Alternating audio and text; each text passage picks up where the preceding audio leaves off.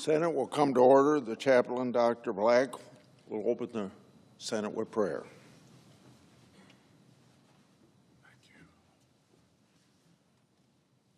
Let us pray. Most holy and gracious God, who turns the shadow of night into the glory of morning, shower our lawmakers with your mercy this day.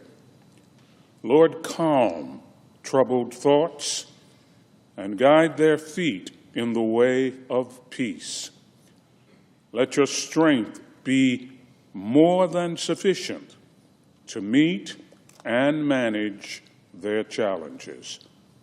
Make them instruments of your grace and goodness as you renew in them the joy of belonging to you. Lord, make them ever grateful to you for burdens lifted, suffering assuaged, sin forgiven, life renewed, and hopes restored.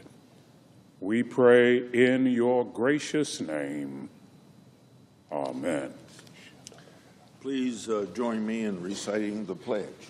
I pledge allegiance to the flag of the United States of America and to the republic for which it stands, one nation under God, indivisible, with liberty and justice for all.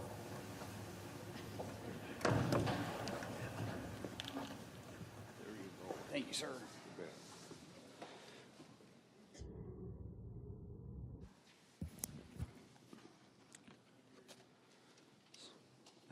I don't get to bang the gavel.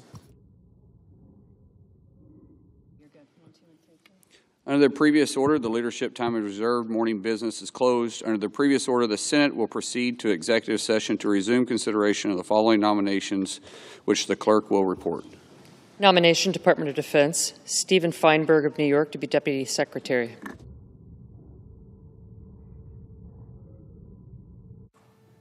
Senator from Iowa is recognized. Last Tuesday, I released a committee report. The committee report was about my investigation about the Obama-Biden administration's obstruction of FBI law enforcement efforts against Iran. My report was based in a large part on whistleblower disclosure and FBI records. The FBI records show that the Obama-Biden administration blocked arrest of indicted Iranian terrorists in 2015 and 2016. Now, I know to my constituents and my fellow senators that's history, but it's history that we don't want to repeat. The records show that interference was done against our own people to score political points for what ended up being the failed Iran nuclear deal. Specifically then, Secretary of State Kerry actually stopped the FBI from doing its job, and the purpose of that interference was to appease Iran. One FBI agent emailed, and I quote from that email, "We're all beside ourselves on asking the field to stand down on a layup arrest. However, as it stands right now, we all have to sit back and wait until all of the U.S.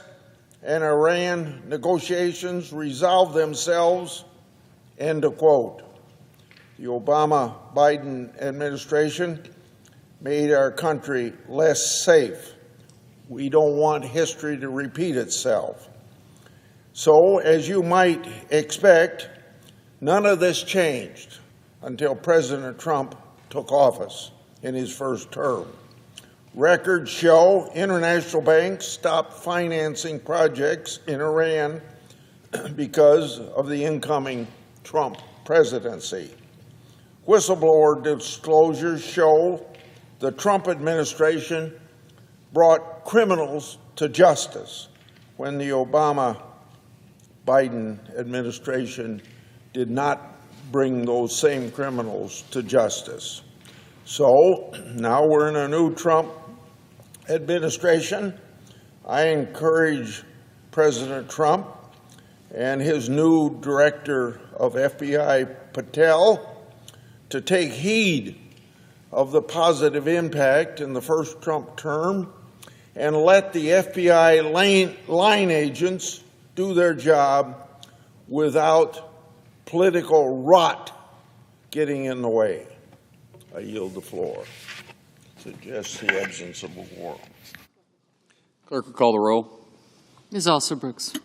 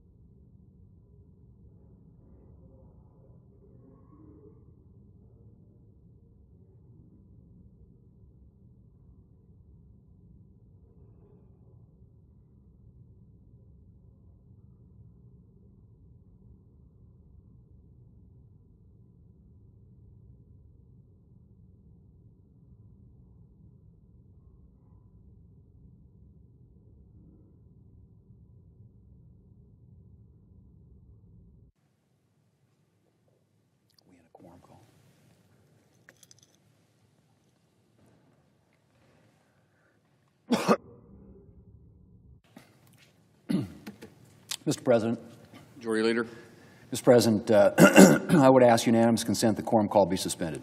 without objection. Mr. President, I've spoken a lot about it being a new day in America. It's also a new day in the United States Senate. When I became leader, I promised we would do things differently around here. I think the last 10 weeks show I was serious about that. Unfortunately, today our business is cleaning up from the old way of doing things. We're voting on yet another continuing resolution today because last year's Democrat majority pushed off full-year appropriations again and again. Last summer, the Appropriations Committee reported out 11 of its 12 bills with bipartisan support. 6 of those bills passed out of the committee unanimously. But month after month, Leader Schumer found something more important to do than fund the government. And not one of those 11 bipartisan bills ever came to the floor. So today we're trying to finish up last year's work so that we can begin to do this year's work. To be clear, Republicans aren't thrilled about another CR, but it is our best option to make sure that last year's failure by Democrats doesn't interfere with this year's appropriations process. And I'm hopeful that enough Democrats will reject their party's threat of shutting down the government to get this bill passed today. As I said yesterday, it's time to move on. And moving forward, appropriation bills are going to be a priority in the Senate. When the Appropriations Committee sends a bill to the floor, my goal is to bring it to the floor for consideration. And I hope that my Democrat colleagues will cooperate in that effort. We're going to have a debate, consider amendments, and vote. And we're going to try to avoid the end-of-year pileup and continuing resolutions that I know we are all tired of. Mr. President, another continuing resolution, another CR, was nobody's first choice. But I can tell you this, the next time the Senate votes on an appropriation bill, it won't be on the eve of another shutdown. So I appreciate my colleagues' support for this continuing resolution, and I look forward to a much better process for fiscal year 2026. Mr. President, I yield the floor, and I suggest the absence of a quorum. Without objection. Clerk will call the roll. Ms. Alsterbrooks.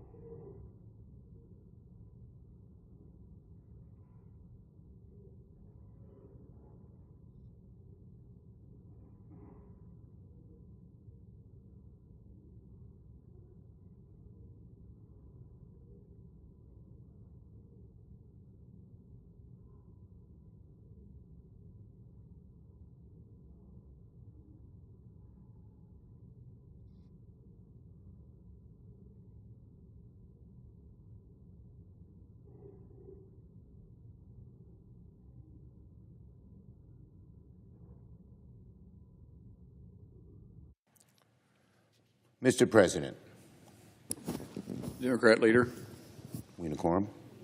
Asked unanimous consent the quorum be dispensed with. without objection. Well, Mr. President, as everyone knows, government funding expires at midnight tonight. As I announced yesterday, I will vote to keep the government open. I believe it is the best way to minimize the harm that the Trump administration will do to the American people. Clearly, this is a Hobson's choice. The CR is a bad bill. But as bad as the CR is, I believe allowing Donald Trump to take even much more power via a government shutdown is a far worse option. A shutdown would allow DOJ to shift into overdrive. Let me repeat, a shutdown will allow DOJ to shift into overdrive. It would give Donald Trump and DOJ the keys to the city, state, and country. Donald Trump and Elon Musk would be free to destroy vital government services at a much faster rate than they can right now, and over a much broader field of destruction that they would render. In a shutdown, Donald Trump and DOJ will have the power to determine what is considered essential and what is not. And their views on what is not essential would be mean and vicious, and would decimate vital services and cause unimaginable harm to the American people. Making matters even worse, in a shutdown, there is no check on their determinations, Trump and DOJ's determinations on what is essential and what is not.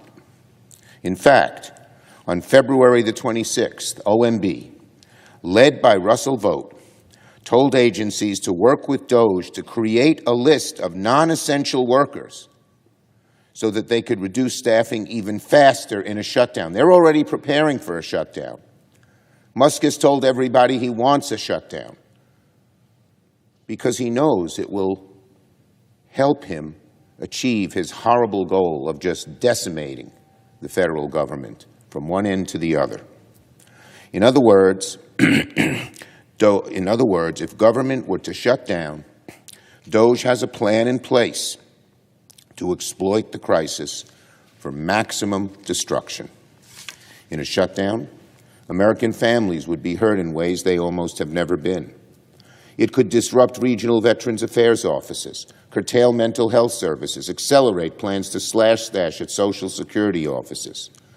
The list goes on and on and on of the damage, the severe damage they could do, virtually unchecked. And they can stay in a shutdown as long as they want. There is no off-ramp unless they decide to take that off-ramp, and they won't, because this is their best tool for achieving their goal. Slash government, slash spending, and use that money for tax breaks for billionaires. So a shutdown would be the best distraction Donald Trump could ask for. So distraction from his awful agenda. Donald Trump owns the chaos in government. He owns the chaos in the stock market. He owns the damage happening to the economy.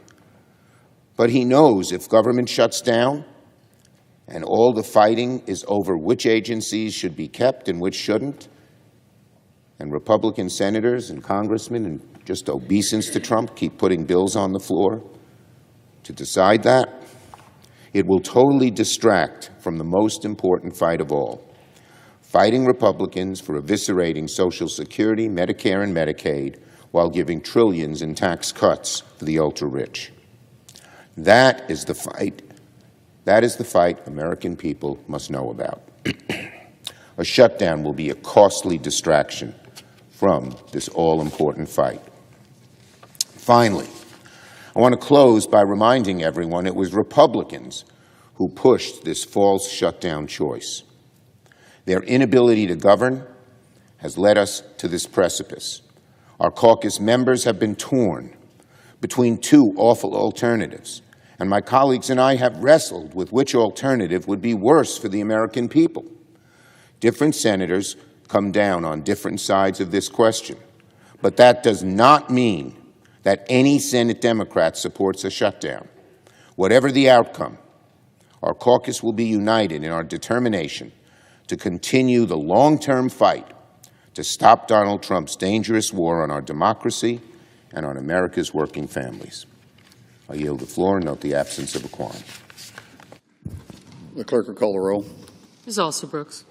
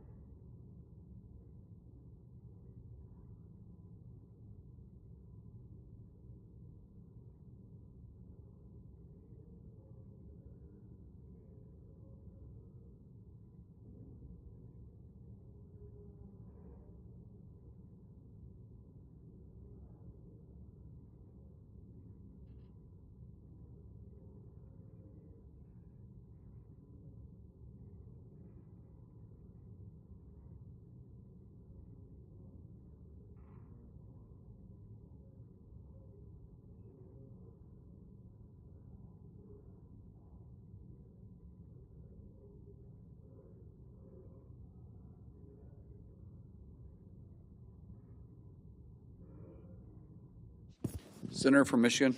Unanimous consent to waive the mandatory quorum call with respect to Send a quorum call First, I ask consent to initiate the quorum call.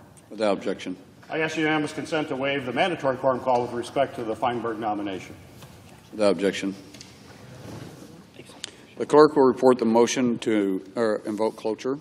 Cloture motion. We, the undersigned senators, in accordance with the provisions of Rule 22 of the Standing Rules of the Senate, do hereby move to bring to a closed debate on the nomination of Stephen Feinberg of New York to be Deputy Secretary of Defense, signed by 17 senators.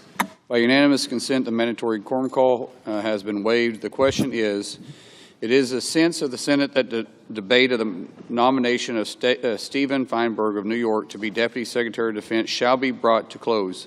The yeas and nays are mandatory under the rule. The clerk will call the roll. Ms. Alsterbrooks, Ms. Baldwin, Mr. Banks, Mr. Barrasso, Mr. Bennett, Mrs. Blackburn, Mr. Blumenthal, Ms. Blunt-Rochester, Mr. Booker, Mr. Bozeman, Mrs. Britt, Mr. Budd, Ms. Cantwell, Mrs. Capito, Mr. Cassidy, Ms. Collins, Mr. Coons, Mr. Cornyn, Ms. Cortez Masto, Mr. Cotton, Mr. Kramer, Mr. Crapo, Mr. Cruz, Mr. Curtis, Mr. Daines, Ms. Duckworth, Mr. Durbin, Ms. Ernst, Mr. Fetterman, Mrs. Fisher, Mr. Gallego, Mrs. Gillibrand, Mr. Graham, Mr. Grassley, Mr. Haggerty, Ms. Hassan, Mr. Hawley, Mr. Heinrich, Mr. Hickenlooper, Ms. Hirono, Mr. Hoven, Mr. Husted, Mrs. Hyde-Smith. Aye.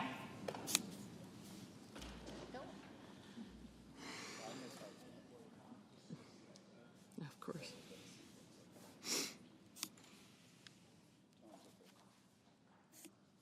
I got him. Thank you. Mr. Johnson. Mr. Justice. Mr. Kane. Mr. Kelly. Mr. Kennedy. Mr. Kim.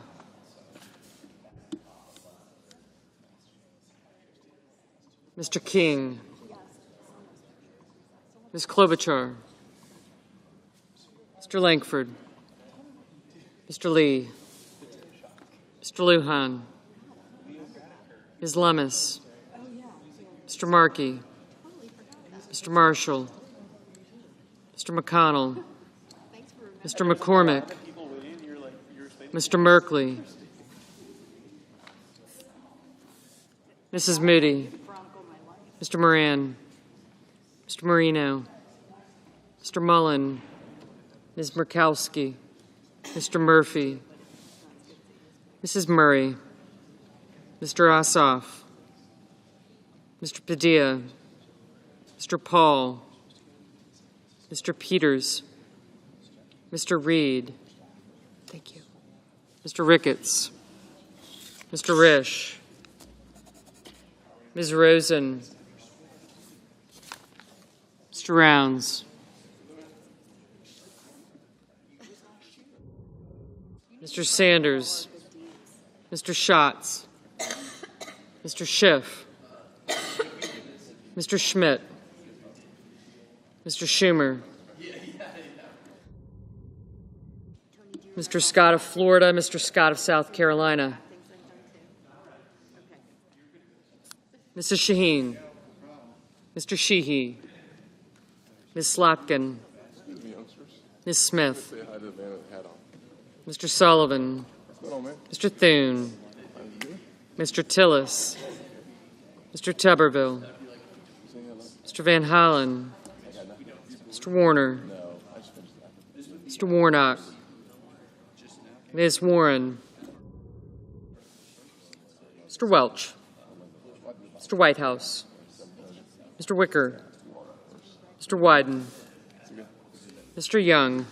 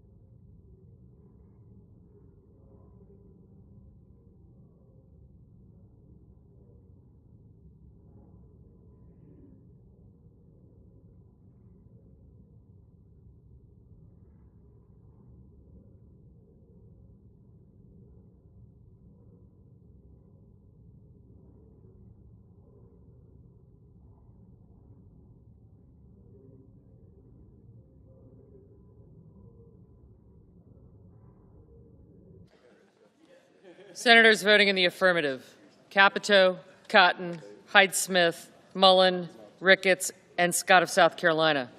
Senators voting in the negative: Padilla, Peters, and Warren.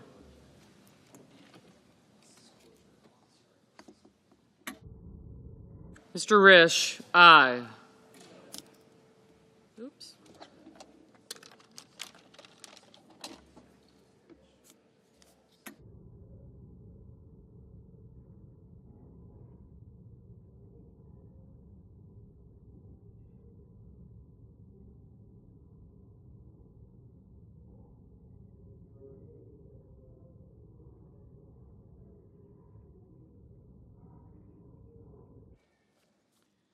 Ms. Ernst? Aye. Mr. Merkley? No.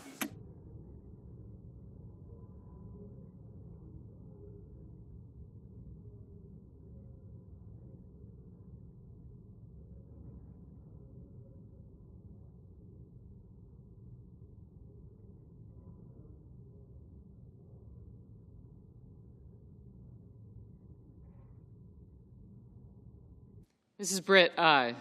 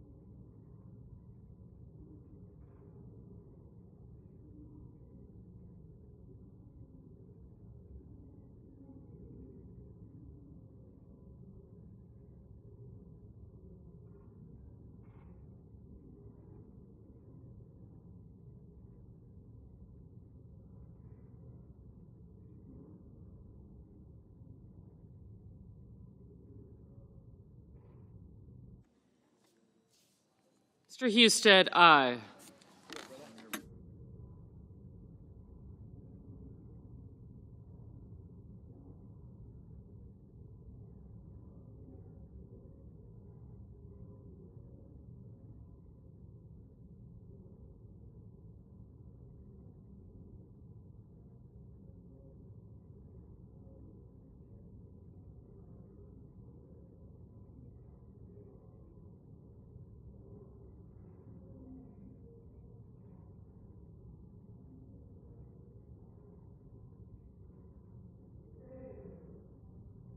Mr. Hickenlooper, no.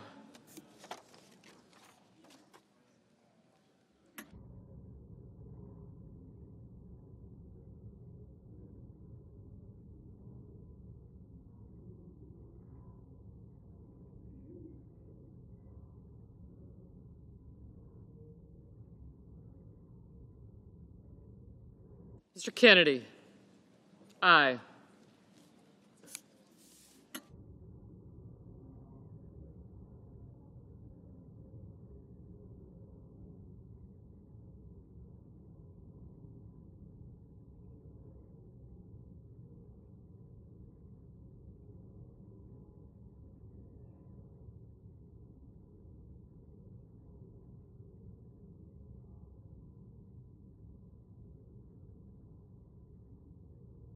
Mr. Banks, aye.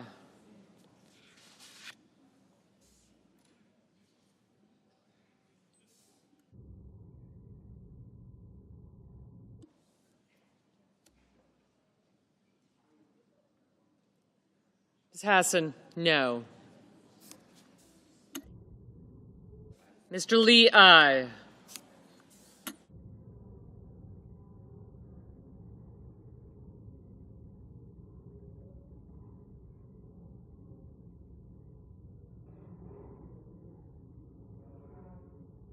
Mr. Young, aye.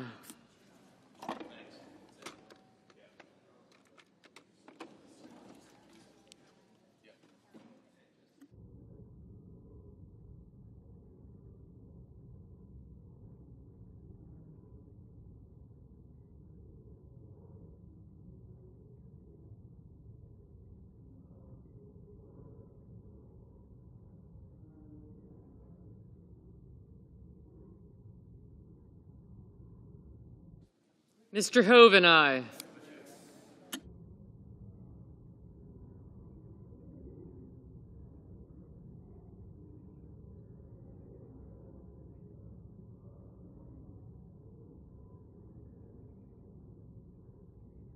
Mr. Fetterman, aye.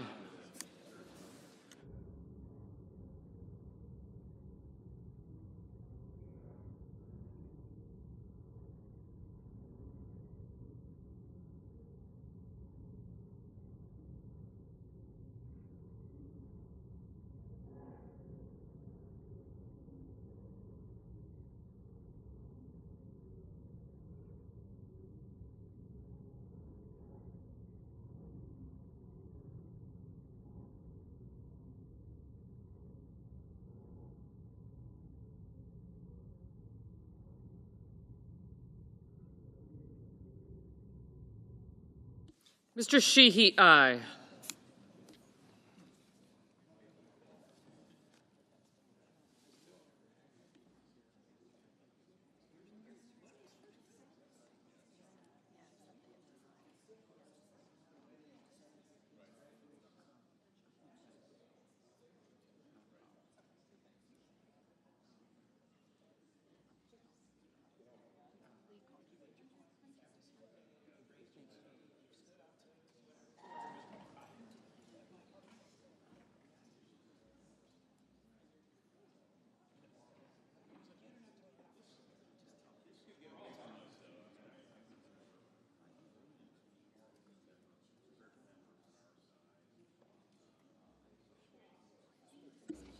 Mr. Paul, aye. Ms. Rosen, no.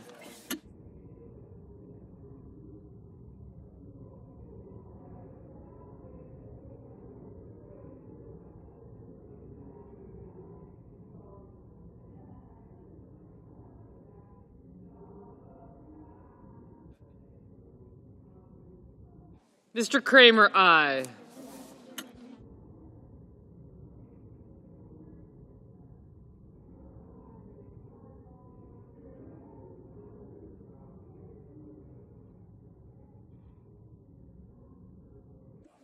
Mr. Langford, aye.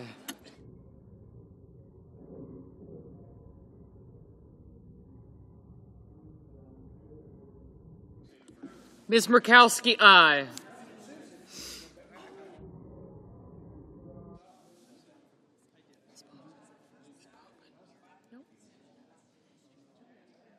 Ms. Baldwin, no.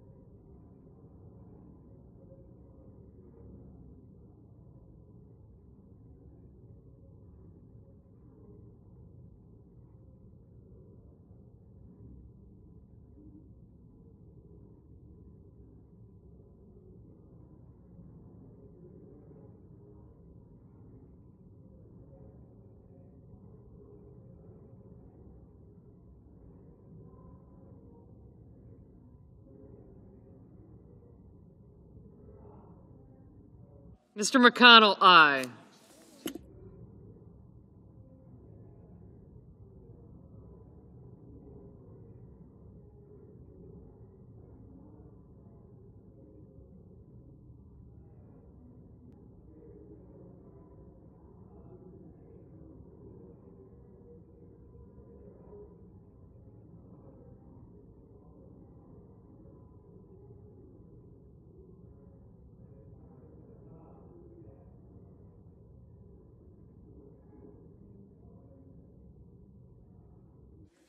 Mrs. Murray, no. Mr. King, no.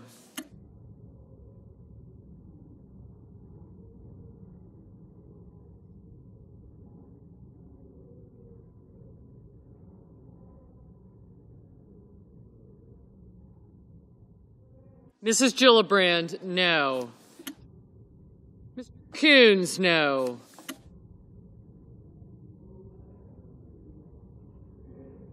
Mr. Barrasso, aye.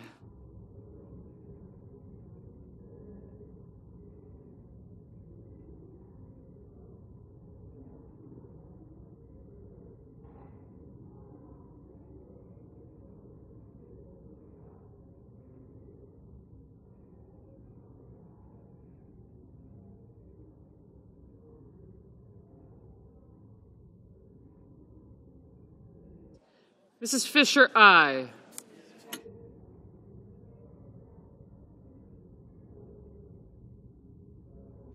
Mr. Kane, aye.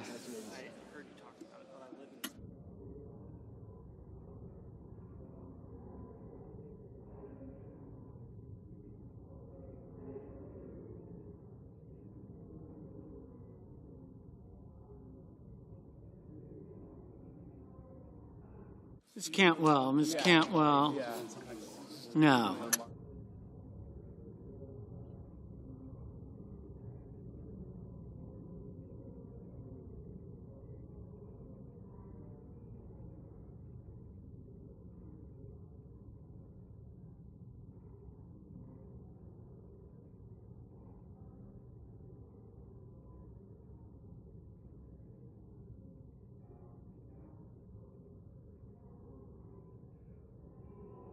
Mr. Whitehouse, Mr. Whitehouse, no.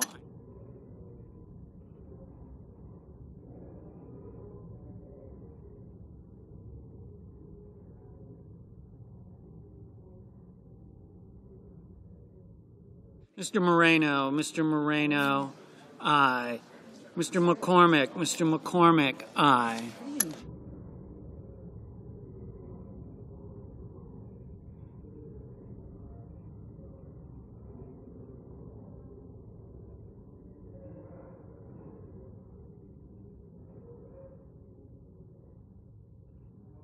Mrs.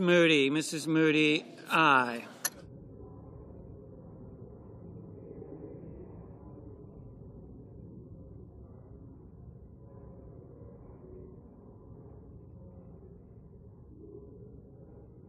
Mr. Kelly, no.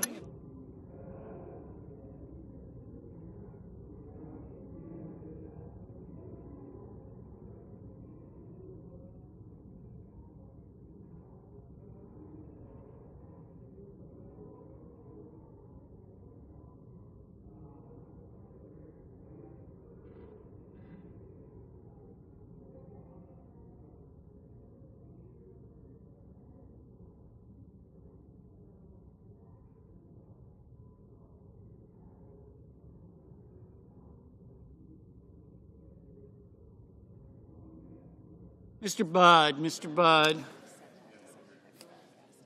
aye.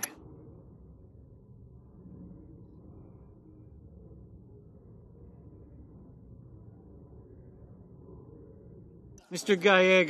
Gallego, no. Mr. Thune, aye.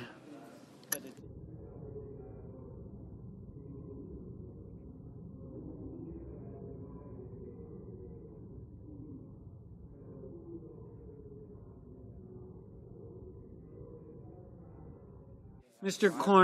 Cornyn, aye.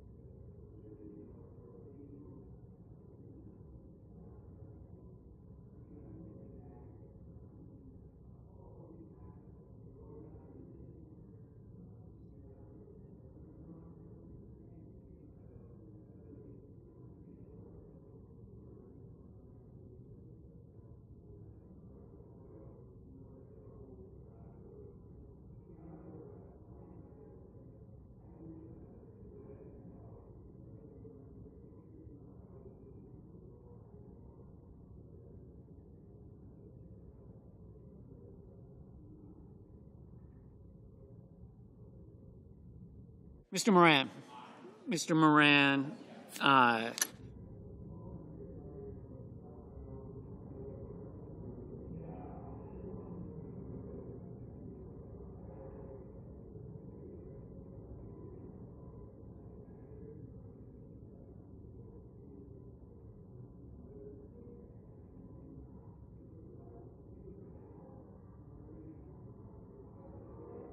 Ms. Smith, no. Mrs. Blackburn, aye. Mr. Daines, aye.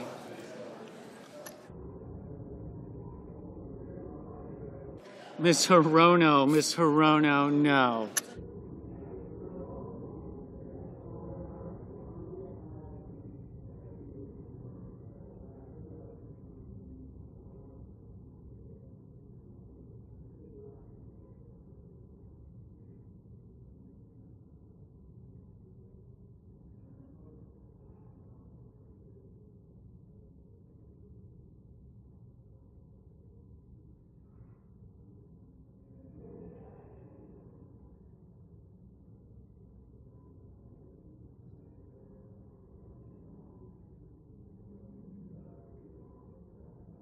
Ms. Collins, aye. Mr. Welch, no.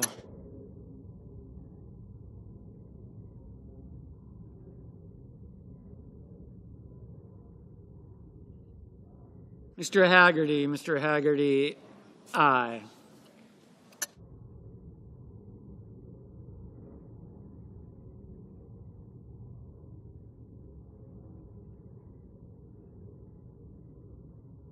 Mr. Scott of Florida, aye. Mr. Graham, aye. Mr. Heinrich, no. Mr. Rounds, aye.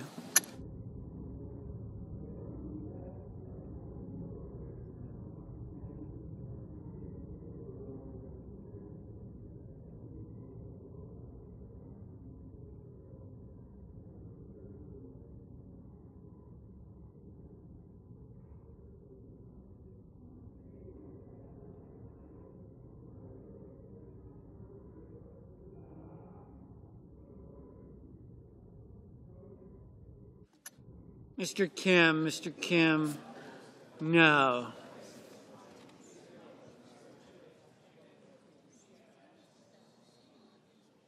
Mr. Reed, aye.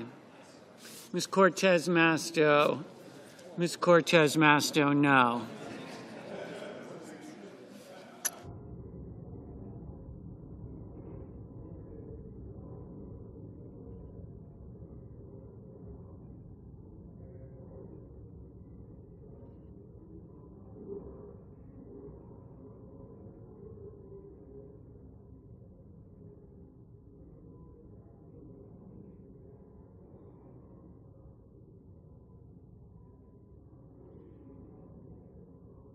Mr. Sullivan, aye. Mr. Sanders, no.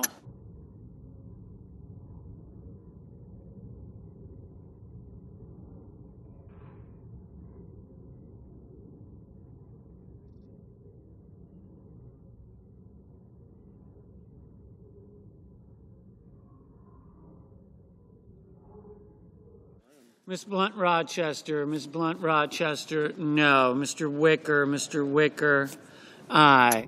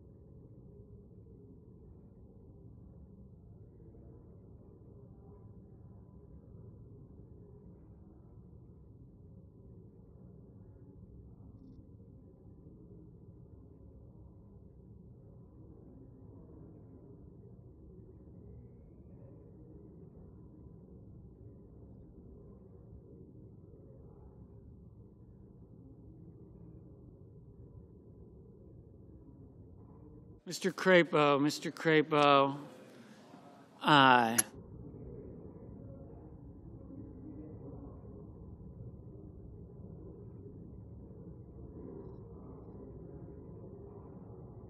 Mr. Markey, no.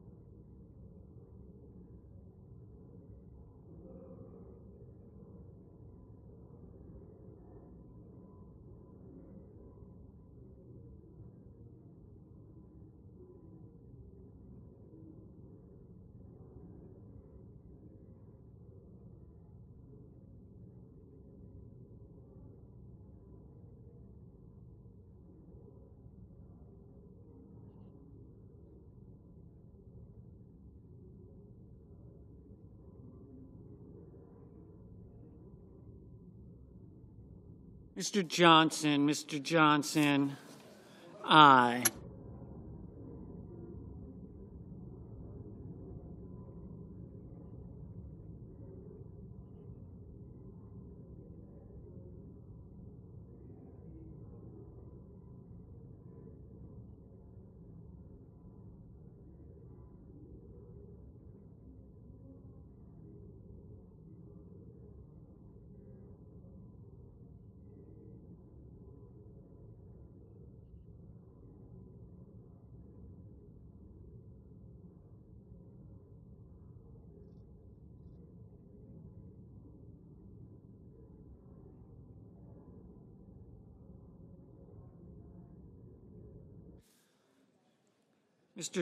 Mr. Schiff, no.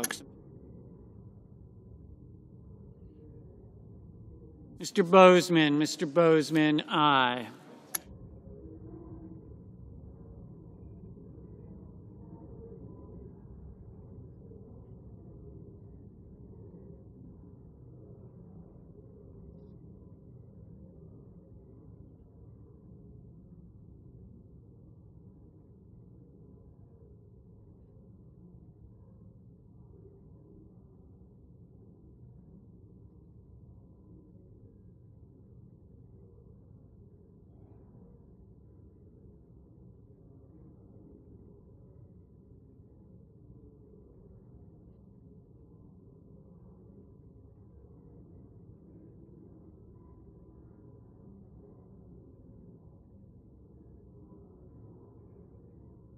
Mr. Curtis, aye.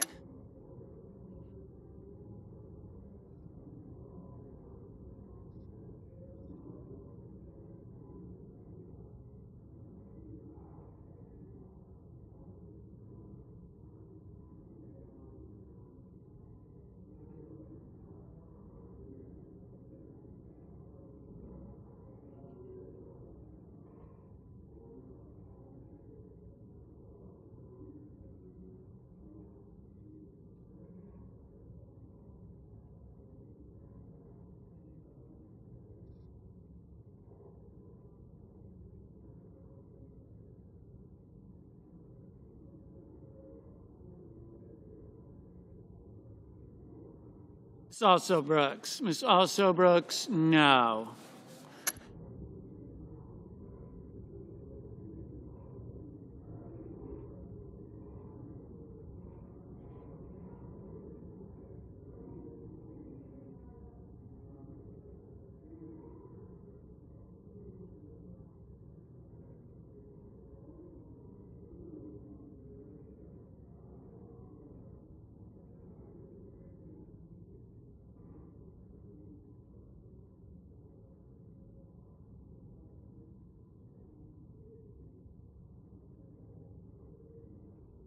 Ms. Slotkin, aye. Mr. Van Hollen, no. Mr. Murphy, no.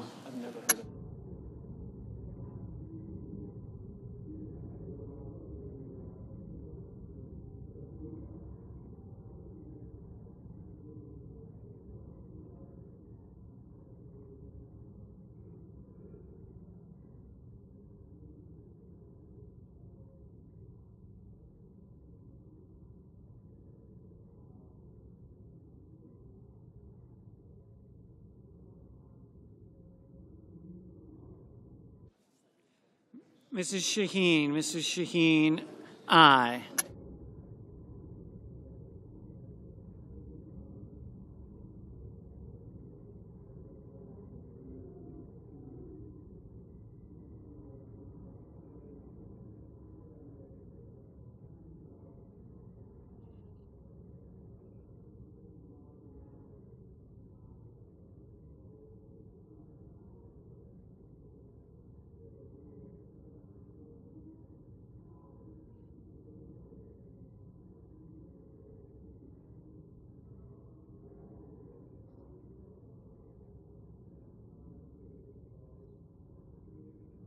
Mr.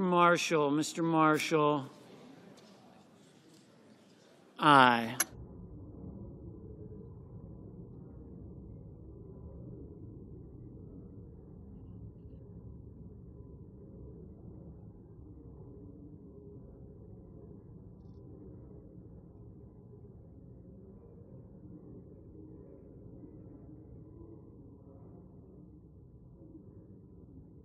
Mr. Durbin, no.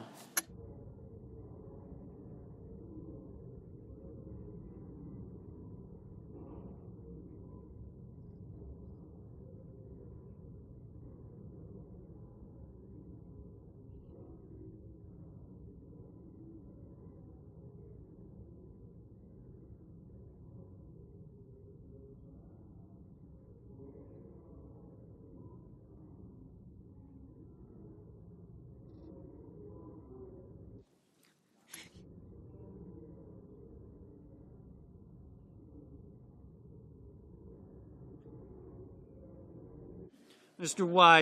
Wyden, no.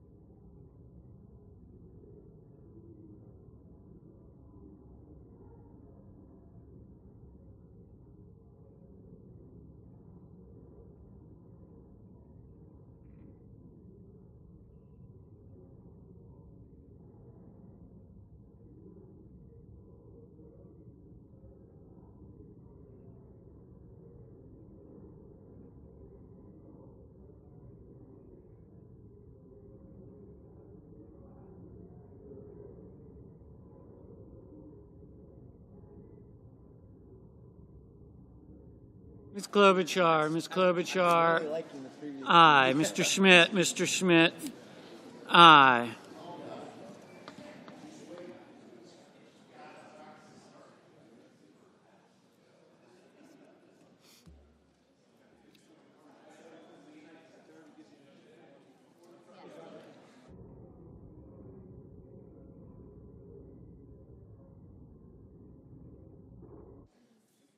Mr. Lujan, no. Mr. Cassidy, aye. Ms. Klobuchar, no.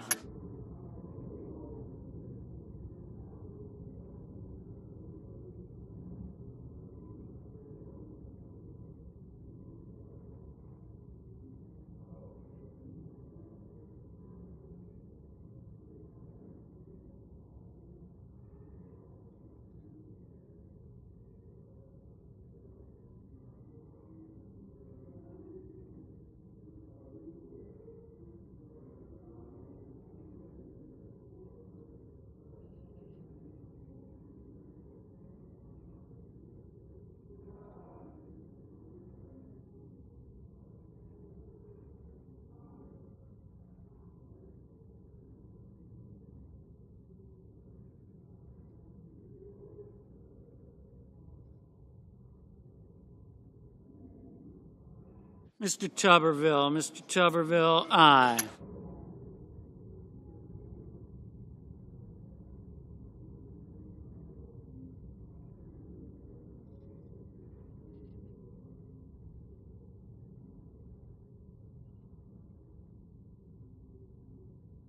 Mr. Ossoff, no.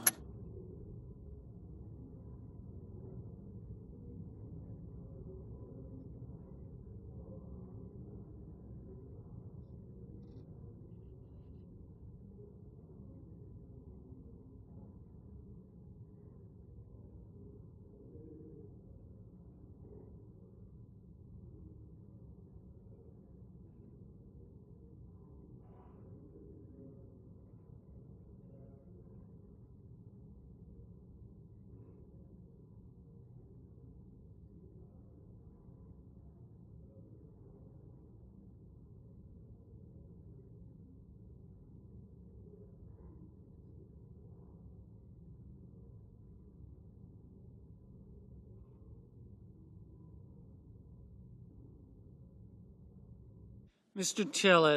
Tillis, aye.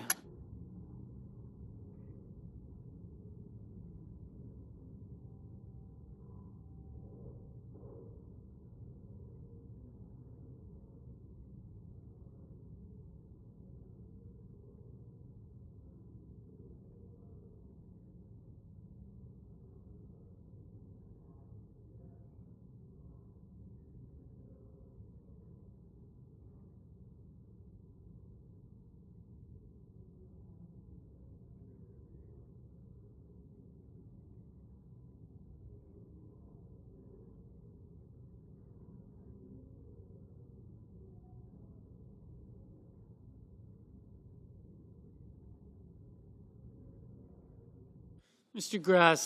Grassley, aye.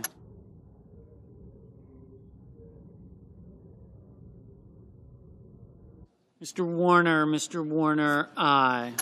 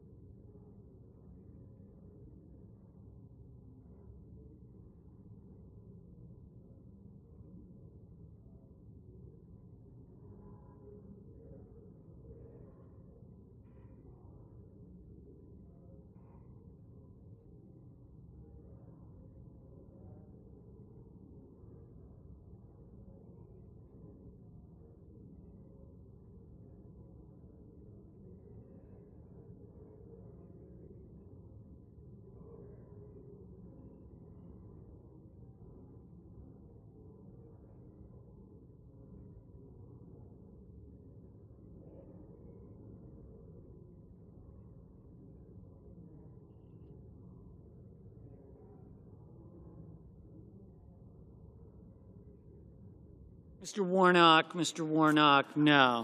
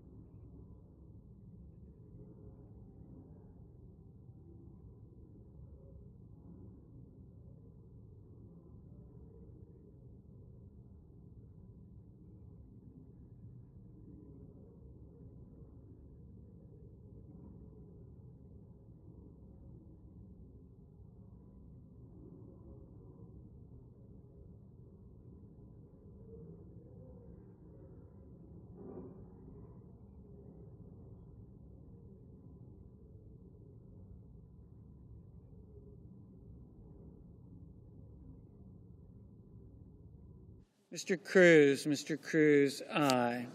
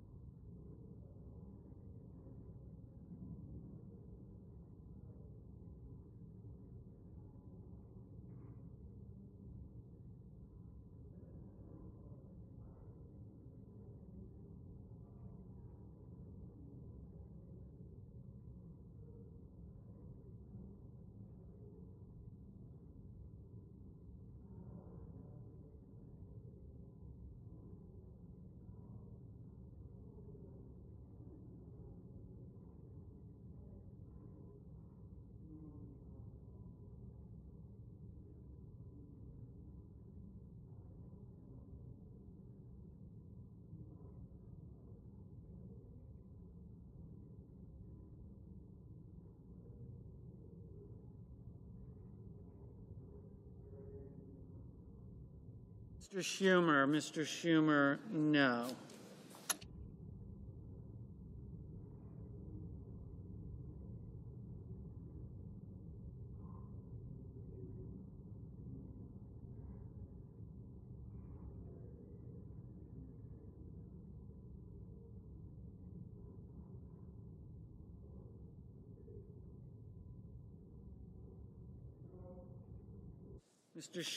Mr. Schatz, no. Mr. Bennett, no.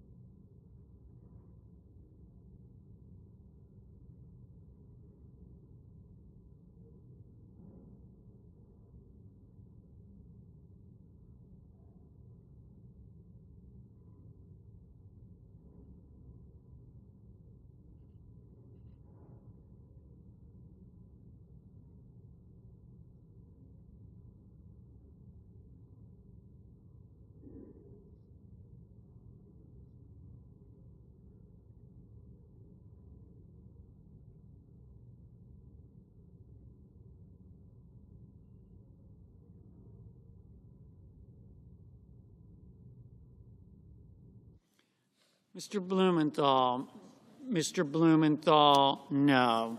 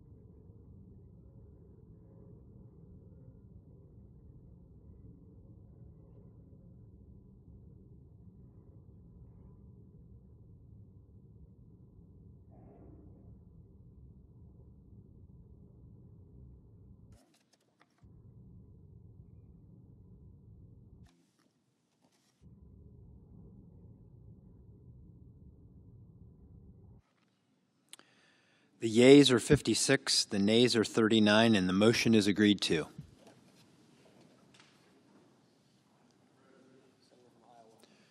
The chair recognizes the senator from Iowa. Thank you, Mr. President. Today is a good day for the Senate and a good day for the American people. The Senate will soon pass a bill that is entitled Halt Fentanyl Act. The House is expected to take the measure up very soon and send it to President Trump, who's waiting with pen in hand to enact one of his campaign promises. The Halt Fentanyl Act permanently schedules these deadly substances that have been the main driver of overdose deaths in the United States No longer does the Drug Enforcement Agency need to play this game of whack-a-mole every time a cartel develops a new fentanyl knockoff. In other words, today a fentanyl knockoff might be illegal and then change the chemical makeup of it and it becomes legal. It's a nightmare for law enforcement. So no longer will Congress be kicking the can down the road with temporary extensions, and we've had many extensions over the last several years to keep fentanyl scheduled and its analog scheduled in one. It also revises policies to research Schedule I substances. These are changes the research community has welcomed. Drug overdoses in the United States has exploded to the highest levels we've ever seen. And of course, this is thanks to fentanyl and fentanyl knockoffs. Drug Enforcement Agency has called fentanyl and its knockoffs, quote, the deadliest drug threat the United States has ever faced, end of quote. Since 2016, I've been raising the alarm on deadly synthetic drugs like fentanyl. As chairman of the Senate Judiciary Committee, I held a hearing on these substances and the need to stay ahead of these peddlers of this poison. Sadly, it's taken us 9 long years to get permanently scheduling of these deadly knockoffs. Of course, we thank each of the previous Congresses that on a temporary basis extended these scheduling of fentanyl and fentanyl knockoffs. But this bipartisan HALT Fentanyl Act takes care of this by making it permanent. Senators Cassidy, Heinrich, and Johnson were very instrumental in this effort. Their interest in permanently scheduling fentanyl knockoffs inspired the Senate to move this bill to the floor. Republican leadership was also crucial in prioritizing this bill for the floor and helping us navigate the floor process. Credit is also due to our House colleagues, Representative Griffith, Chairman Guthrie, and now retired Chairwoman McMorris Rodgers, who led and championed the HALT Fentanyl Act on the House side. I'd also like to thank Dr. Tim Westlake, who came up with the temporary scheduling structure that we've been using since the year 2018. He has testified before my committee and before the Congress on numerous occasions, and I thank him for his hard work and unflappable dedication. So, in the end, this campaign earned the support of nearly every major law enforcement organization and also several medical associations and research associations supporting the research component of this bill.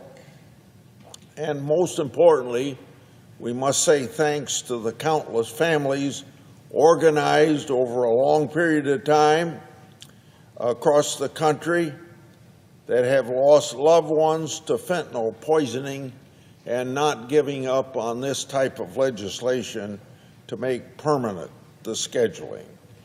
So I want to thank my Senate staff who helped make this possible, especially Colleen Bloss and Michael Perkins, who spearheaded this effort for me and all the committee members. Together, We've taken steps to open the doors of research, to permanently schedule the deadliest substance the United States has ever faced, and to send a clear message that Congress is willing and ready to act. Together, we've taken an important step to live up to our commitment to our constituents and to the loved ones lost, to put them first and to serve them. I yield. I suggest the evidence of a quorum. The clerk will call the roll. Ms. Alsobrooks.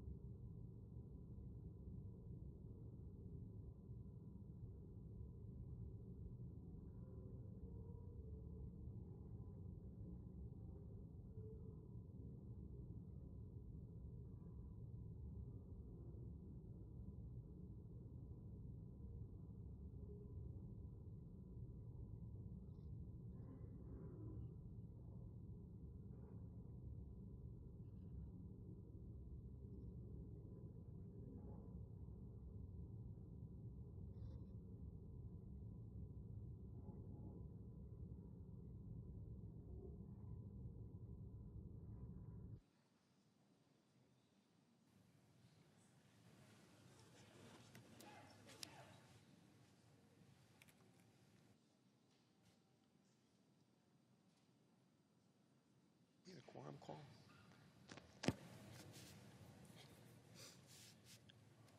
Mr. President. Chair recognizes the senator from Wyoming. Thank you, Mr. President. Mr. President, I ask unanimous consent that the quorum call be vitiated. Without objection. Thank you, Mr. President. Mr. President, I come to the floor with my colleague from Wyoming, Senator Cynthia Lummis, to mourn one of Wyoming's most beloved and fiercest champions. Passed earlier this morning, that would be former U.S. Senator Al Simpson. Not just former senator, former member of the Wyoming House of Representatives, former Army veteran, passed away earlier today at the age of 93 in his hometown of Cody, Wyoming. Talked to his wife, Ann, this morning. She said it was a beautiful full moon, and Al went to heaven on a moonbeam. He's known in Wyoming and in this body and across the country for his incredible life of service and really an unparalleled sense of humor. Throughout his life, Al boldly fought to uphold the values and the ideals of this great nation. Whether he was serving in the Army or the Wyoming House of Representatives or the U.S. Senate, his commitment and his contributions were evident everywhere. He was well known for rolling up his sleeves, working with anyone, regardless of party, to do what he thought was best for Wyoming and the nation. When the nation called on Al Simpson, when they called on him to serve, he was always there fighting for our best interests. Al once said, "Never let them distort who you are." So let me tell you about the real Al Simpson. His life, his legacy are defined by the C's, C standing for his hometown of Cody, and collegiality is a big part of it. But also there was courage, his character, and credibility. He represented Wyoming in this chamber, the United States Senator, from 1979 to 1997. And for that reason alone, Al looms very large in Wyoming's political history. There's a lot more. He left an indelible mark here in the Senate. While others ran from tough issues, Al welcomed them. It was an opportunity to serve them. He actually never backed down from a fight. He embraced the fights as long as he was fighting for what he thought was right. He sponsored legislation that helped protect our clean water and our clean air. He secured better grazing rights for Wyoming farmers and ranchers. He fought to secure our borders and imposed stiff sanctions on employers who hired illegal immigrants. He once said, "The first duty of every nation is to secure its borders." He was so right. He was elected by our Republican conference in the Senate in 1985 to serve as the assistant Republican leader. He was the first Republican whip from the state of Wyoming. He was the whip for 10 years, did it under the leadership of Senator Bob Dole. So I'm proud to hold the office today that he once held. His leadership brought Wyoming values to Washington, and he has had a lasting national input. Al came from a family of public servants. His father, Millward, was both Wyoming governor and senator. His dad, Millward, was Al's role model for public service and civic leadership. His big brother, Pete, once explained the extent to which we became men we owe to our father. Everyone who knew Al well knows that his most important influence of his life came from the love of his life, his wife, Ann, and it's his wife of 70 years. Al and Ann first began dating when they were students at the University of Wyoming. They were married in 1954. For 7 decades, Wyoming was fortunate to listen to and learn from Al and from Ann. They were an inspiration to all of us. They were to me, to my wife Bobby. They were, I know, to Cynthia, to her husband Al. They made a legendary team, always working together to make both Wyoming and Washington a better place. Al liked to say everything in Wyoming is political except for politics, which is personal. Yet for Al, politics was never personal. His debates were passionate and they were principled, but he was friends with Ted Kennedy. They collaborated together on legislation. From energy to border security to fiscal responsibility, Al worked across the aisle to tackle the tough issues. He always did what he believed was best for the country. In today's political environment, Al's example of bridging partisan divides is more important than ever. In the art of persuasion, Al Simpson could teach a master class. One reason Al was so persuasive was his humor. He had an incredible sense of humor. He had close personal relationships with Presidents Ronald Reagan and George Herbert Walker Bush. The title of his book tells a lot about Al. It was called Shooting from the Lip. Al was a gunslinger when it came to clever quips. There's so many to count. We don't want to recount some of them on the floor of the Senate. They'd probably be stricken from the record. But that's who Al Simpson was. He made you laugh. He also made you think. And that's what made Al so special. He took his service seriously, but he never took himself too seriously. Al and Ann returned to Wyoming after he retired from the Senate. Fortunately for Wyoming and our nation, that service did not end because they never really retired. Al enthusiastically served numerous groups and organizations which all have benefited from his presence. From his beloved alma mater, the University of Wyoming, to the world-renowned Buffalo Bill Historical Center, Al Simpson devoted his time, his talent, and his treasure. When Al saw an unmet need in his community, he worked to see that it was addressed. He was especially active in mentoring future leaders. It's no wonder that he was awarded the Presidential Medal of Freedom in 2022. It's the highest honor an American civilian can get for service to our country. He was a model of leadership for everyone, regardless of party. He did it all across Wyoming and through the years here in Congress. Once he said, if you have integrity, nothing else matters. If you don't have integrity, nothing else matters. Integrity, work ethic, incredible wit, Al truly leaves behind a legendary career. For Wyoming, Al is a native son, also a North Star and a rock star. For the United States Senate, Al's a leader, a legislative craftsman, and a principled lawmaker. For me, he was a mentor and friend to Ann, to their children, Bill and Colin and Sue, and I talked to Bill and Colin this morning, to their entire extended family. Join the nation in Wyoming in sending you our heartfelt condolences. You can take solace in knowing that the decades of work Al did to make Wyoming and our country a better place will be felt for generations to come. Senator Lummis? Well, thank you, Senator Barrasso, for those lovely remarks. We both loved Al Simpson and will always love Al Simpson. So today we join the entire state of Wyoming, his family and his close friends, in celebrating his life and mourning the passing of U.S. Senator Al Simpson. He was absolutely larger than life and always will be. A beloved statesman, he dedicated his entire life to serving others, his entire life of 93 years.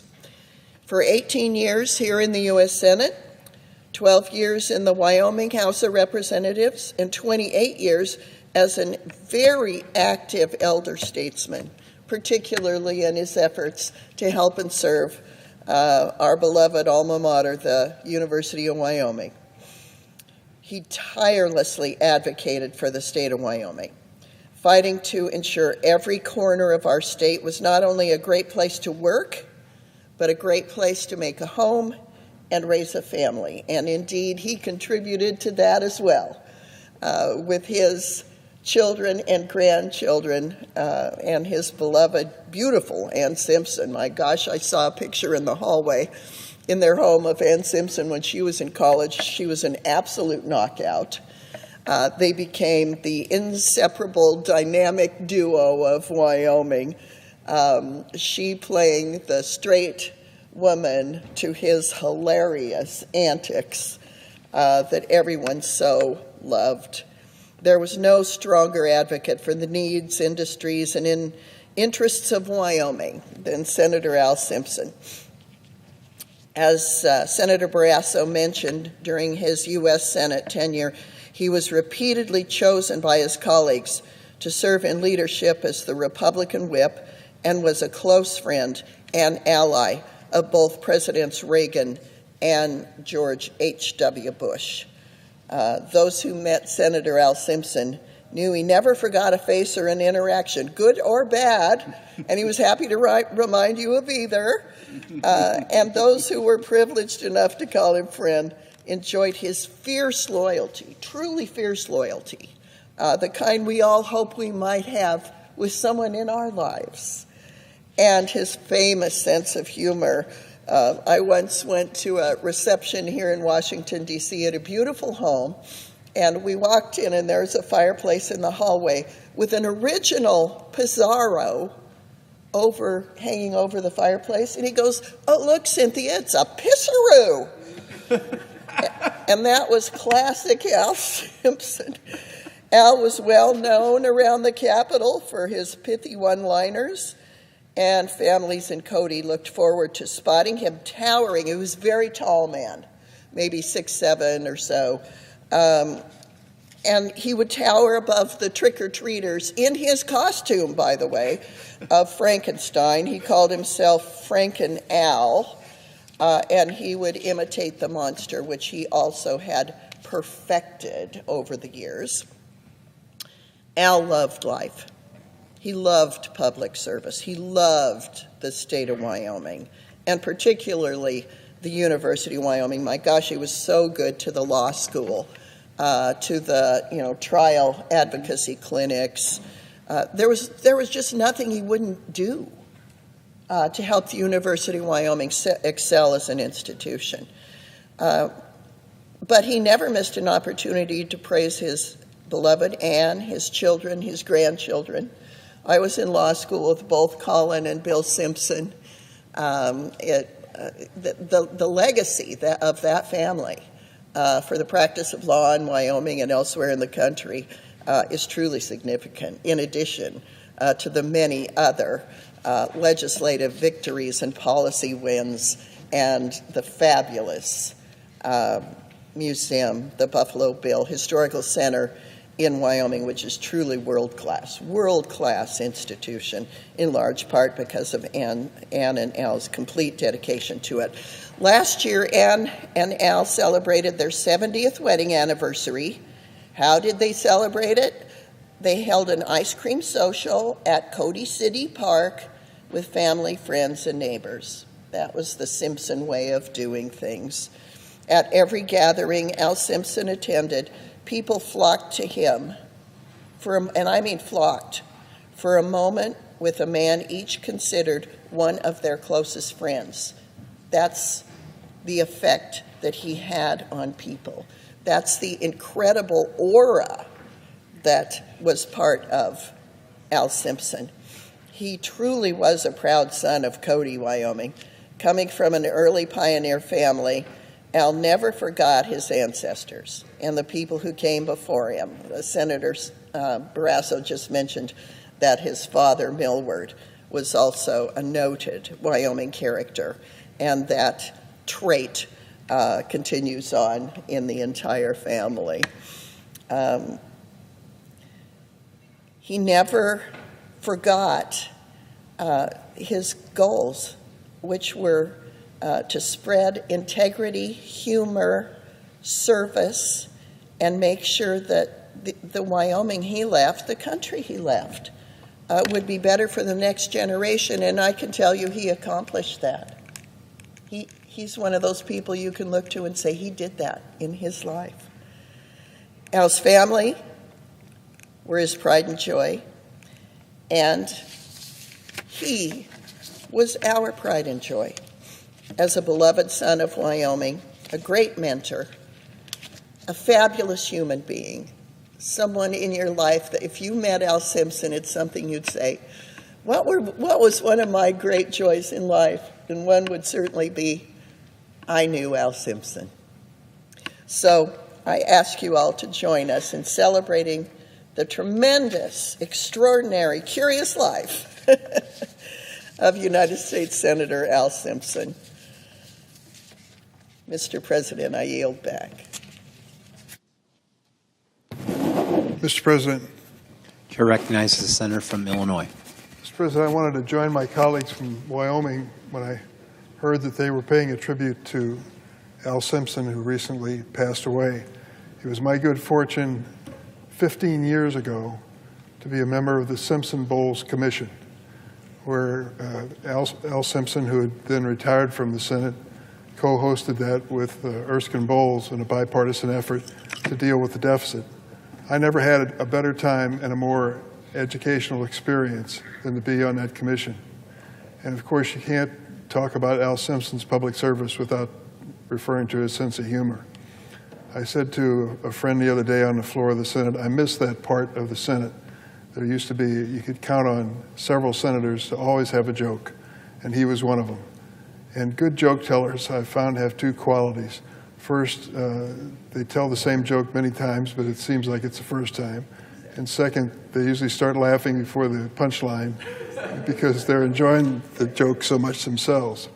But in addition to his good humor and nice way about him, he was a wonderful person to work with.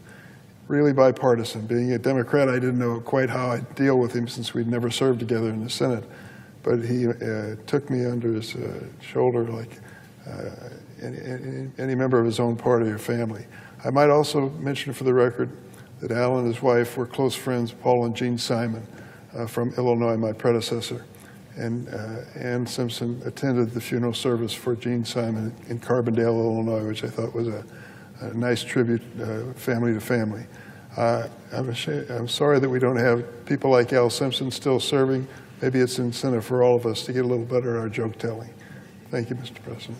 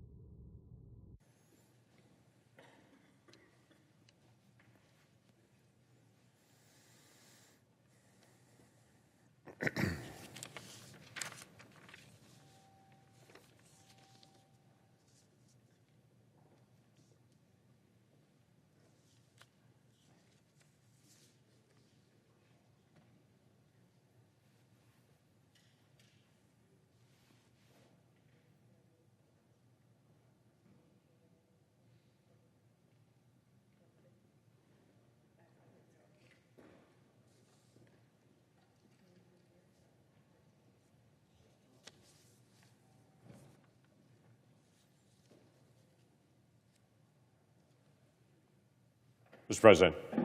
Chair recognizes the senator from Oklahoma. Mr. President, we are in the 10th week of the first 10 weeks, obviously, of the Senate's session.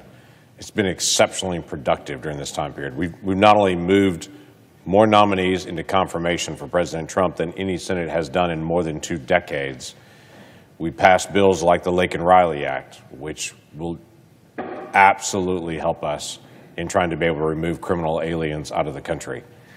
We've rolled back a lot of Biden's last-minute regulations that he literally threw in the final hours that did not have the oversight, did not have the appearance, and they obviously didn't do it in the first 3.5 years of their term. They stalled it to the very end on that for a reason, because it was unpopular with the American people. Those have been rolled back, many of them, and we still have several to go. Today, we're finishing out a bill called Halt Fentanyl. The fentanyl epidemic is raging in our country. If you go back to just 2019 and compare that to 2023, in that short period of time, in my state of Oklahoma, in 2019, we had 50 people that died of fentanyl. Fast forward 4 years to 2023, the last year we still have that we have complete records on, that is actually 730 people died. In 2023, across the country, we had 74,000 Americans that died from fentanyl overdose. Again, go back to 2019, only about 10% of the opioid deaths in my state had fentanyl connected to it. Fast forward to 2023, 90% of the fentanyl deaths are related to fentanyl. What the Mexican cartels are doing and what Chinese precursor chemicals coming into our country are causing is the death of our fellow citizens as they slip it into different fake pills, as they slip it into methamphetamine, as they slip fentanyl into cocaine, as they slip it into different places to have someone who is using a drug or someone who never intended to use that drug to take their life. It has to stop. Even worse, the cartels not only know what they're doing, but they're trying to find specific ways to be able to avoid our laws. Fentanyl has a very specific definition in science of exactly what makes up fentanyl. And so what the cartels are doing is they're changing that chemical makeup ever so slightly in what they call an analog, and so it's really not fentanyl as a definition. Meaning law enforcement, when they see it on the street, it has the same effect. It still kills you, but it's actually technically not fentanyl, so you can't be prosecuted for it. This bill that we're bringing to the floor today opens up the fentanyl definition to deal with fentanyl and the analogs of fentanyl, so that the cartels can't continue to be able to bring in these deadly drugs into our country to take the lives and increase addiction in America and get away with it. This puts in the hands of law enforcement, where they've been disarmed in that area, enforcement priorities so they can actually enforce the law on these cartels and on the drug dealers, and so we can identify it for what it really is. It's a killer drug. The whole Fentanyl Act is incredibly important, and I'm fully aware in a week where our country is talking about, are we going to have another government shutdown, it's going to slip through and people aren't even going to notice it. But law enforcement will notice it, and families in the future will notice it. When folks aren't dealing with this same addiction, as we're putting one more piece out there to be able to take this on. Now, Mr. President, as we talk about the government shutdown looming tonight at midnight, I want to remind you in this body again, this is something I've spoken out on for years. Years ago, I sat down with my Democratic colleagues and said, how do we take government shutdowns off the table? How do we end this? There's been proposals for literally decades to be able to end government shutdowns. Republicans have had a proposal for decades that said, well, if we get to the end of the fiscal year and we haven't passed all the bills, we'll just cut spending 1% every month, and that'll force us to come to the table. And my Democratic colleagues have said to me over and over again, you guys are so crazy about reducing federal spending, you'll never reopen the government, it'll just cut funding every single month, and it's easy. I'm never going to vote for that. My Democratic colleagues literally have a bill to say we'll end government shutdowns by every single month that we don't have a bill passed on it. We'll increase funding by 1% every single month. And Republicans have looked at our Democrat colleagues and said, you've lost your mind. You want to increase spending every single month anyway. You'll never pass another bill. We're never going to do that. There's a bill that sat out there for a while that sounds great called No Budget, No Pay, that says if we don't pass our budget, we don't get our appropriations work done, then members of Congress won't be paid. And a lot of people say, that's a great idea. I smile at folks back home and I say, I hate to be blunt, but do you know how much most members of the Senate are worth? Their congressional salary from many of my colleagues is a rounding error to their investment portfolio. They're really not worried about their congressional pay to be able to make ends meet at the end of that month. In addition to that, constitutionally, you actually can't change a member's pay during the time that they're actually set. So all it would mean is they wouldn't get their paycheck for however long it took to negotiate it, then they'd still get their money. That's really not going to make a difference. When I sat down with my Democratic colleagues several years ago and said, what's the one pressure point that we all feel that we can hold the American people harmless but actually get our work done, it's the same thing. Rich or poor, live far away, live close, all of us have the same precious possession that we're all attentive to, and it's time. We all have the same amount of time in a day, and we all fight our calendars because they're full.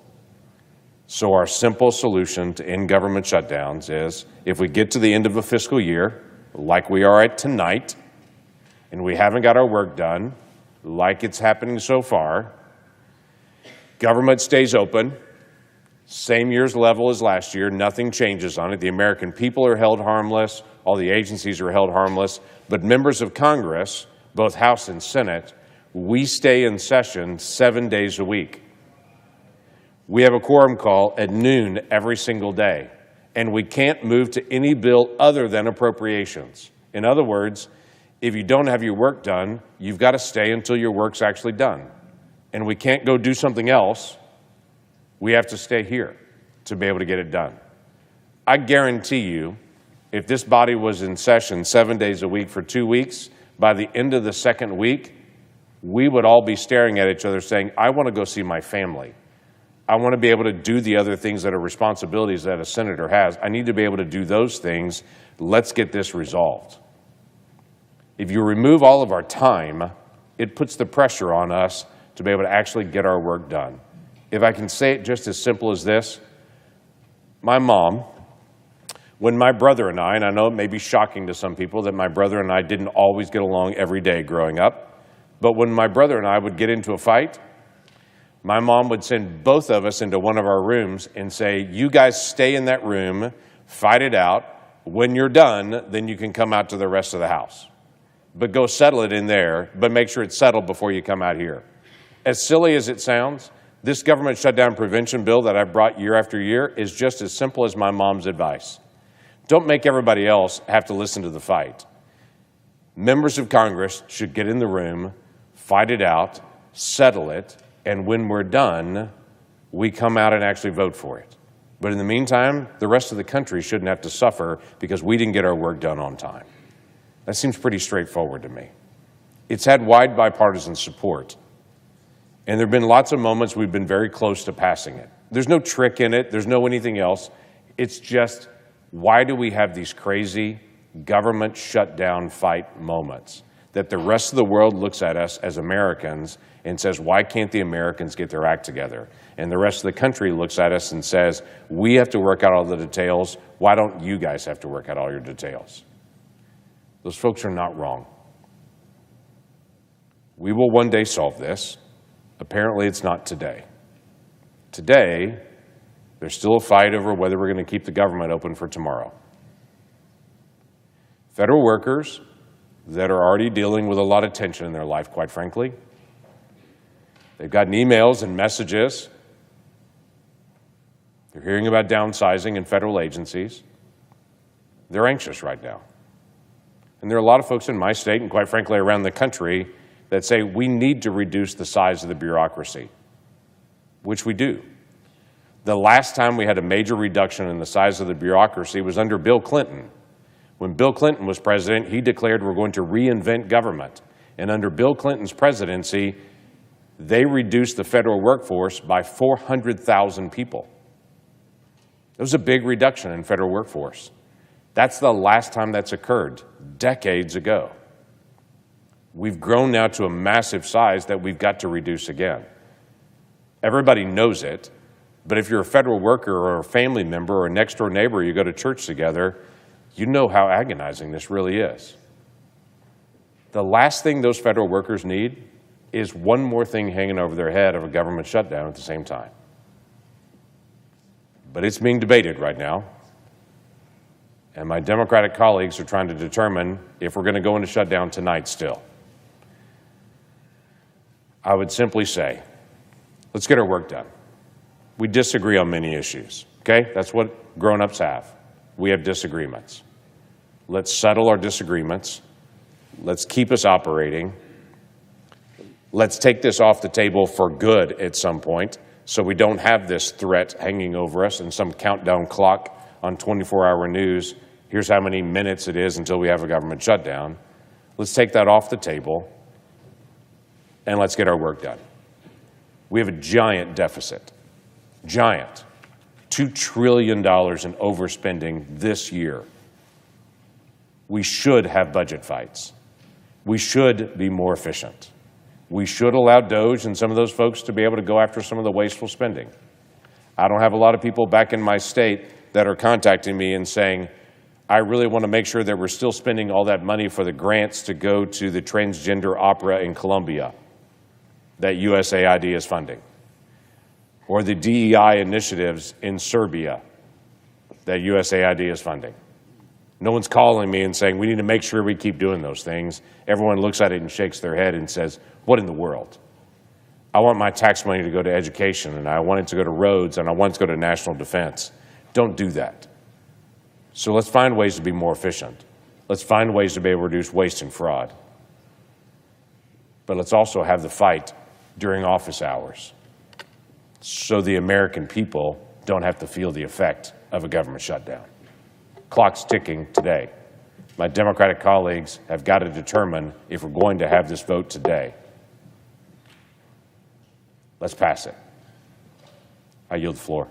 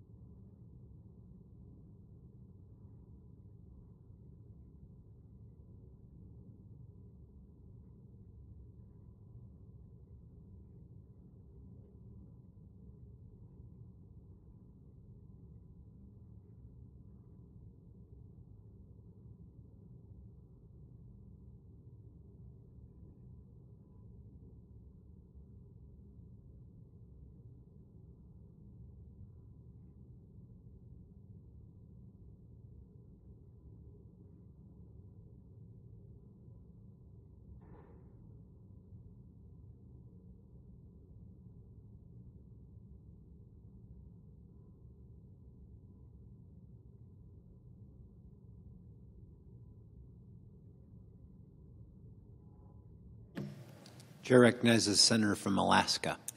Mr. President, before I begin my comments, I wanted to acknowledge the extraordinary life and the contributions of Senator Alan Simpson from Wyoming.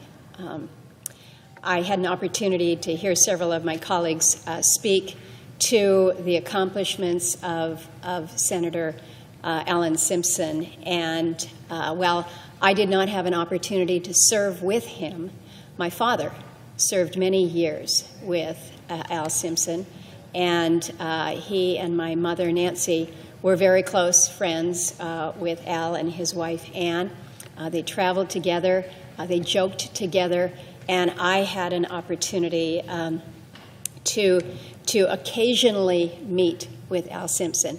As has been mentioned, his humor was legendary, and as a young woman who's kind of observing, here you have this very important person, this senator from Wyoming who was very accomplished in so many years with a sense of humor and a joke for just about everything, sometimes appropriate and maybe sometimes not quite as appropriate. But he was a genuinely beautiful individual, and you saw how he reacted and interacted with people at all levels. I can only imagine the depth of appreciation and love that he had from the people in the great state of Wyoming, because those of us who had just mere glimpses of an opportunity to see him and to know him found him to just be truly a lovely and a good man. And so I know that my parents would want me to be able to express my condolences to the Simpson family and the great appreciation for the contributions that he made to his state of Wyoming and to our great country. I come to the floor this morning with my annual update. As the occupant of the chair heard just a couple weeks ago, we began the last great race, also known as the Iditarod. This is the sled dog race that typically begins from Willow, Alaska, and goes northward to Nome, little less than 1,000 miles. This was the 53rd running of the Iditarod this year. And with great excitement, I am able to announce the winner of this year's Iditarod. At 2:55 a.m. this morning, Jesse Holmes crossed the finish line. He crossed the finish line in a remarkable time of 10 days, 14 hours, 55 minutes, and 41 seconds. Now, this is not the fastest Iditarod, but it is by far the longest Iditarod. I mentioned that typically you have an Iditarod race of just about 1,000 miles. This was 1,128 miles through extraordinary wilderness, across conditions that were grueling in perhaps different ways. Soft snow, howling winds, blasting sand, believe it or not, as they were crossing through river areas. It is a tough race every year, but this year was particularly rough. They moved the start of the race this year from Willow to begin in the community of Fairbanks, one of my hometowns there, but took a northern route through the interior along the Yukon River, circling all the way down and doing a loop-de-loop down in Grayling, Angvik, and Shagaluk. The conditions coming up into Eagle Island were described as some of the worst. Actually, the terms that were used were not ones that I'm going to share on the floor here, but it was a pretty tough trail, hard conditions on everyone. But then moving back to Kaltag and coming along here across Norton Sound, 8-hour stop here just out of Nome in safety, and Jesse Holmes, again, came under the Burled Arch at 2:55 a.m. this morning with 10 dogs in harness. His lead dogs were Polar and, who was the other? It was Polar and, I got to find it here because you got to remember, you've got to acknowledge the names of your dogs, because it is the dogs themselves that make sure that that you come across safely and with honor. I can remember Polar, and I can't remember the name of the other dog. Hercules. Hercules and Polar. I mean, isn't that appropriate for your lead dogs that are taking you over 1,100 miles? It's a Herculean effort. So it is indeed something that we as Alaskans look on with great pride each and every year. It is a test of endurance of the animals, certainly. It's a test of endurance for the mushers themselves. Keep in mind, when they set out on the 3rd of March is when they left out of Fairbanks, you're moving day and night, although for most of the mushers, they actually prefer to mush at night when it's cold, because the conditions are actually easier on the dogs so that the dogs don't get overheated. But it's not like you're checking into a roadhouse or checking into a hotel. When you stop, you're literally getting bales of straw that you have had airdropped to a location. You're putting the straw out as bedding for your dog. You are tending to your animals. And what I mean by tending to them, I mean that's feeding them, that's watering them, That's taking their booties off. That's massaging their feet. That's massaging their muscles. That's working your dogs to get them in shape to run before you can pause and heat up a pot of stew over your kerosene burner. Think about what it means to melt snow, enough snow to water 10 to 14 dogs that have been running miles and miles and miles. So the effort there is physical endurance, most certainly, but also mental endurance. Because when you're just head down, running into the wind, taking on conditions that look the same as you have seen for the past 17 miles because you're running down the width of the wide open river, or going through tussocks and hillocks and a trail that is just so rough and jerky that you've got to stay mentally awake. You've got to be physically on target, but it is hard in every sense of the word.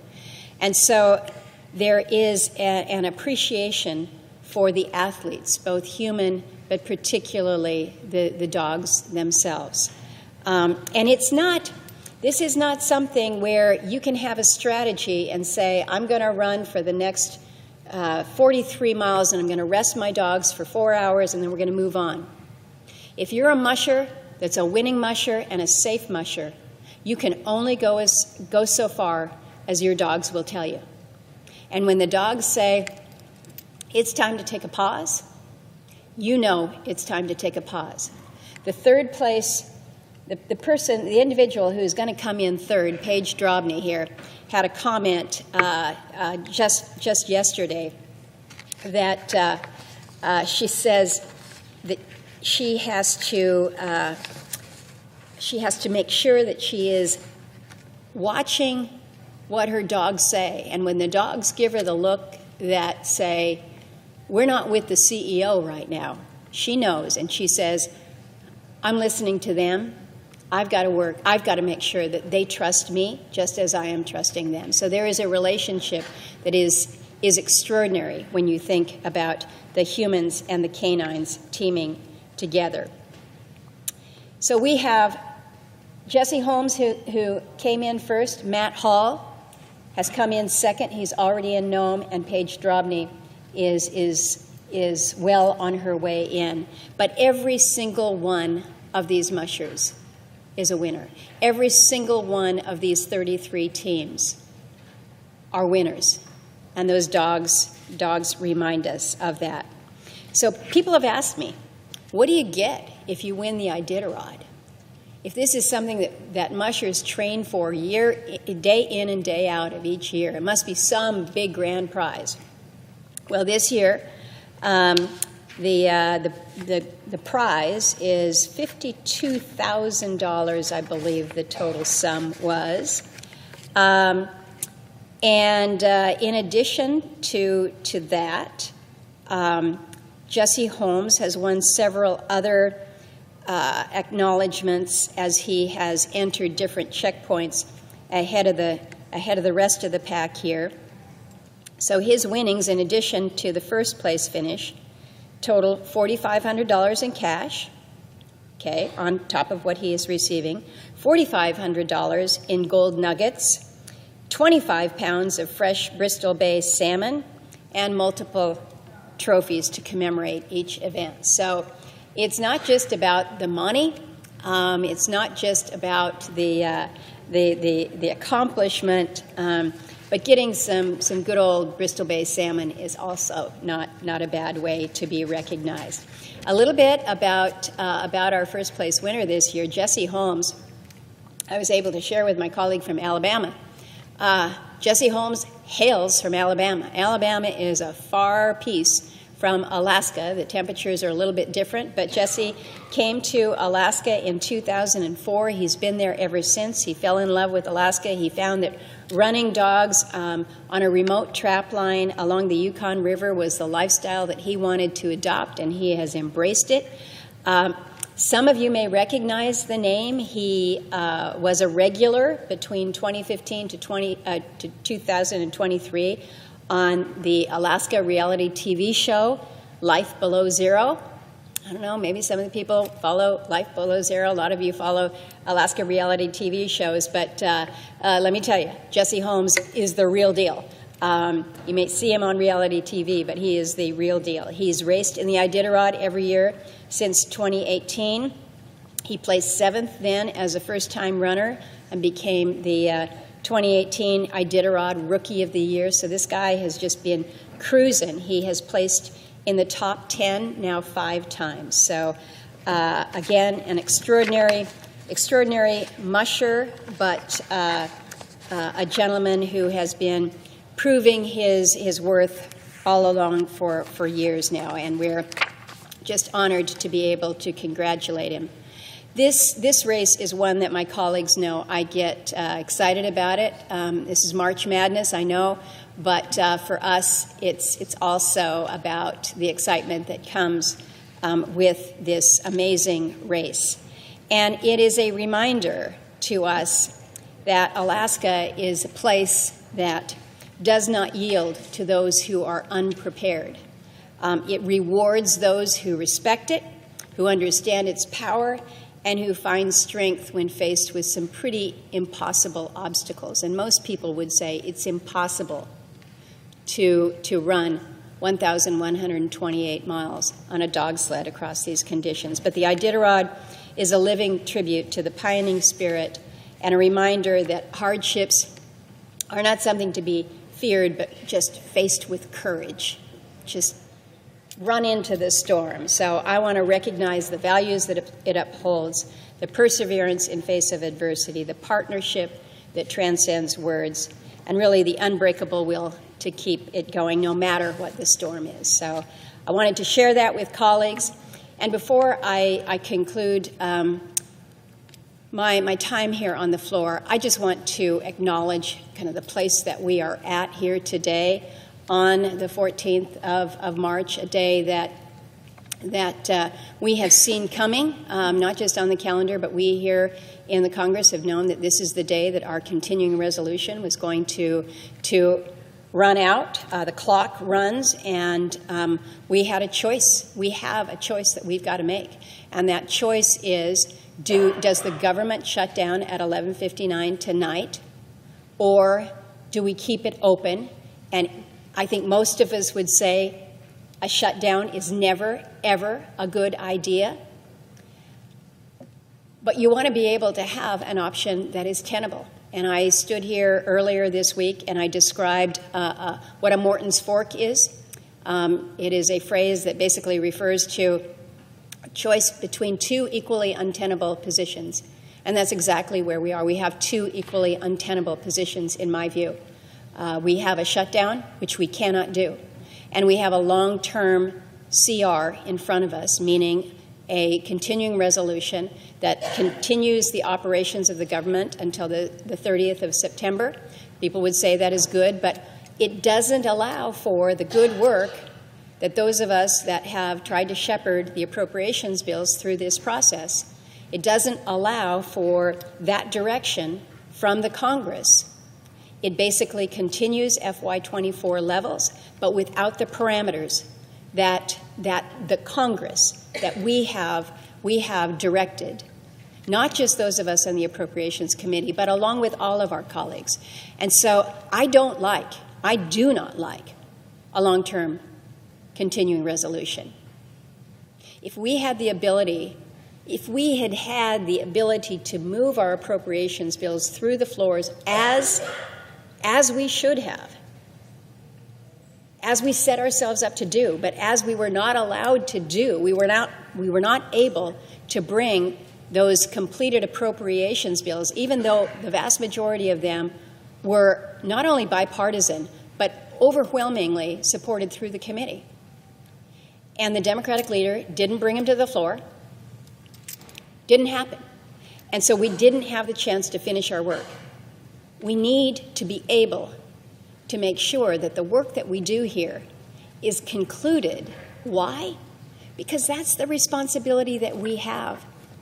as members of Congress. This is our job. This is our job under the Constitution. It's not the executives. It's not the president's. It's our job. And so if we had had the ability to have a short-term CR to just give us a little more room to finish these up, that could have given us a better option. It could have given us a third option that would have been tenable. But my colleague and the chairman now of the Appropriations Committee, working with her ranking member, tried to get us to that place, multiple offers extended. We didn't get there, and that's a shame. And it's a shame because it puts us, again, in a place where we have two untenable, equally untenable choices in front of us. So Mr. President, I am reluctant, I am very reluctant to support a long-term CR. I do not like the fact that it gives the executive branch the authority that we own as members of Congress when it comes to defining spending priorities. But I also cannot be part of anything that ultimately shuts this government down. I've been in the Senate for a long while now. I have never voted to go into a government shutdown. In fact, I have been, along with my colleague, engaged in many of those ventures where once the shutdown happened, we were scurrying to try to find ways to avoid extending it, because the danger to our governmental functions and our operations, the harm that it brings to good individuals is simply not worth it. So we're in a bad place. We are in a bad place, and it's a place that I regret. But I can tell you, for one, as a member of the Appropriations Committee, I want us to be able to do our work, and I want to be able to see our work completed, voted on, and then signed into law as the American people expect us to do. With that, Mr. President, I see that my friend from Maine and the chairman of this great committee that we're going to make sure is able to do its work, I yield to her. Mr. President. As a senator from Maine. Thank you, Mr. President. I want to thank the senator from Alaska, who is an extraordinarily talented leader on the Appropriations Committee, for her comments. Mr. President, I rise to urge passage of this funding measure to prevent an unnecessary, harmful, and costly government shutdown at midnight tonight.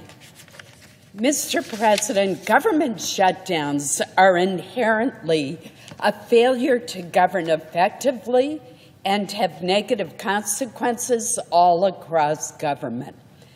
They inevitably require certain government employees, such as Border Patrol agents, members of our military and Coast Guard, TSA screeners, and air traffic controllers, to report to work with no certainty at all on when they will receive their next paycheck. That's just unfair.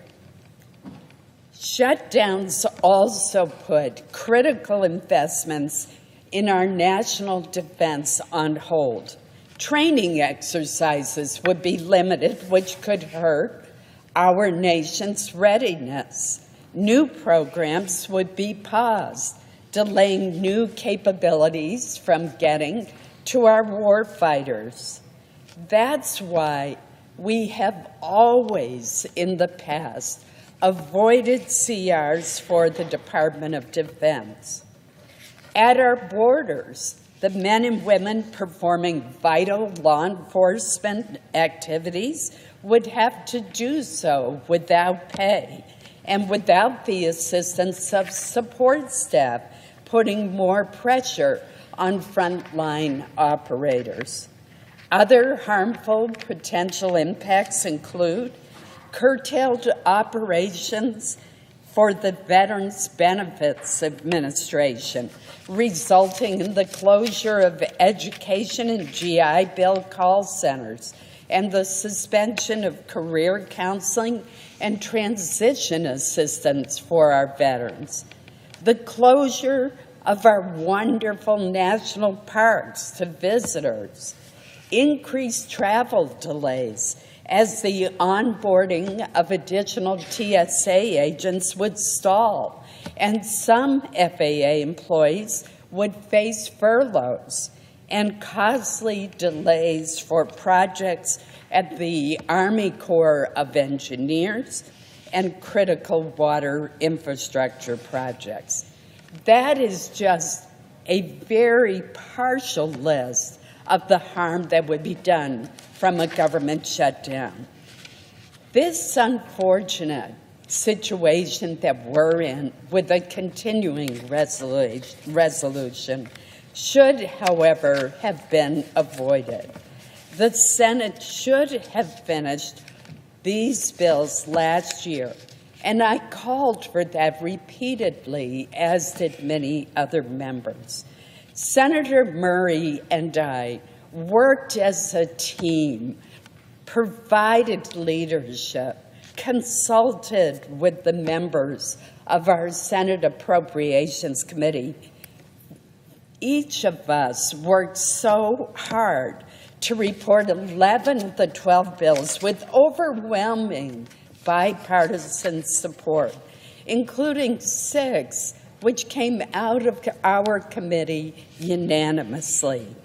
Unfortunately, these bipartisan bills languished on the calendar for months, never being brought to the floor for consideration.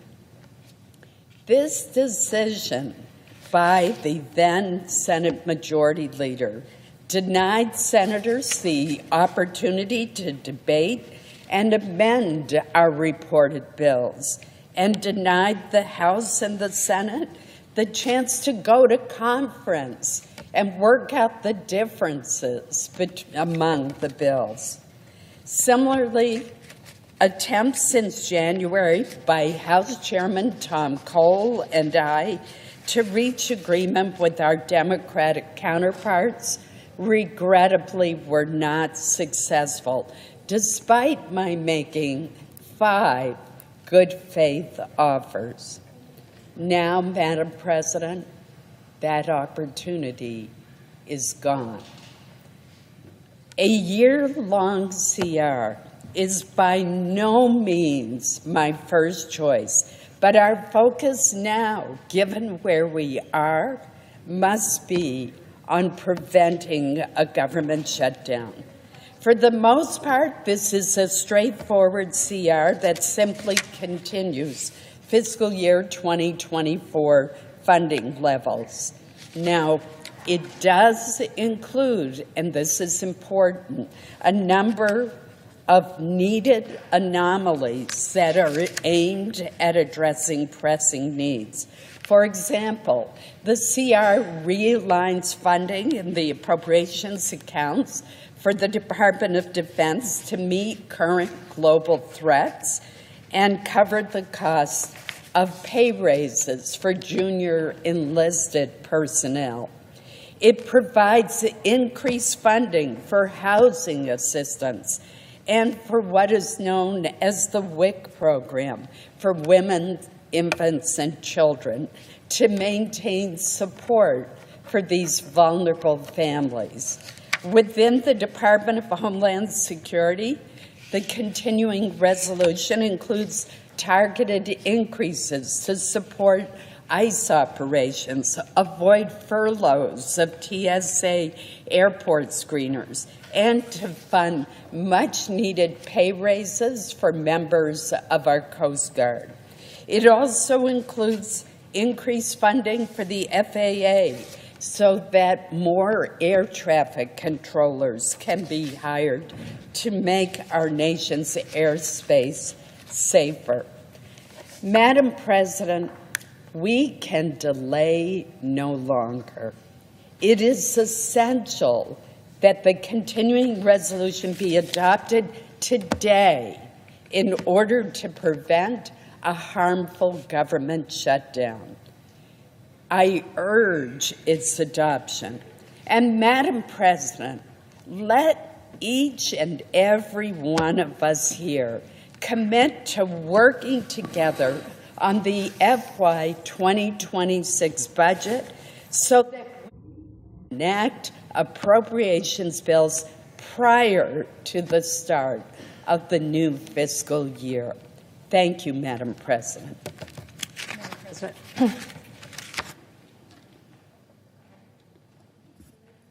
Senator from Washington. Thank you, Madam President. And I ask unanimous consent to complete my remarks before the vote. Without objection. Thank you. Madam President, I have made no secret of my opposition to this bill. For weeks, I have been warning about the real dangers of a year-long CR like the one that has come before us from the House Republicans. But before I talk about those dangers and why I will be voting no on cloture and on final passage, I want my colleagues to hear what I have to say. But I do hope that they've joined me in voting no. I want to talk for a moment about how we did get here, because I fear some members of Republican leadership may need a history lesson. The fact of the matter is, the only reason we are staring down a shutdown deadline halfway into this fiscal year is because the House Republicans decided to kick the can down the road with a major punt, and because they have repeatedly walked away from the table. This is just the historical record. We were all here for it. We saw what happened. Perhaps it's worth ticking through it once more, because I'll admit it can get easy to lose track of all that has happened over the last few months and just how many times House Republicans made a deal just to break it in recent years. So I want to give a refresher. It's been a while as my time as a preschool teacher, but I guess school's back in session. Because I'm not going to let anyone get away with ignoring how Republicans forced us to the edge of a shutdown today.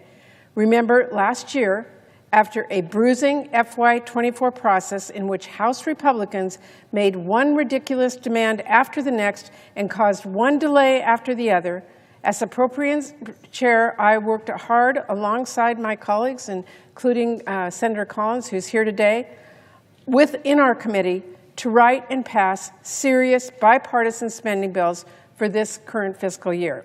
It was no easy feat. We had less resources at our disposal to make use of, and we had even more challenges to address. But we managed to work together, Senator Collins and I and our committee members, and we cleared all of but one of our bills, overwhelmingly in committee, and many of those bills cleared on unanimous votes. Then come November, after the election, I was pushing very hard to get our funding bills done and wrapped up by the end of the year. My Democratic colleagues and even many of my Republican colleagues wanted to get that done. But Speaker Johnson and Trump chose to kick the can down the road. They chose to. Trump reportedly wanted to make sure his fingerprints were on our spending bills for this fiscal year. And the Speaker not only wanted to, of course, please Trump, he was worried about how a messy funding fight might complicate his path to becoming Speaker again. So the decision was made, and Speaker Johnson punted from December to March. Then we negotiated a bipartisan CR to fund the government through March 14th today. Along with that, we passed a disaster relief and we extended critical laws.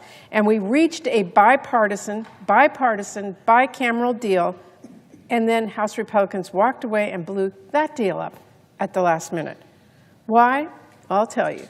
Because the richest man in the world sent a bunch of completely inaccurate tweets. And instead of saying, you know what, actually, Elon, you have no clue what you're talking about. These are programs that help my constituents.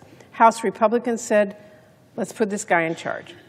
They killed that bipartisan agreement, rolled out an altogether different bill not long thereafter, and punted on government funding. That is what happened. And that is essentially what they have been doing ever since, cheering and clapping as Trump and Elon got basic facts wrong, broke laws, blocked funding that our communities needed, dismantled entire agencies, fired veterans, shuttered our Social Security offices, and break government to enrich themselves.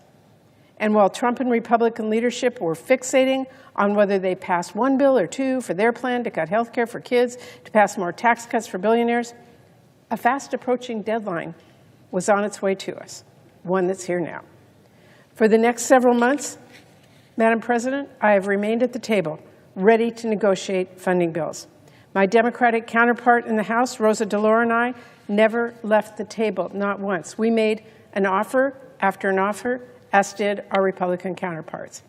My top priority has been and continues to be doing what we do every year, which is passing full-year funding bills with the detailed directives that we include in our spending laws every year. I have wanted to make sure we continue to provide those and make sure that our constituents' voices are heard. They're heard in federal funding, which I have to say this CR fails to do. Instead of working with us in good faith to fund the government in a bipartisan way, Speaker Johnson and Republican leadership walked away and started working on a Republican funding bill without an ounce, not an ounce, of Democratic input. I remained at the table. My counterparts on appropriations and I continued to talk to keep the ball rolling. But by the end of last week, for all intents and purposes, we had an agreement on top-line funding. But the call had been made. The call had already been made. Johnson was in on it. Trump was in on it. Russ Vought was in on it. And Johnson decided, instead of talking with Democrats, it would be easier to have Trump get on the phone and scream and bully House Republicans into submission. He figured if outright intimidation from Trump was enough to convince every Republican to vote for a budget resolution that will cut Medicaid for seniors and kids, then it might also be enough for them to pass a Republican CR, especially if Trump threatened dissenters with political retribution, which, of course, he did. And that is the bill they rolled out on Saturday and passed earlier this week. Now, as I have laid out in depth, the year-long CR House Republicans sent our way hands a blank check to Elon Musk and Donald Trump to decide how our constituents' taxpayer dollars get spent, all while cutting the funding working people count on each and every day. It is anything but a, quote, clean CR. What Republicans are pushing here is not a continuing resolution. In this case, CR stands for complete resignation. Because what Republicans are doing here is ceding more discretion to two billionaires to decide what does and does not get funded in their states. It is a power grab CR. But not only that, it does make serious cuts to domestic funding. It leaves our working families in the dust. We are talking about a nearly 50% cut to life-saving medical research into conditions affecting our service members. It is a giant shortfall in funding for NIH. It is a massive cut in funding for Army Corps projects and $15 billion less for our domestic priorities. Madam President, this bill will force Social Security to cut staff and close offices and make it harder for our seniors to get the benefits they spent their careers paying into the system to earn. It creates a devastating shortfall that risks tens of thousands of Americans losing their housing. So this bill causes real pain for communities across the country. And let me be clear, this bill empowers Trump and Musk to pick winners and losers. And I guarantee you they will not only go after Democrats. Inexplicably, House Republicans are saying, give Trump all this power or we'll shut down government. Well, let's be very clear. That is and always has been a false choice. The reality is there were other options House Republicans could have chosen, but they chose to pull out of bipartisan negotiations and send a deeply partisan bill here to the Senate today. Democrats did not have an ounce of input into writing this bill. And now House Republicans expect us to support it? That makes zero sense. Let me be clear. In my time in Congress, never, ever has one party written partisan, full-year appropriations bills for all of government and expected the other party to go along without any input. To my colleagues here who want to pass individual appropriations bills in a timely manner for next fiscal year, how are Democrats supposed to trust those who they will be in good faith, that they will be talking to us in good faith negotiations? After we did the hard work of negotiating overwhelmingly bipartisan appropriations bills last year, only for us to see this today from Republicans in the House. Only for Republicans to now say, swallow this partisan House Republican CR, or it will be Democrats that are shutting down the government. Madam President, that is a false choice and one we cannot accept going forward. When I cast my vote today, I am representing nearly 8 million people in Washington State. And in this democracy, their voices count for something. So you better believe I am not handing over my vote in exchange for nothing. The choice is not a government shutdown or passing a bill to write a blank check to Elon Musk. It is not, that is not how this works. On Monday, I rolled out a clean 4-week extension to prevent a shutdown and to keep government funded while giving us the time to hammer out a bipartisan agreement. We could still pass that right here, right now.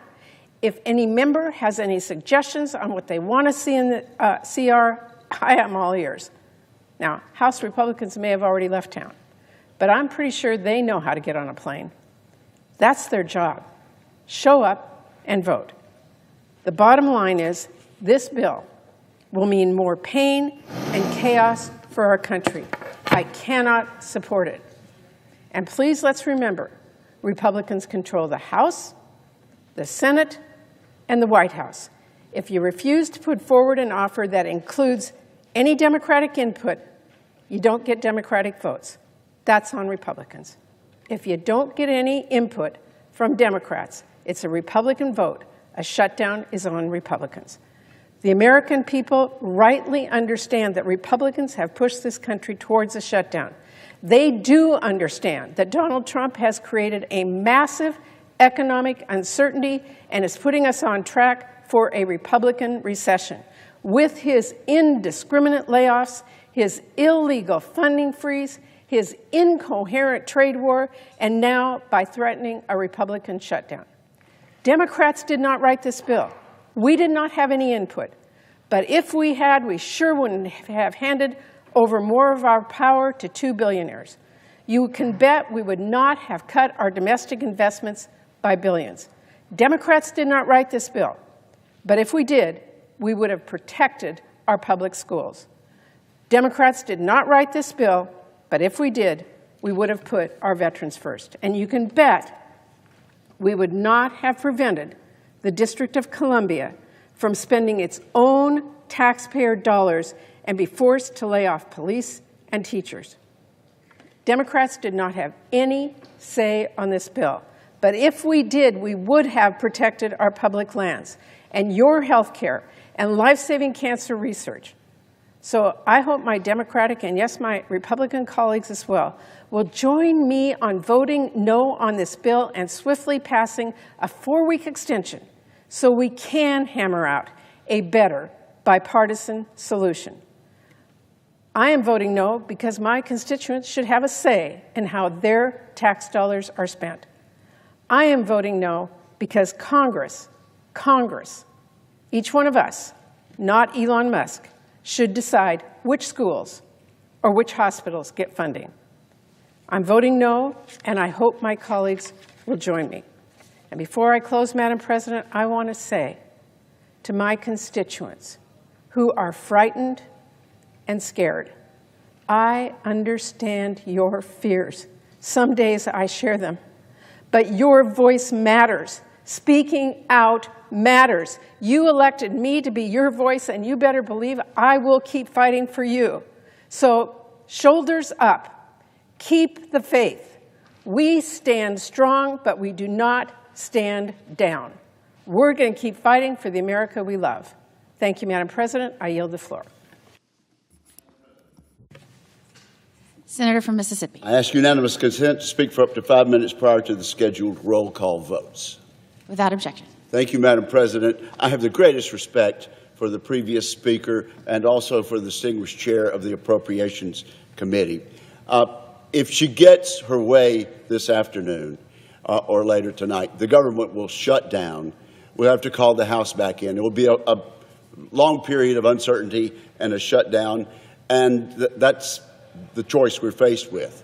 The Speaker of the House has been faced with a very, very slim margin in the House of Representatives.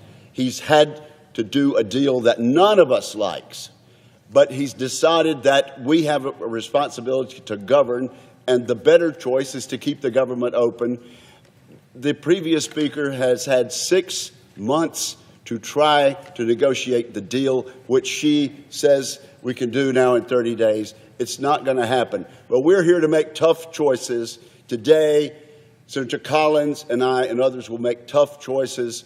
We don't like the choices before us, but that's the way you have to govern. But let me talk about an easy choice that the Senate will soon have to make, and that is the nomination of Mr. Stephen Feinberg, President Trump's choice to serve as Deputy Secretary of Defense. Here's the reason it's going to be an easy choice for us in just a few moments. He was reported from the Armed Services Committee by an 18-9 vote, a bipartisan, overwhelming vote, and he'll do a good job. The Secretary of Defense focuses on policy, on the overall policy. The Deputy Secretary of Defense, the position that Mr. Feinberg will hold if he is confirmed, as I'm sure he will be. This person oversees the day-to-day operations of the vast Pentagon by leading its budget process, managing its people, and driving crucial internal reforms. Steve Feinberg is the exact person for this. Now, under normal circumstances, the Deputy Secretary of Defense requires exemplary skills in management, budgeting, and problem solving. But today's extraordinary environment requires even more of that, a manager of the highest caliber in that role. And so let's look at just 2 or 3 items from Steve Feinberg's resume. He's been founder and co-chief executive officer and chief investment officer of Cerberus. He's also founded and co-founded other Cerberus affiliates and Cerberus funds.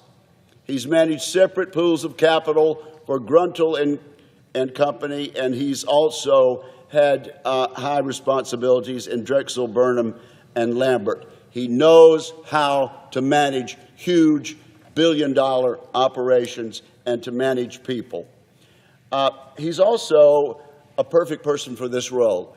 He's well-spoken, he's calm, he's understated, he'll be largely invisible, but he is the man to help us rebuild the military, reform the way the Pentagon does business, and turn this unaudited Pentagon bureaucracy around. He will get a resounding bipartisan vote on the floor, I predict, as he did in the committee. And I congratulate the President on this nomination and on the bipartisan vote that we'll soon get, on a vote that is relatively easy compared to some of the harder votes later on today. And I yield the floor, Madam President. The question occurs on the nomination. Is there a sufficient second? Appears to be. Clerk will call the roll. Ms. Also Brooks. Ms. Baldwin, Mr. Banks, Mr. Barrasso, Mr. Bennett, Mrs. Blackburn, Mr. Blumenthal, Ms. Blunt Rochester, Mr. Booker, Mr. Bozeman, Mrs. Britt, Mr. Budd, Ms. Cantwell, Ms. Capito, Mr. Cassidy, Ms. Collins, Mr. Coons, Mr. Cornyn, Ms. Cortez Masto, Mr. Cotton, Mr. Kramer, Mr. Crapo, Mr. Cruz.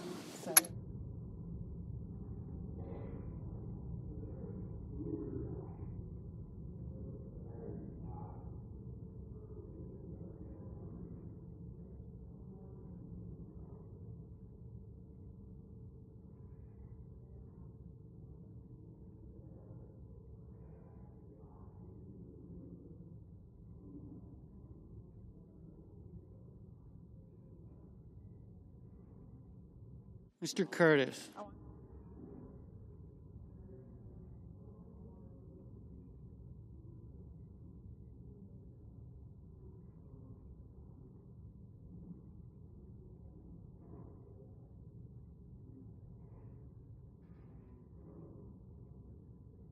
Mr. Daines.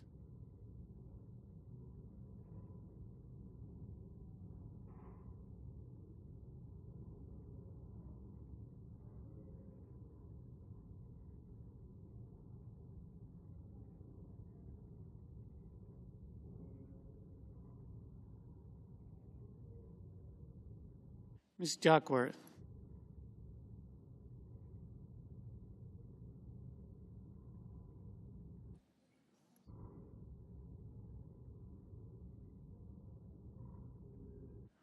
Mr. Durbin.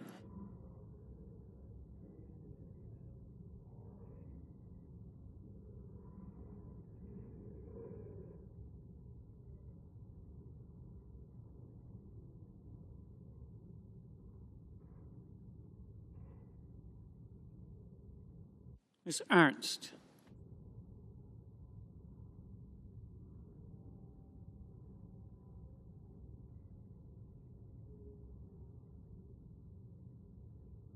Mr. Betterman.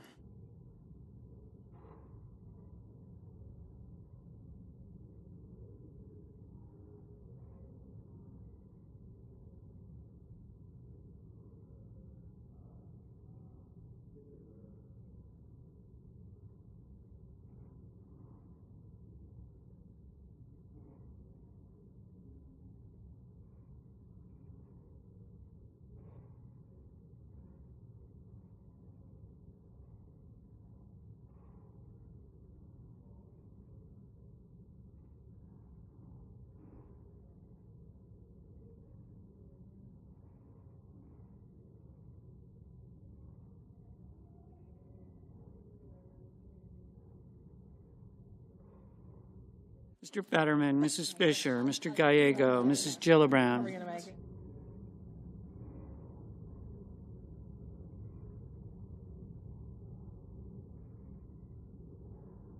Mr. Graham, Mr. Grassley, Mr. Haggerty, Ms. Hassan, Mr. Hawley, Mr. Heinrich, Mr. Hickenlooper, Ms. Hirono.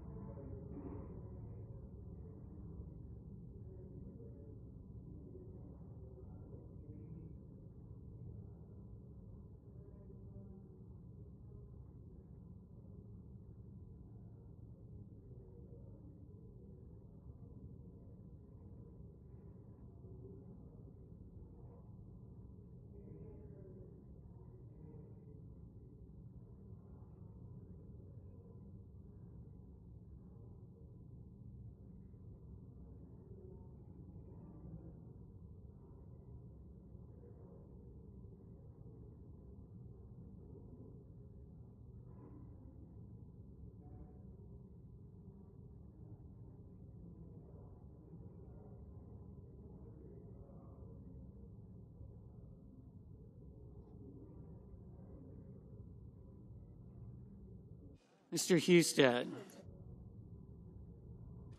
Mrs. Hyde-Smith, Mr. Johnson.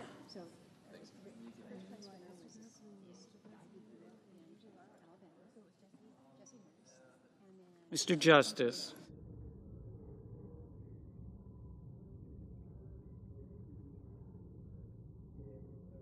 Mr. Kane, Mr. Kelly, Mr. Kennedy, Mr. Kim, Mr. King, Ms. Klobuchar, Mr. Langford, Mr. Lee, Mr. Lujan, Ms. Lummis.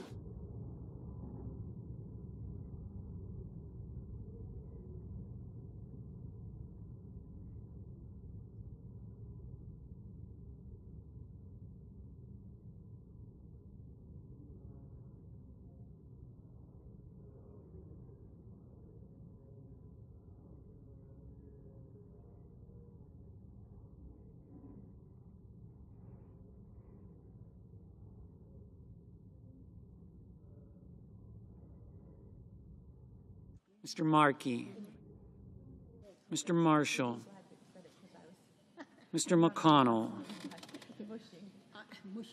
Mr. McCormick,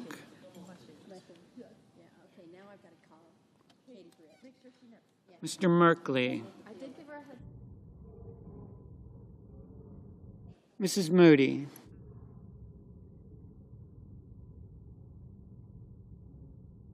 Mr. Moran.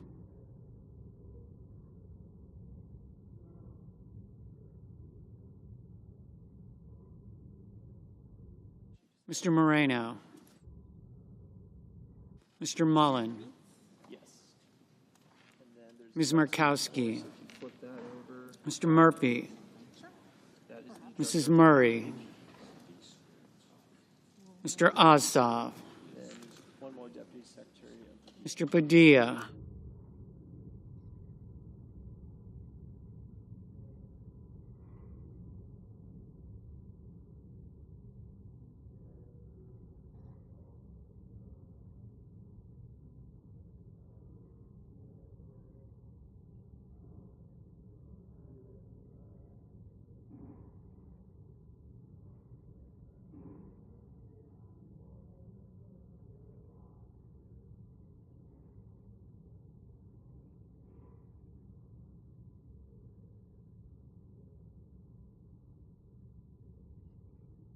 Mr. Paul.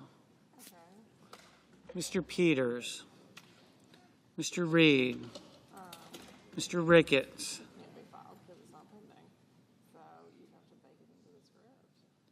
Mr. Resch.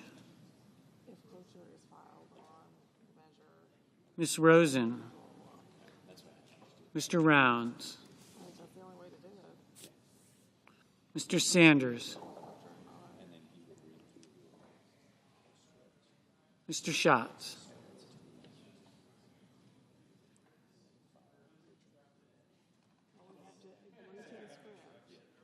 Mr. Schiff. Mr. Schmidt.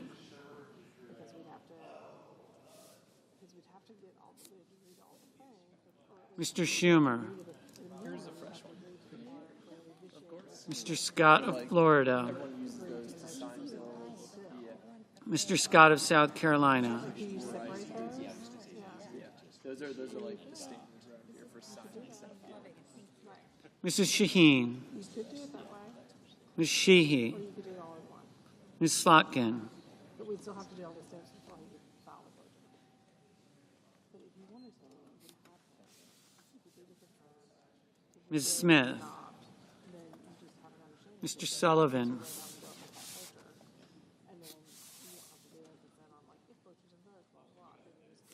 Mr. Thune. Mr. Tillis. Mr. Tuberville. Mr. Van Hollen. Mr. Warner. Mr. Warnock.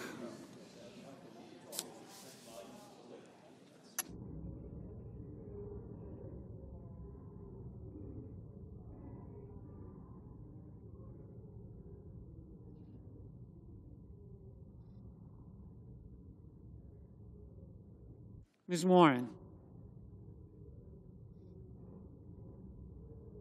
Mr. Welch, Mr. Whitehouse, Mr. Wicker, Mr. Wyden, Mr. Young.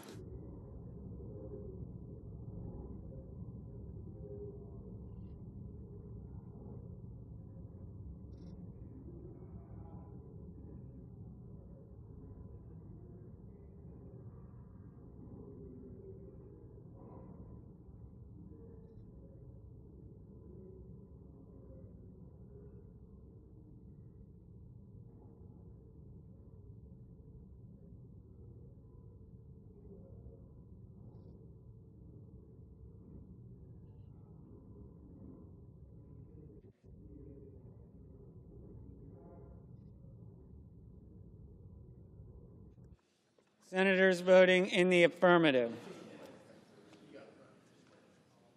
Budd, Cassidy, Haggerty, Marshall, Moody, Murkowski, Paul, Scott of South Carolina, Sullivan, Tillis, Wicker. Senators voting in the negative: Baldwin, Hassan, Heinrich, Kelly, King, Lujan, Markey, Padilla, Schatz, Smith, Warnock, Whitehouse, Wyden.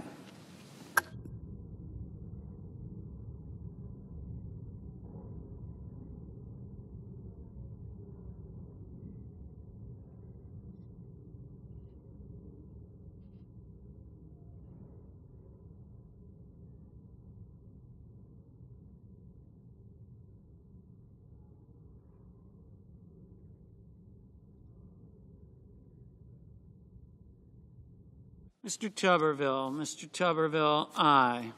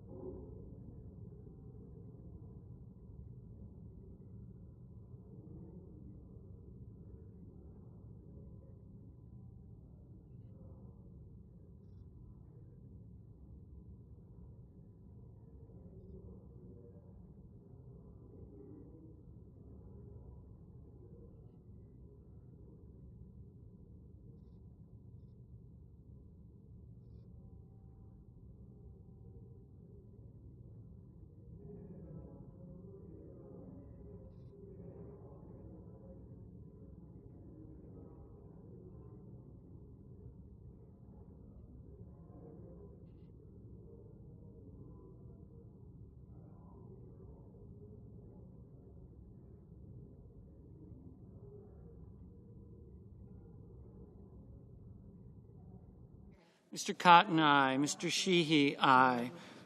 Mr. Welch, no. Mr. Merkley, no.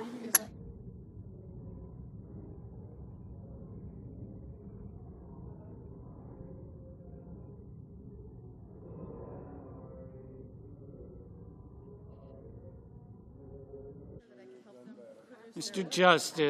Justice, aye. Mr. Moreno, aye.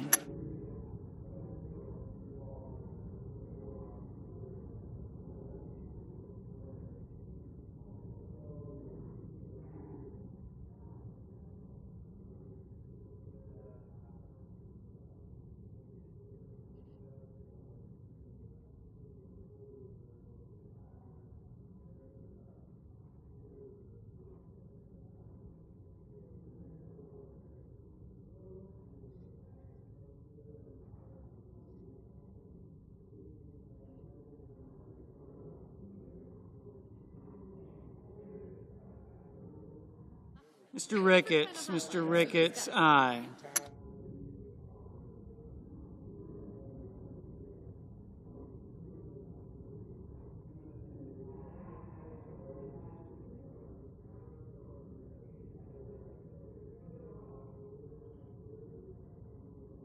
Mr. Fetterman, aye.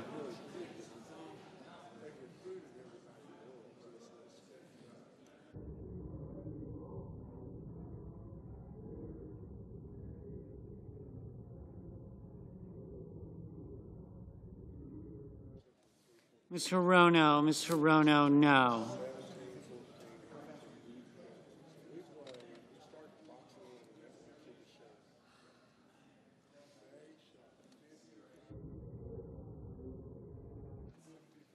Mr. Grassley, aye.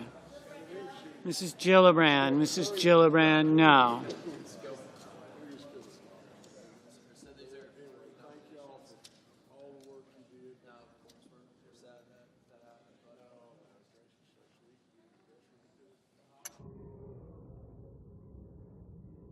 Ms. Ernst, aye. Mr. Barrasso, aye.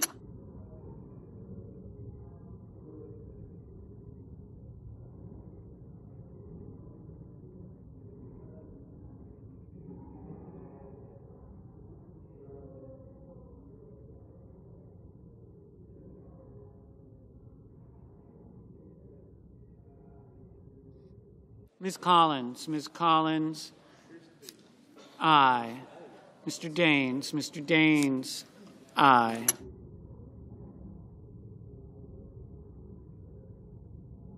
Mr. Kane, aye.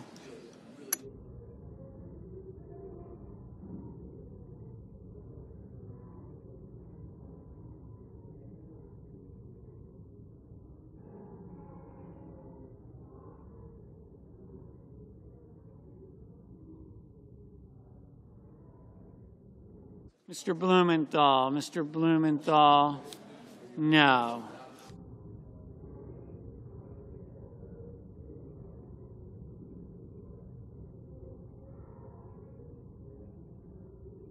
Mr. Langford, aye. Mr. Crapo, aye. That's right. Yeah, that's right.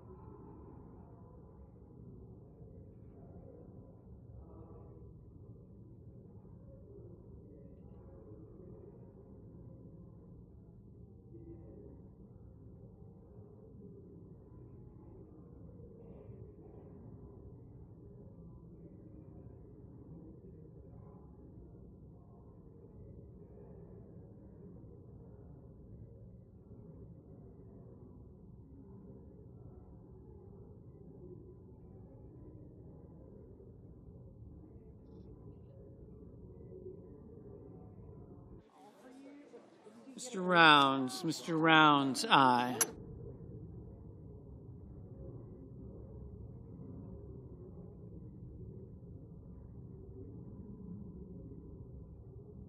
Mr. Murphy, no.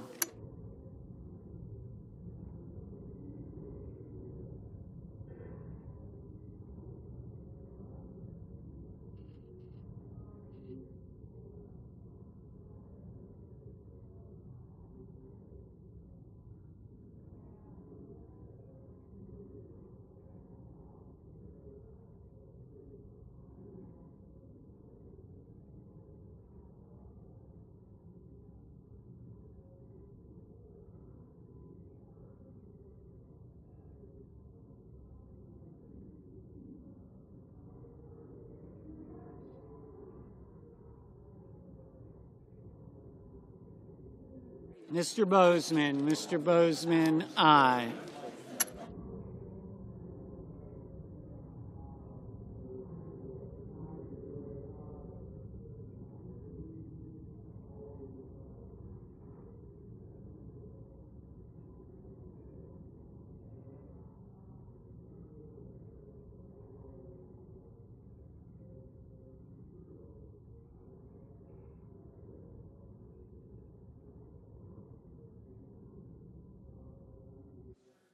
Mr. Johnson, aye.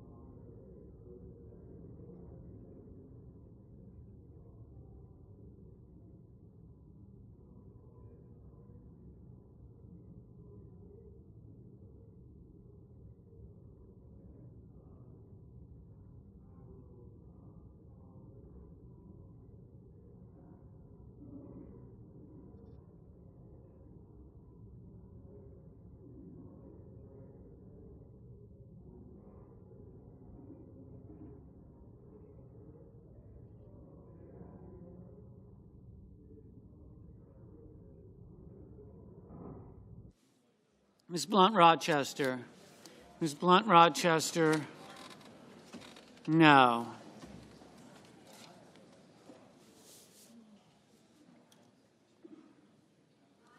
Mr. Thune, aye. Mrs. Blackburn, aye.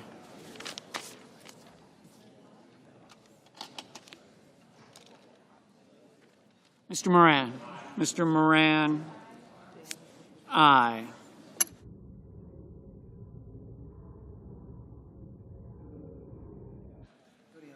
Mr. Cornyn, aye.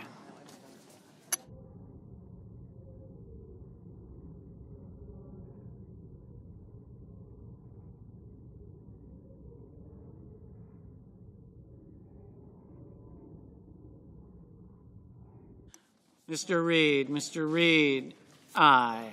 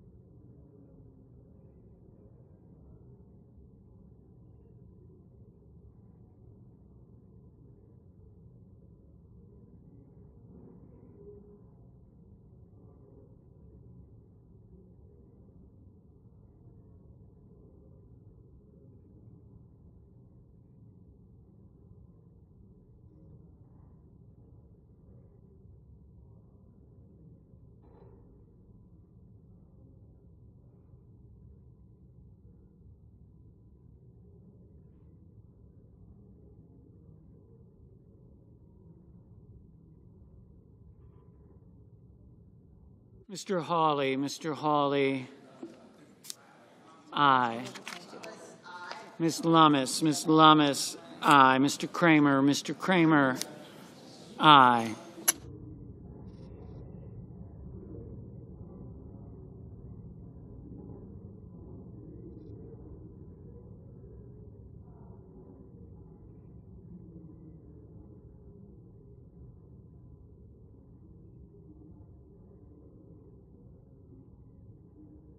Mr. Durbin, no.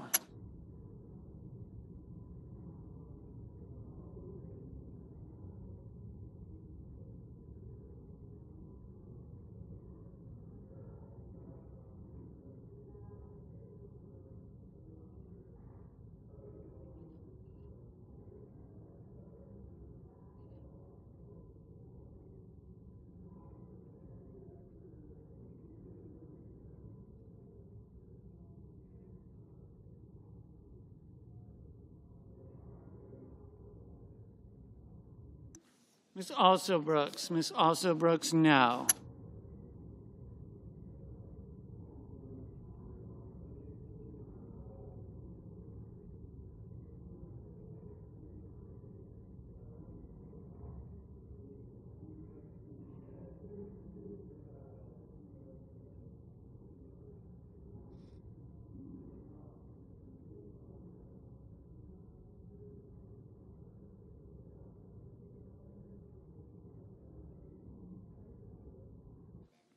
Mr. Curtis, aye.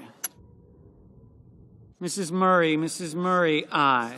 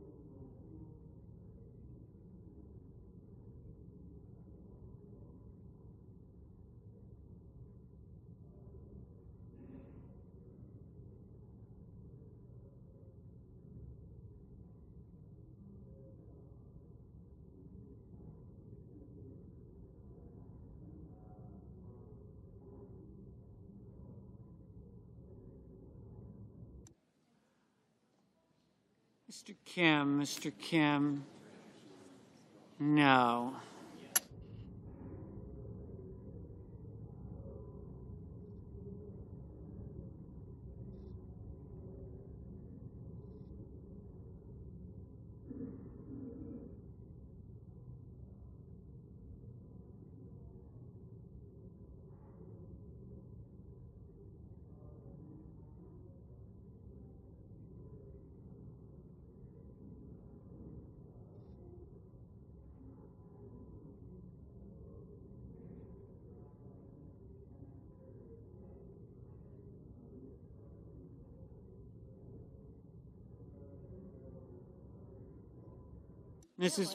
Mrs. Fisher, aye.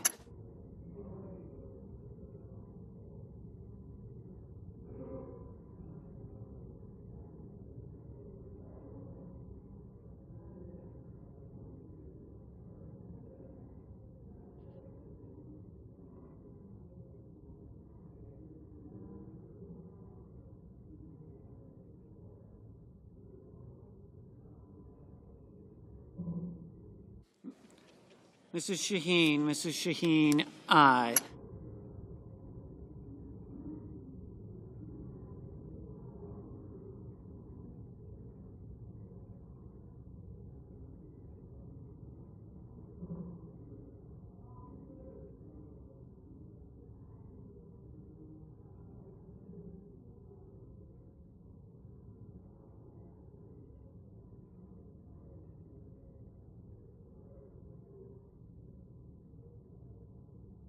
Mr. Banks, aye.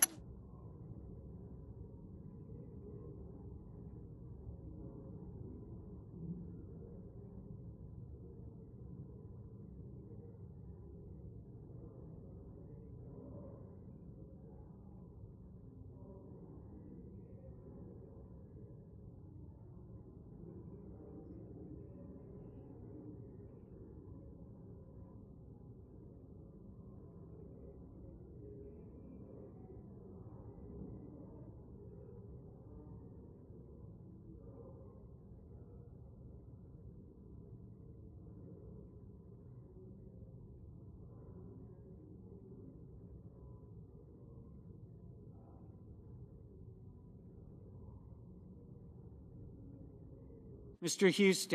Husted, aye.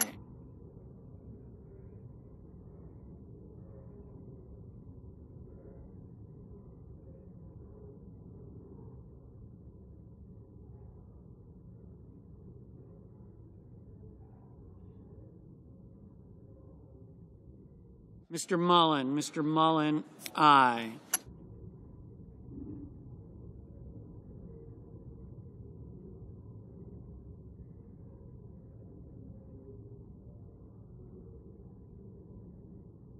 Mrs. Britt, aye.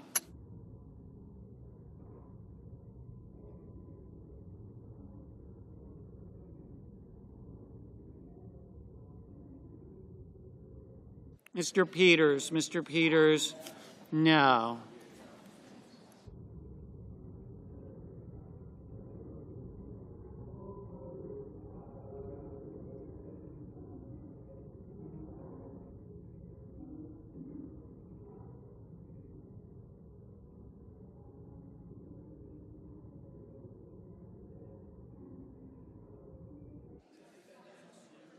Mrs. Murray, no. Mr. Wyden, no.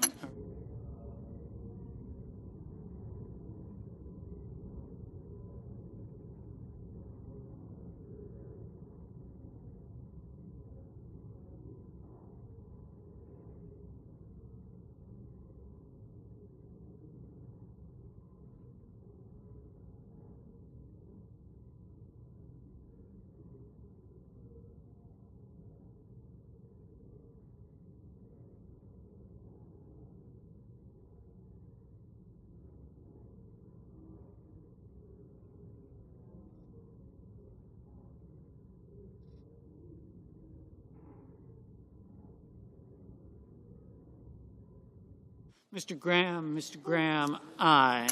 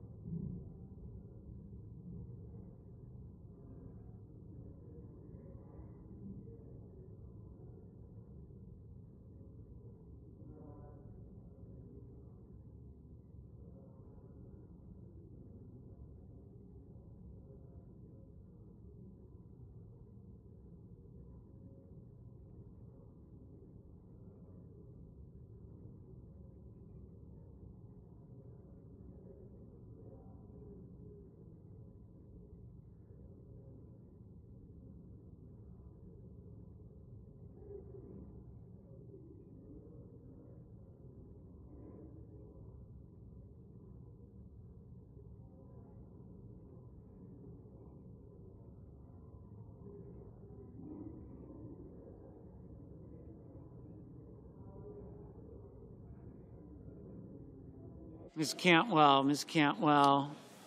no. Mr. McCormick, aye.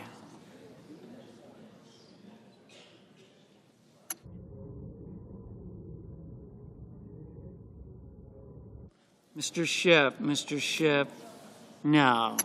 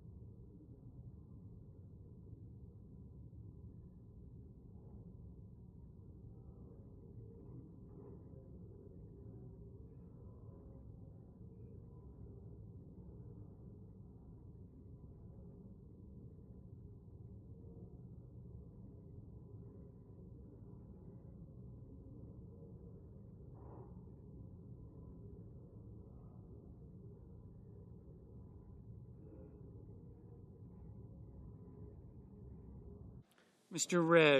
Risch, aye.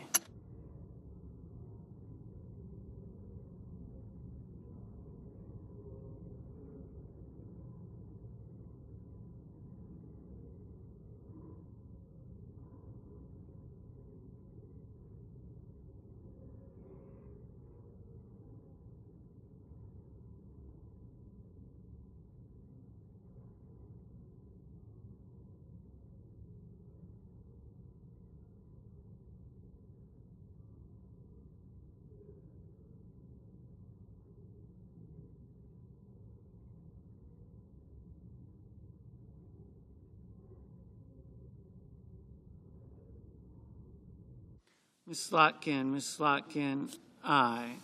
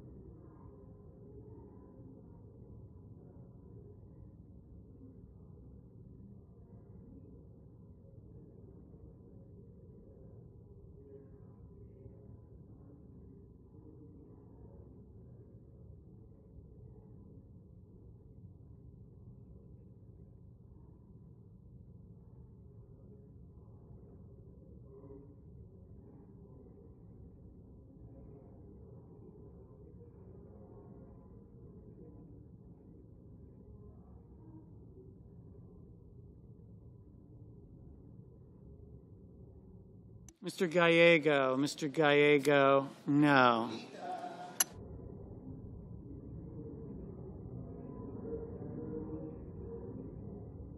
Mr. Schumer, no.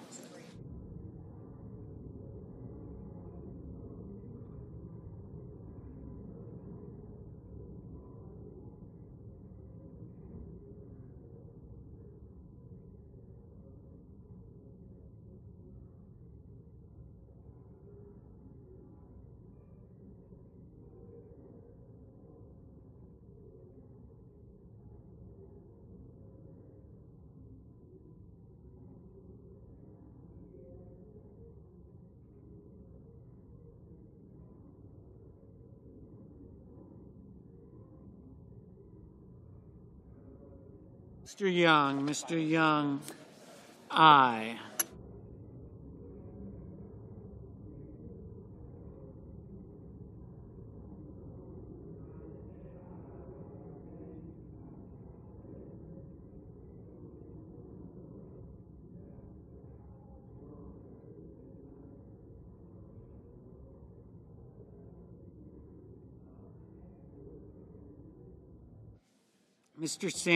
Mr. Sanders, no.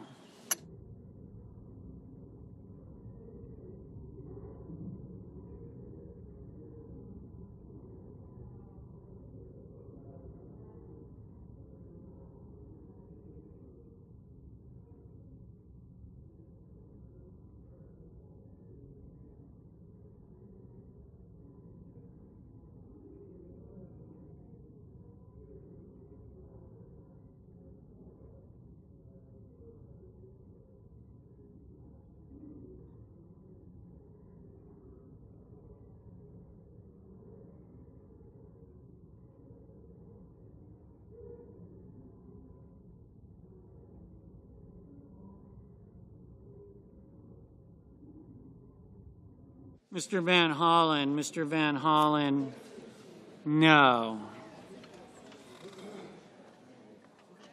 Mr. Schmidt, aye.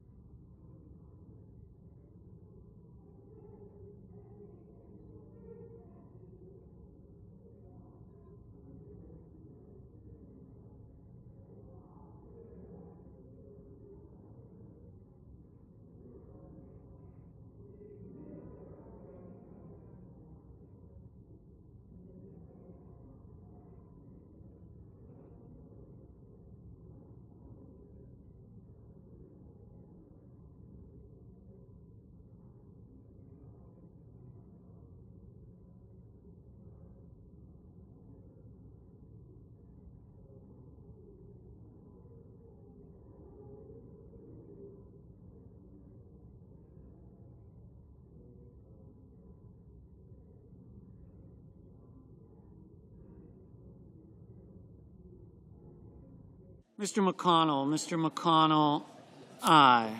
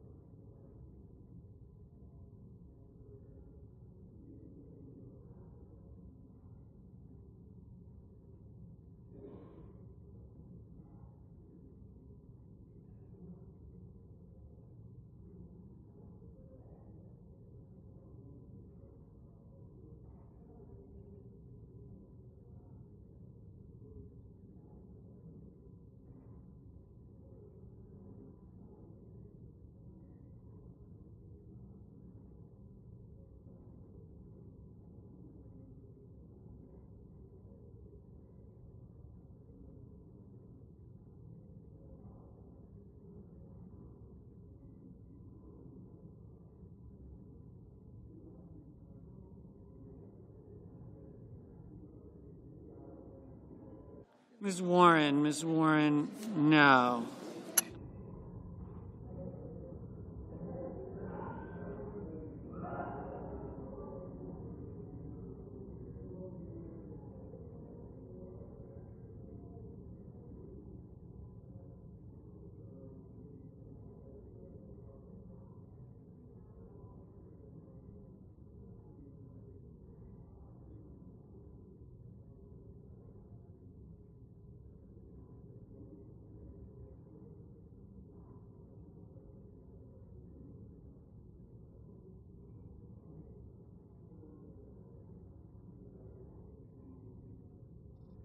Mrs. Hyde-Smith, aye. Mr. Ossoff, no.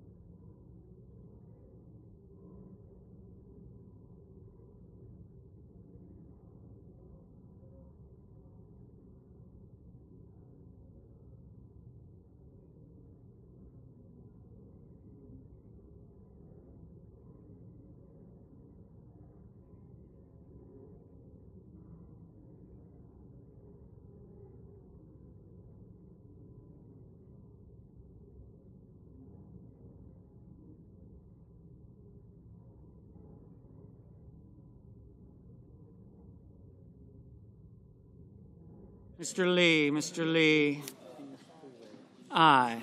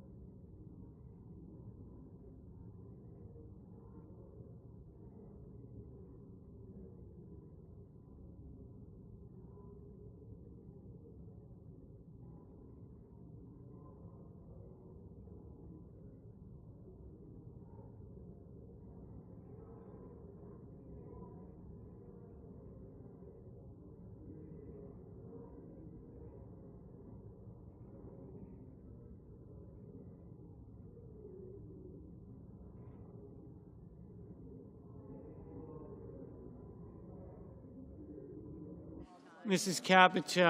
Capito, aye. Mr. Kennedy, aye. Mr. Coons, no. Ms. Cortez Masto, no. Mr. Bennett, no.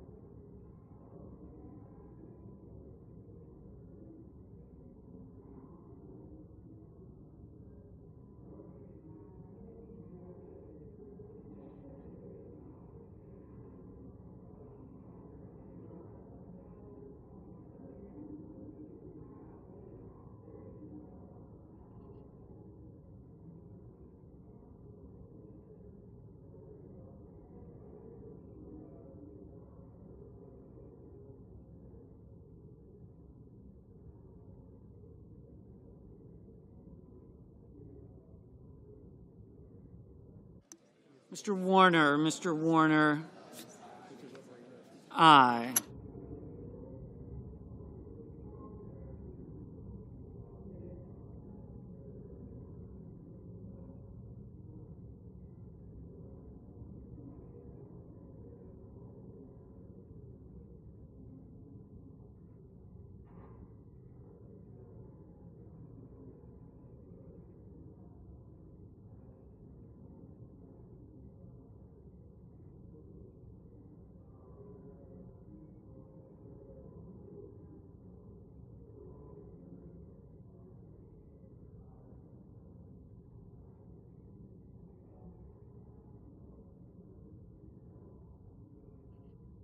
Ms. Klobuchar, Ms. Klobuchar, no.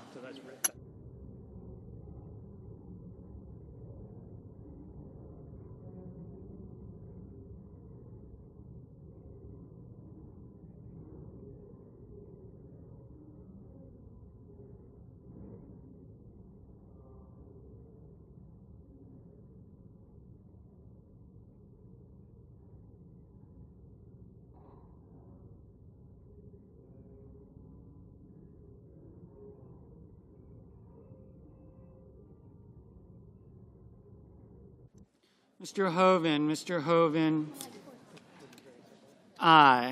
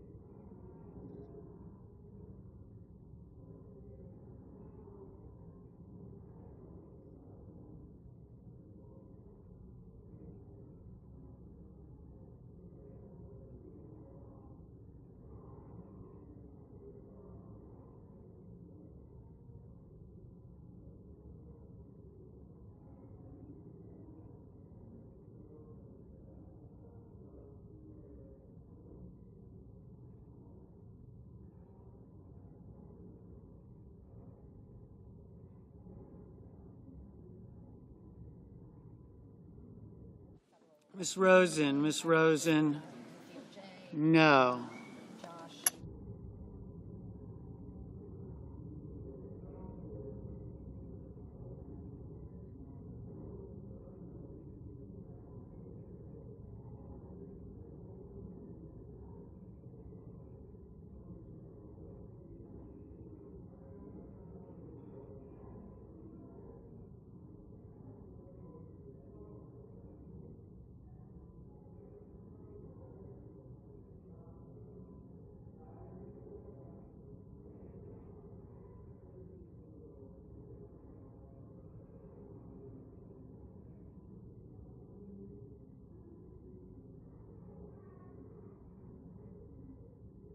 Mr. Hickenlooper, no.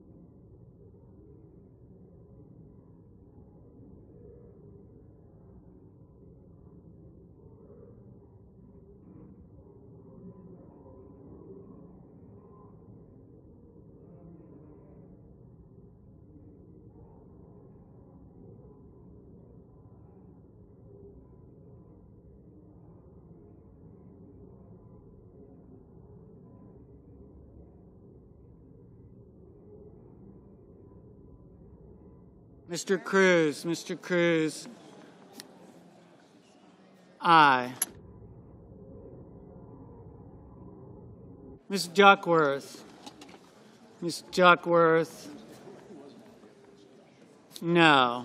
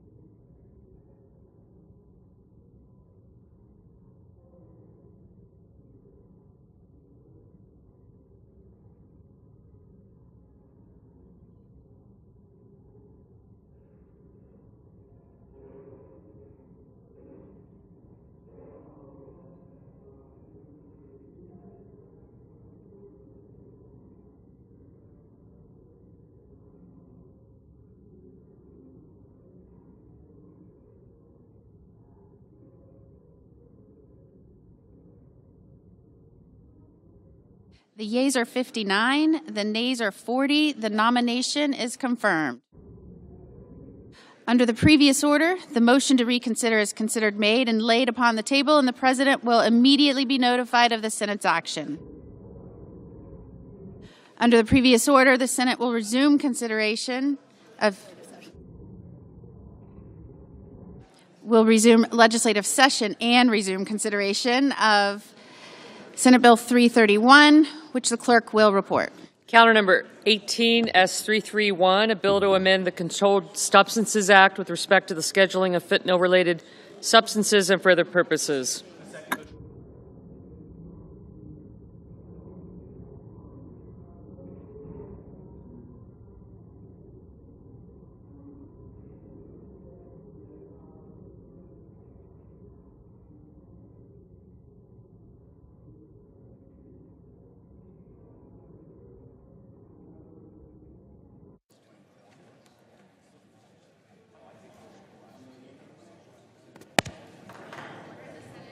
Majority Whip. Madam President, I ask unanimous consent that the order of yesterday be amended so that the committee reported the substitute amendment of S331 be agreed to with all other remaining provisions in effect. Without objection. Under the previous order, all post-cloture time on the bill is expired. Amendment number 1237 is withdrawn. The committee reported substitute is agreed to, and the clerk will read the title of the bill for the third time. Calendar number 18, S331, a bill to amend the Controlled Substances Act and so forth and for other purposes.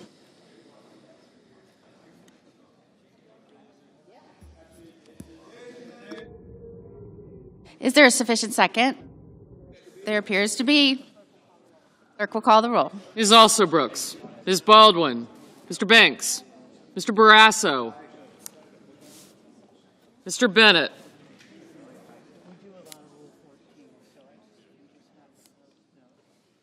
Mrs. Blackburn, Ms. Blunt, Mr. Blumenthal, Ms. Blunt-Rochester,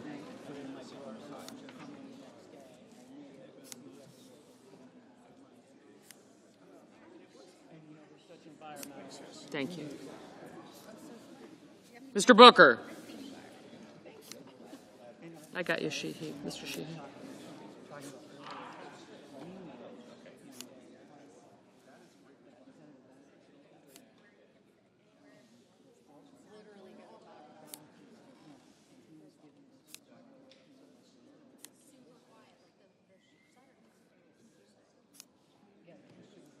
Mr. Bozeman, Mrs. Britt, Mr. Budd,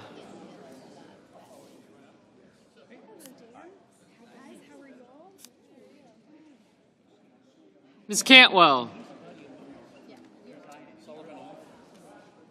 Mrs. Capito, Mr. Cassidy, Ms. Collins. Mr. Coons. Mr. Cornyn.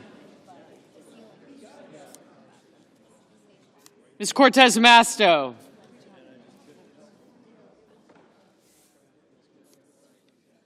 Mr. Cotton. Mr. Kramer. Mr. Crapo. Got him. Mr. Cruz. Mr. Curtis. Mr. Daines. Ms. Duckworth. Mr. Durbin. Ms. Ernst.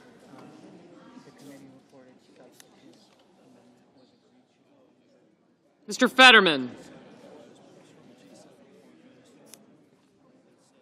Mrs. Fisher.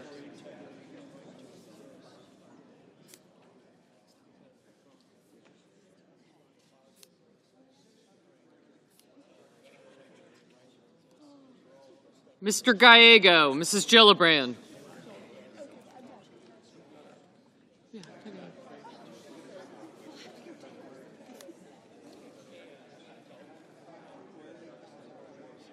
Mr. Graham, Mr. Grassley, Mr. Haggerty. No, you better not. Ms. Hassan. Mr. Hawley. Mr. Heinrich, Mr. Hickenlooper.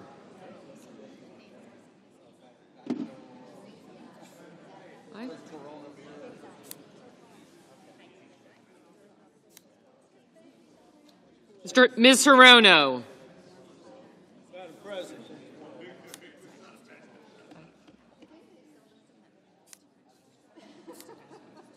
Mr. Hoven. Mr. Husted, Mrs. Hyde-Smith, Mr. Johnson.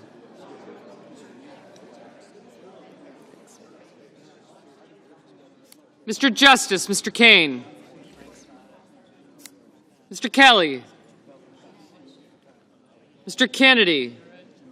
Mr. Kim. Mr. King. Ms. Klobuchar. Mr. Langford. Mr. Lee. Mr. Lujan. Ms. Lummis. Mr. Markey.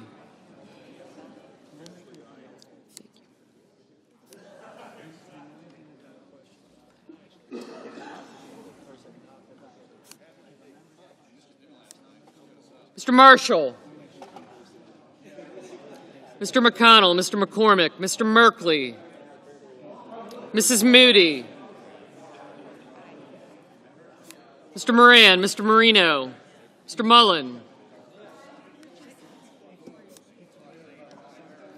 Ms. Murkowski, Mr. Murphy, Mrs. Murray, Mr. Ossoff, Mr. Padilla, Mr. Paul, Mr. Peters, Mr. Reed, Mr. Ricketts, Mr. Risch, Ms. Rosen, Mr. Rounds, Mr. Sanders, Mr. Schatz, Mr. Schiff,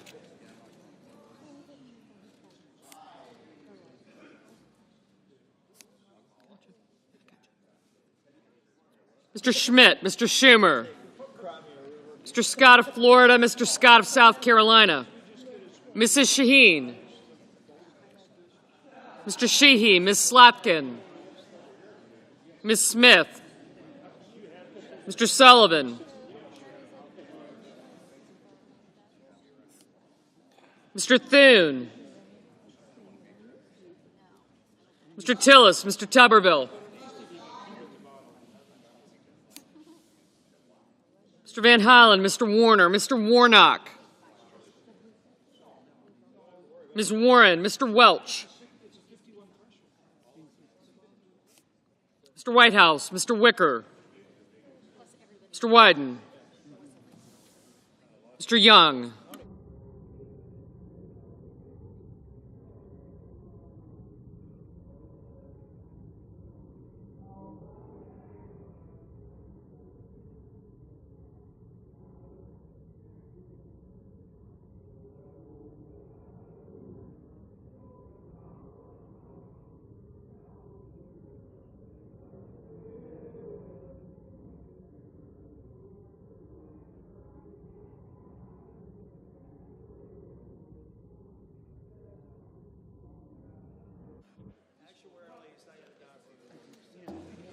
Senators voting in the affirmative: Banks, Barrasso, Blackburn, Blumenthal, Britt, Budd, Capito, Cassidy, Cornyn, Cruz, Curtis, Durbin, Fetterman, Fisher, Gallego, Graham, Grassley, Heinrich, Hickenlooper, Hoeven, Husted, Hyde-Smith, Johnson, Justice, Kane, Kennedy, Kim, King, Langford, Lujan, Lummis, Marshall, McConnell, McCormick, Moody, Moran, Marino, Mullen, Murray, Ossoff, Risch, Schmidt, Sheehy, Smith, Sullivan, Thune, Tillis, Tuberville, Warner, Whitehouse, and Wicker.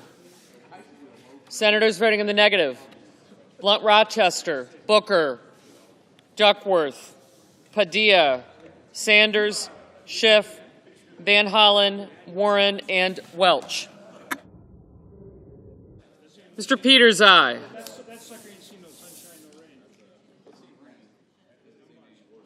Ms. Cortez Masto, aye.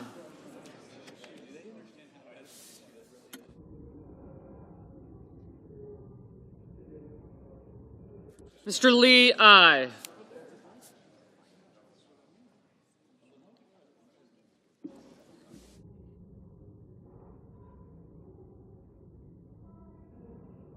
Mr. Scott of Florida, aye.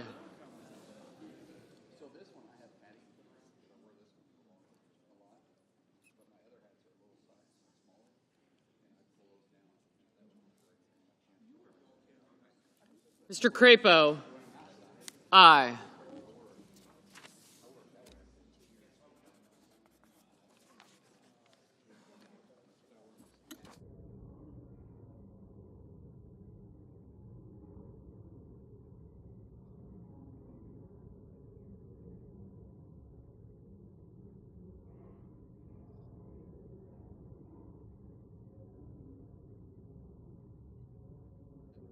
Mr. Bennett, aye.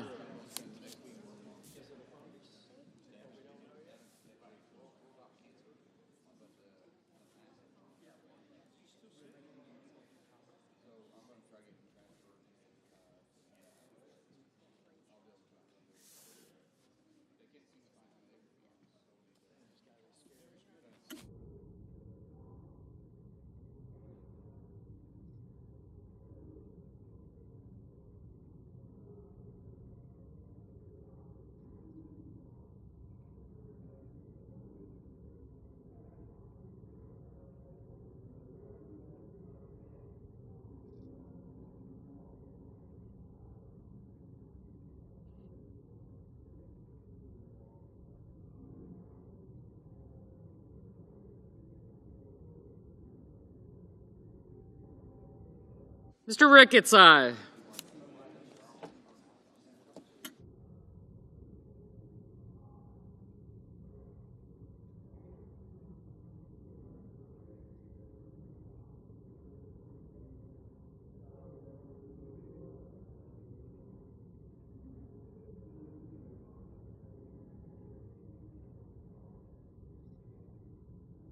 Ms. Ernst, aye.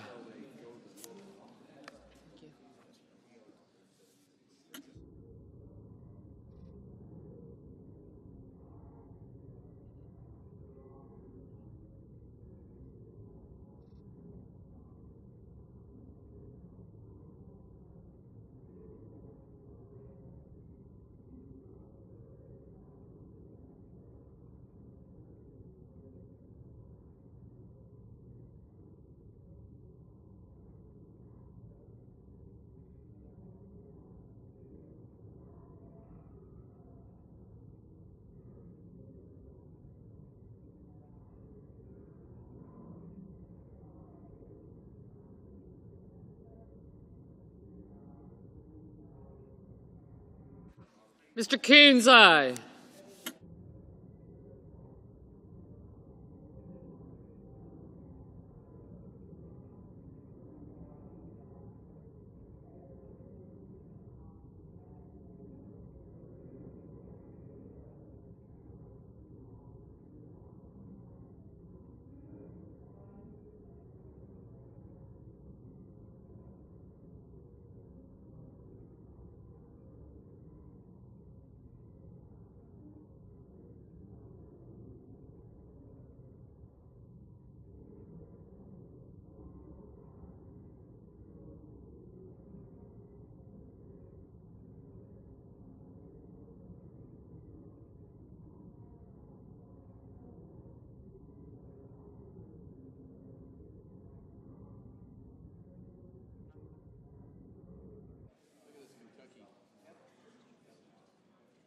Mr. Paul? Aye.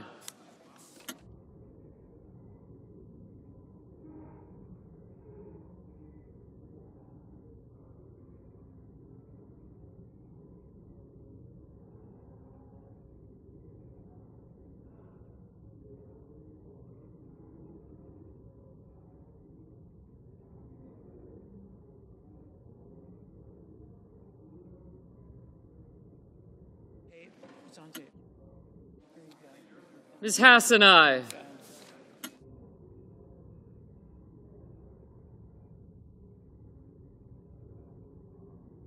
Ms. Collins? Aye.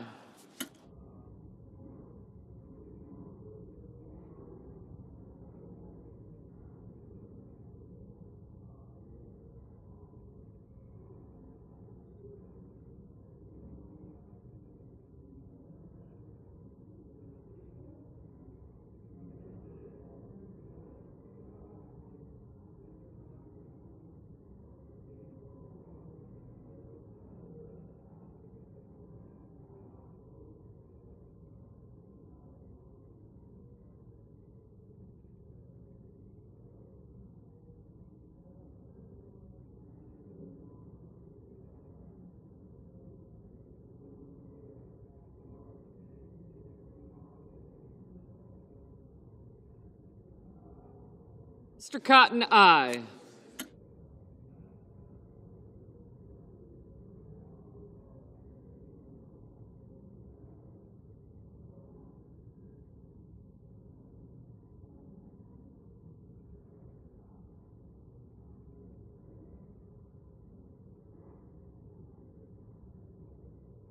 Ms. Cantwell? Aye.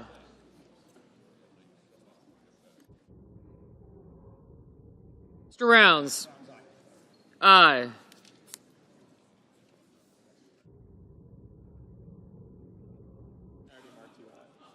Mr. Scott of South Carolina, aye.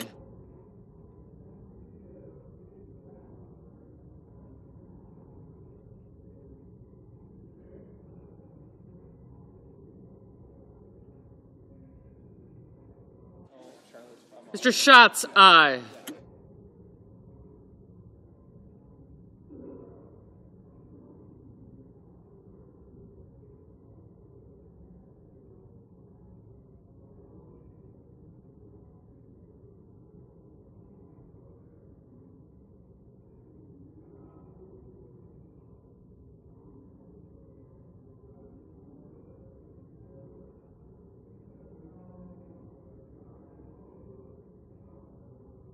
Mr. Bozeman, aye.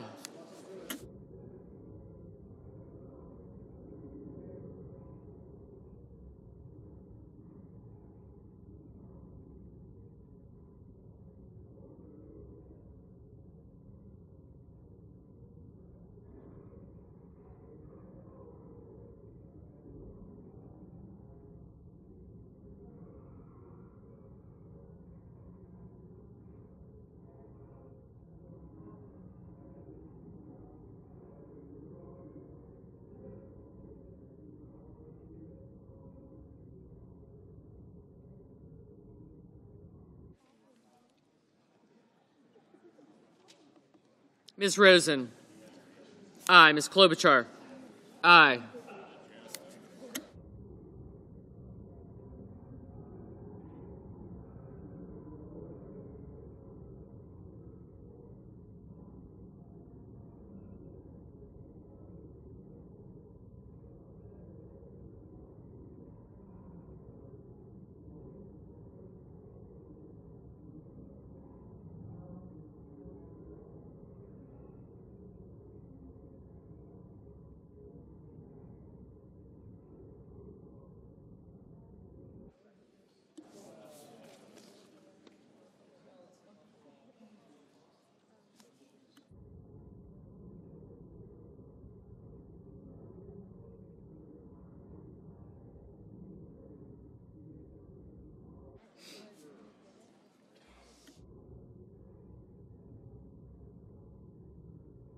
Ms. Hirono?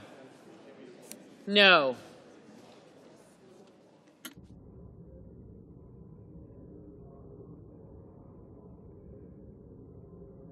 Ms. Slotkin, aye.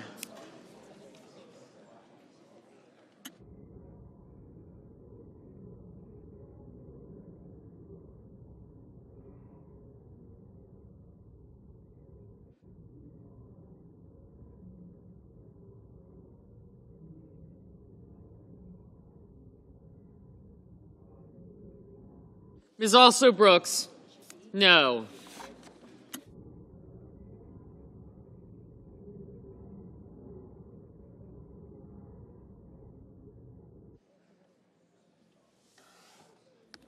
Mr. Markey, no.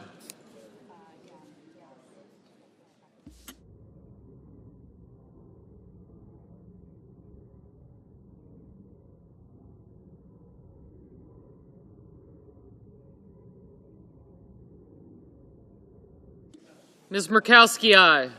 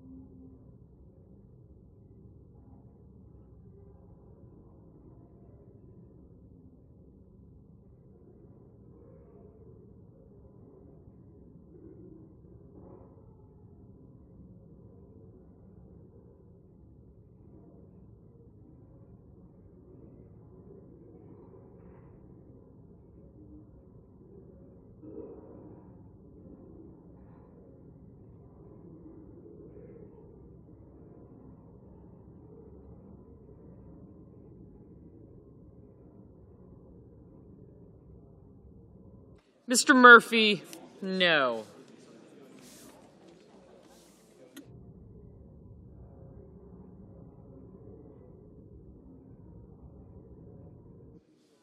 Mr. Merkley, no. Mr. Daines, aye.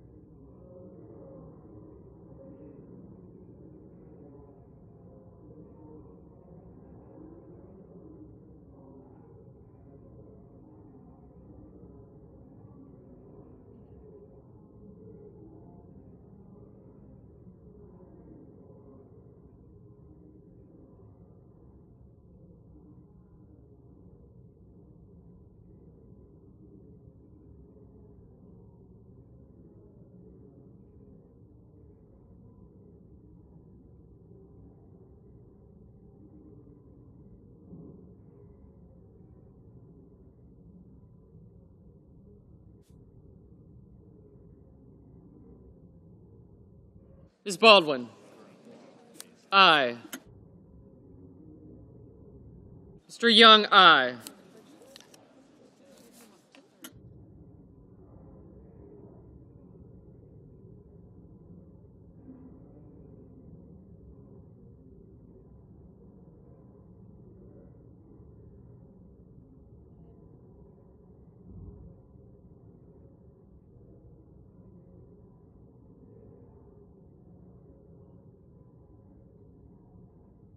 Mr. Hawley, aye.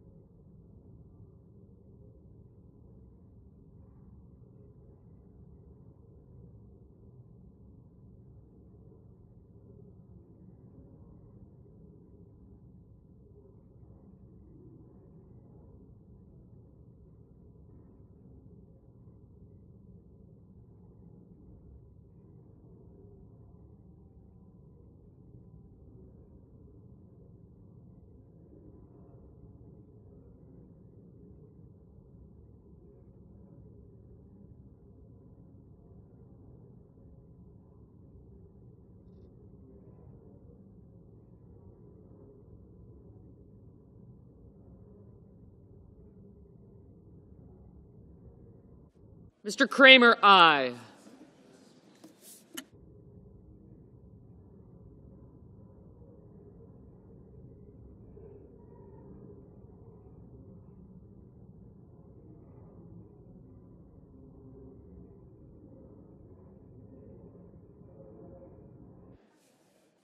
Mr. Warnock, aye.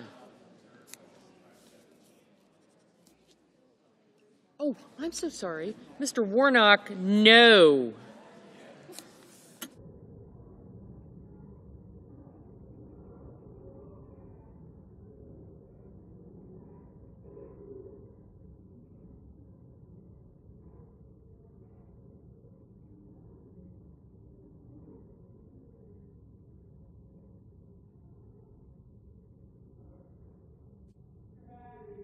Aye.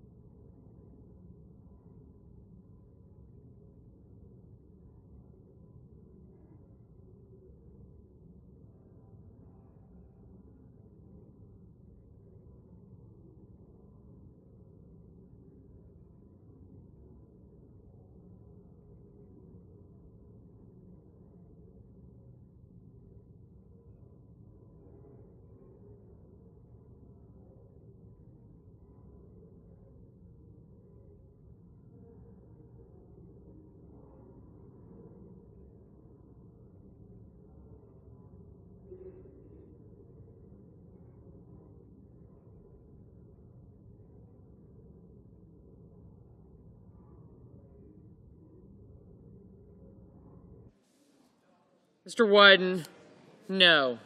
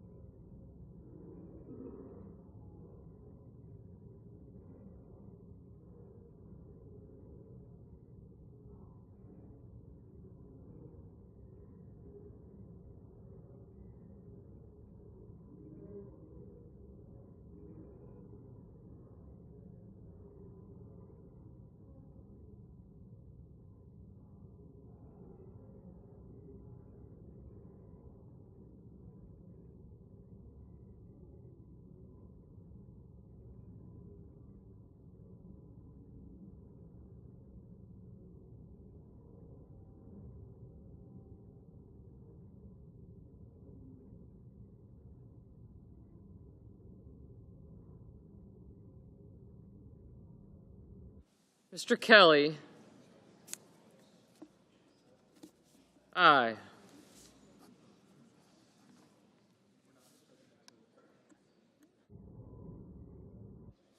Mr. Reed, aye.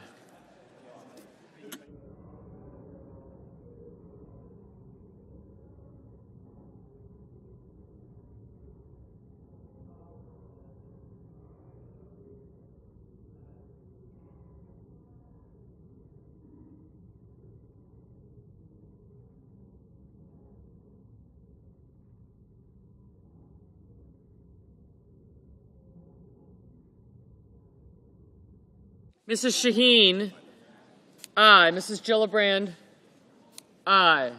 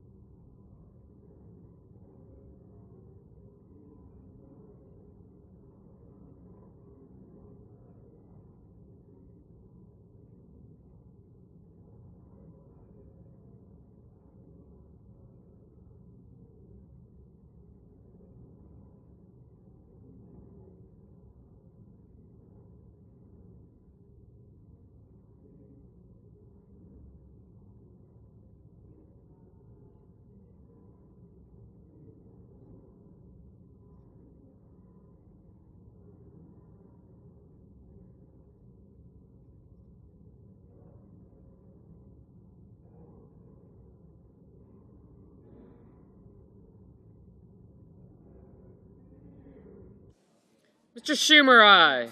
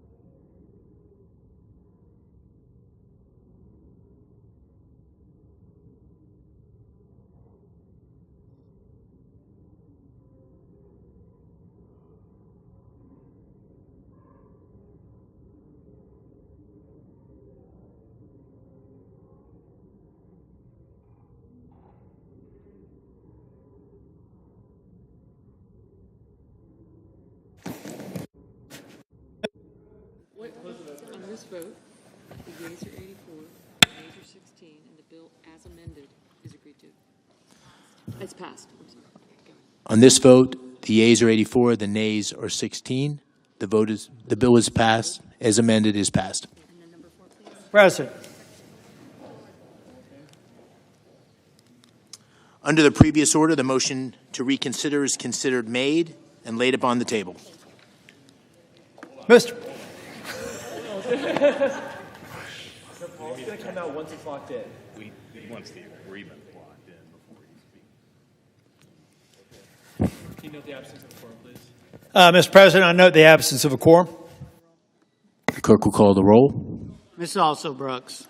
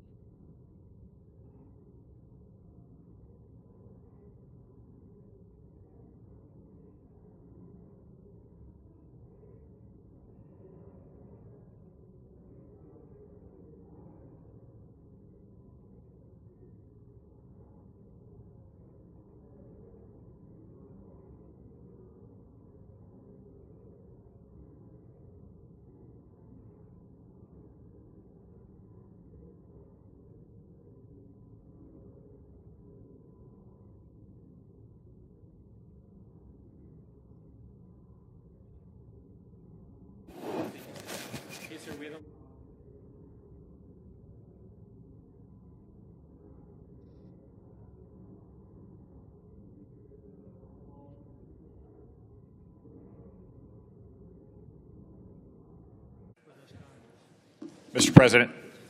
Senator from Arkansas. I ask consent to end the quorum call. Is there objection? I ask unanimous consent that there be up Without objection. I ask unanimous consent that there be up to 20 minutes of debate under the control of Senator Paul for debate only. At this time? Yes. Without objection. Senator from Kentucky. President Trump has pledged to balance the budget. I want to help him. I want to help him with this task. But to balance the budget requires much less spending than this current bill entails. Our national debt now exceeds $36 trillion. That's 124% of the size of our economy.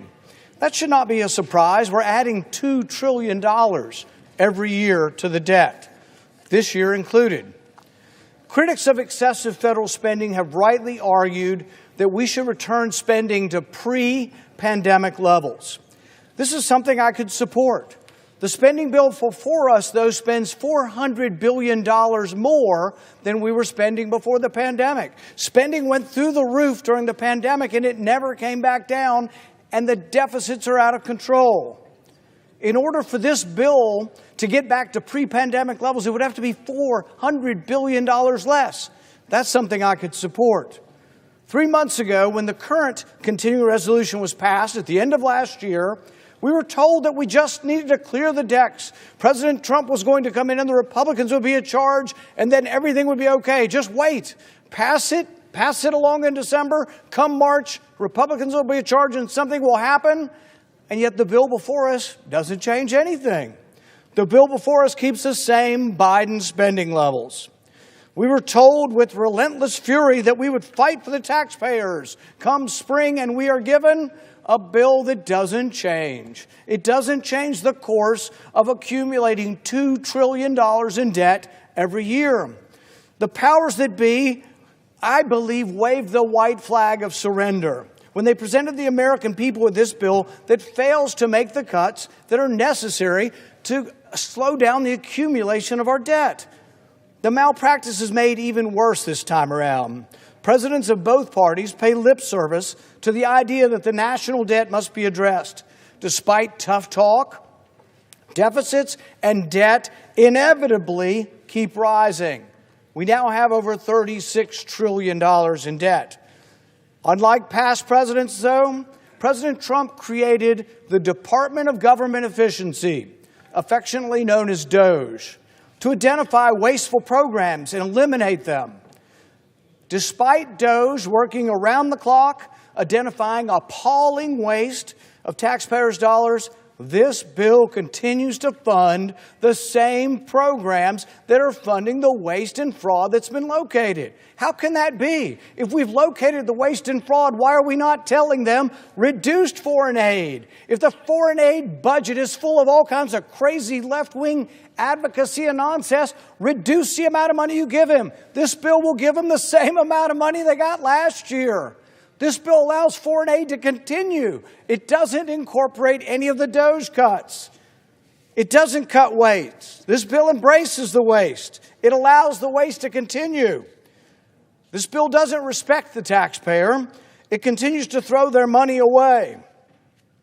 This bill continues the Biden levels of spending that caused historic inflation, that caused prices to rise, that caused people to be outraged to vote for a new president. Why in the world would we continue the same spending levels that led to the debt, that led to the inflation that is plaguing us?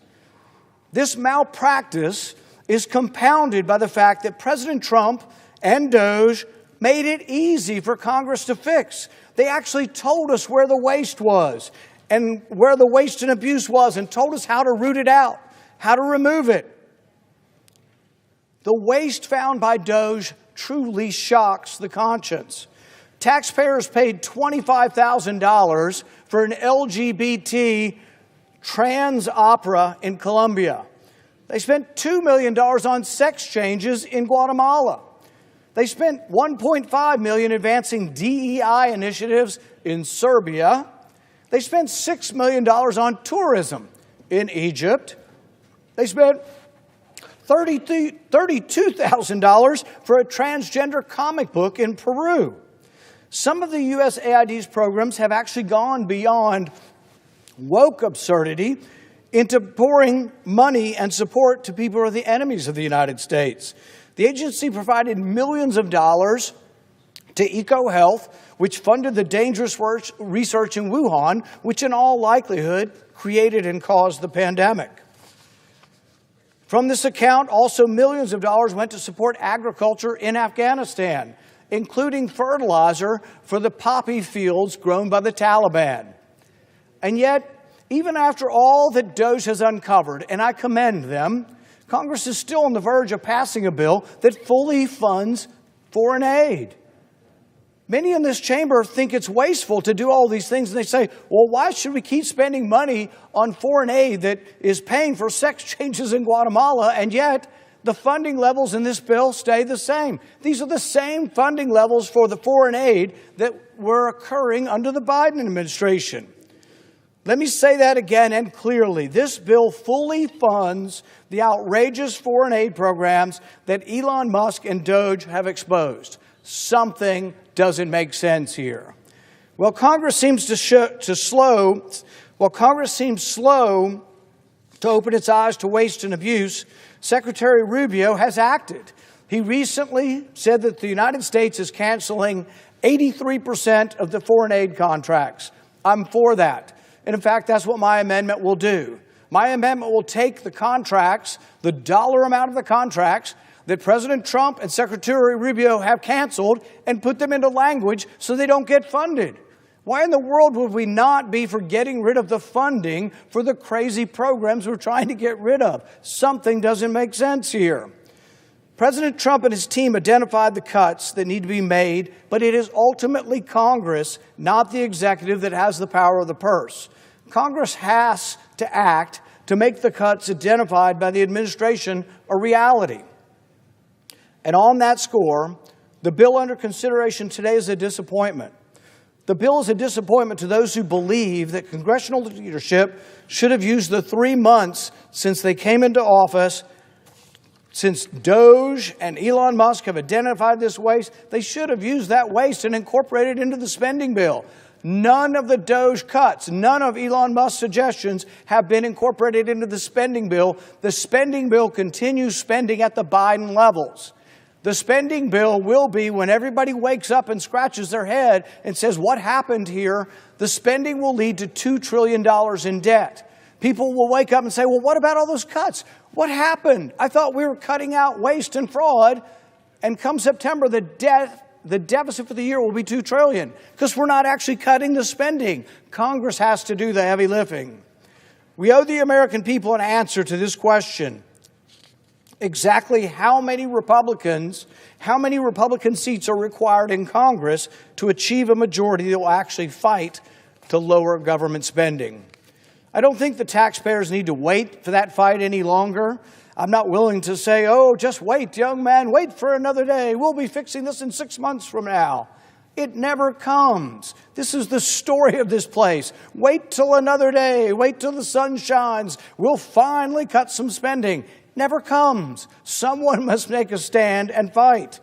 To that end, I offer a Doge Cuts 1.0 amendment that would codify the cuts in foreign aid, reducing USAID's budget by 83% and aligning with Secretary Rubio's recent decision to eliminate thousands of these programs. So what I am doing is not inconsistent with the Trump administration. What I am doing is in support of the Trump administration. What I am doing is taking the preliminary cuts that Secretary Rubio has given to foreign aid and making them law. Why? Because the whole judiciary is opposing the president. They're telling him he can't fire people, he can't cut spending. He needs Congress to step up and do their job. He needs the people who support the president need to be supporting the president's cuts. They need to be supporting an amendment, Doge 1.0, that puts those cuts into law. I'm not even talking about codifying all of the cuts. I'm only taking a small sliver of them in foreign aid. This is the low-hanging fruit. This is the worst of the worst. This is $3 million for girl-centric climate change in Brazil. This is $4.8 million for social media influencers in Ukraine. This is hundreds of thousands of dollars spent sending Ukrainian fashion designers to the Paris Fashion Show. This is waste, utter and simple waste, and it ought to be cut. Why would people tell you publicly they're for it and then vote against it? It doesn't seem to make any sense. What my amendment does is put Doge's findings into action, eliminating much of the funding for an agency that spent its tax dollars on woke entertainment and advocacy. It sets in law the reductions that the Trump administration has made known to be necessary. I applaud Doge's work to uncover these many instances of abuse of taxpayer dollars, and it's now Congress's turn to make the cuts stick. If we do not adopt my amendment, then taxpayers will simply continue spending substantial amounts of money to defund components of the government rather than using savings to pay down our mounting debt. In other words, you might cut it and think it's cut one day, but what if the courts say you have to spend it somewhere else? It never comes back. The cuts are never real. The only way the cuts the administration are making will ever be real, will ever be counted, and will ever lessen the debt in the country is to vote in Congress. That's what this is about. It would be the height of hypocrisy for Congress to pay lip service to DOJ's exceptional work, support it on the superficial, and then vote against it when you have a chance to vote on it. Continuing to spend at this bill's level will add $2 trillion in debt. That is a fact. All the newspapers were reporting yesterday, it was all over the news, record-setting accumulation of debt. We've accumulated over $1 trillion and we're not halfway through the year. It's a record accumulation of debt. It only stops when people stand up and say enough is enough. The least we can do is make sure that it doesn't include the egregious spending that has come from the foreign aid, the craziness, the sex change operations in Guatemala, trans operas, trans comic books. All of these ludicrous things that no American supports will only go away, and will only go away with permanence if we vote for it. Before us is a chance to enact about $16 billion worth of DOJ's cuts in foreign aid. These cuts are only real in the long term if they're reflected in congressional action. If we continue to fund the federal government at the Biden administration levels, which is what this bill does, then the money from DOJ's hard-found savings will just be spent somewhere else. I urge all my colleagues who have praised DOJ's work to match their actions to their words and vote yes on this amendment. Thank you, and I yield back the remainder. Absence of a quorum. Clerk call the roll. Ms. Also Brooks.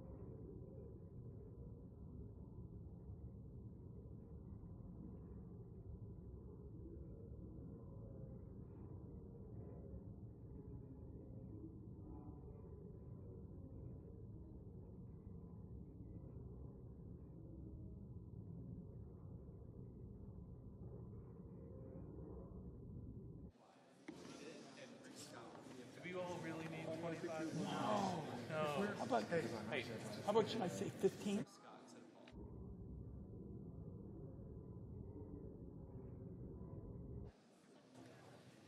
Mr. President, I ask unanimous consent to vacate the quorum call.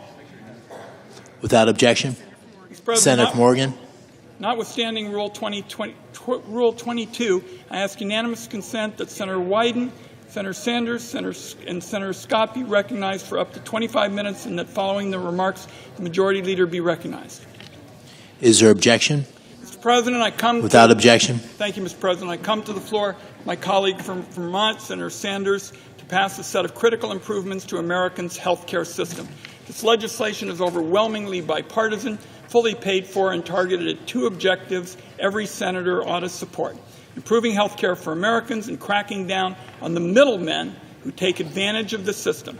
597 days ago, the Senate Finance Committee passed the most comprehensive legislation in history to address the pharmacy benefit manager predatory business practices, and it was passed by a vote of 26-1.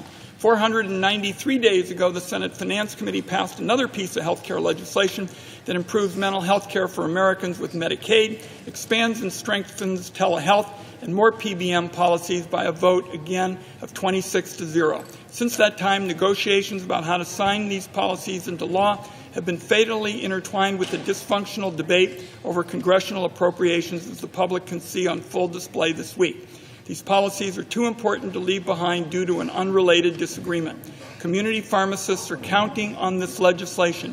Doctors who don't want to see a pay cut are counting on this legislation. Seniors and working families who want better care at a lower cost are counting on this legislation. So the time to act is now. In December, Democrats and Republicans struck a deal on this bill. I have the press release on my website to prove it. It was introduced in the House and set for passage. But along came Elon Musk and his now familiar wrecking ball. With one tweet, he killed the entire package for reasons that had nothing to do with the bill before the Senate today. Musk even had the gall to tweet, "What is a pharmacy benefit manager?" less than 2 weeks after he single-handedly killed the bill, Mr. President.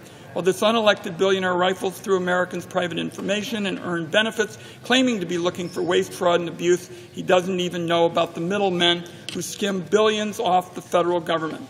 Since Musk's tweeting adventure, 237 independent pharmacies have closed their doors. That's nearly 3 small businesses closing every day. Our bill includes critical protections that stop the giant PBMs from bullying even more local pharmacies into the abyss. Every day matters. That's why it's critical to act now. Now I'd like to yield to the ranking member of the Health, Education, Labor, and Pensions Committee, Senator Sanders, so he can explain the important pieces of this bill that are in his committee's jurisdiction that also need to pass as soon as possible. Senator Sanders. Well, thank you very much. Senator from Vermont. Thank you. Let me thank Senator Wyden for his outstanding work as the former chairman of the Finance Committee and now as the ranking member. Mr. President, I get around Vermont a bit. I get around the country a bit. And generally speaking, when I talk to a group of people, I ask them a simple question. So what do you think about the healthcare system? Is it working well or is it broken? Is it dysfunctional? And overwhelmingly, the hands go up that the American healthcare system today is broken, it is dysfunctional, it is cruel. And what people understand is the function of the American healthcare system today is not to provide quality health care to all of our people, which in fact goes on in every other major country on earth. It is to make huge profits for the drug companies and the insurance companies. Mr. President, the current health care system is a system in which we spend twice as much per capita on health care as do the people of any other nation. Astronomical sum of money. And yet, despite all that money, 85 million Americans are uninsured or underinsured, and the cost of health care keeps going up every single year. 1 out of 4 Americans cannot afford the cost of the drugs that their doctors prescribe. And unbelievably, it is a system in which 60,000 Americans die each year because they can't get to a doctor on time. It is a system in which we don't have enough doctors, we don't have enough nurses, we don't have enough dentists, we don't have enough pharmacists. But the good news is the insurance companies and the drug companies are making huge profits. The current healthcare system is a system in which our life expectancy is lower than any other major country, and if you're working class in America, you're going to live 7 years shorter life than if you are wealthy. It is a system in which some 500,000 people go bankrupt each year because of medically related debt. It is a system where in large parts of our country, rural hospitals are being shut down and where people, even with decent insurance, have to travel hours in order to find a doctor. Mr. President, as Senator Wyden indicated, in December, after months and months of difficult negotiations, and I want to congratulate Senator Wyden, Senator Crapo, and all the people involved in those negotiations, we made some progress on this health care crisis by coming together on a bipartisan and bicameral agreement on a health care package. That legislation, while more modest than I would have wanted, would have provided $4.5 billion for community health centers this year and $4.6 billion next year, up 15% from a few years ago. Community health centers provide primary health care to 32 million Americans, working class, lower income people, do a phenomenal job, but they're under financial stress. That legislation would have provided $350 million a year over 2 years for the National Health Service Corps, so we can attract young people to go out and work, young doctors to work in underserved areas. And it would have provided $300 million a year for teaching health centers. It would have also lowered the outrageous price of prescription drugs by taking on the greed of pharmacy benefit managers. It was a bipartisan bill. And just before that bill was going to be passed, Elon Musk, the wealthiest man in the world, who does not have to worry about whether he and his friends can afford health care, he sent out a series of tweets, some of them outrageously dishonest, to kill this legislation, and he succeeded in doing so. So today, Mr. President, it is important that we take a step forward and undo the damage that Mr. Musk caused. And the legislation that we are proposing today would in fact begin to take us back where we were. It would increase funding for community health centers and do all of the other important work that Senator Wyden wanted. We have a health care crisis in America today. The CR that we're going to be voting on in a little while will make a bad situation worse. This is an opportunity to tell the American people that we are aware of the health care crisis. We are at least trying to do something. And I would yield back to Senator Wyden. President, I just want to thank my colleague. Senator Morgan. Mr. President, just very briefly, I want to thank my colleague. We have been working, as we've indicated, for months and months because Americans, with respect to health care, feel like they're getting hit by a wrecking ball here in terms of the costs and inability to get quality care. So with that, I ask unanimous consent that the Senate Committee on Finance be discharged from further consideration of S. 891 and the Senate proceed to its immediate consideration, that the Wyden substitute amendment, which is that the desk be considered and agreed to, the bill as amended be considered, read a third time and passed, and that the motion to reconsider be considered made and laid upon the table. Is there objection? Mr. President, Senator from Florida. I object. Objection is heard. That's it? So here we have a health care Senator from crisis. Vermont. I would ask We have a health care crisis, 85 million uninsured or underinsured, people dying because they can't afford health care. We pay the highest prices in the world for prescription drugs. We have reached a bipartisan conclusion to go forward in a modest way, but it would have some impact in improving health care in America, and my Republican colleague objects. That's about it. Well, I hope the American people are watching. Thank you, Mr. President. Note the absence of a quorum. The clerk will call the roll. Ms. Also Brooks.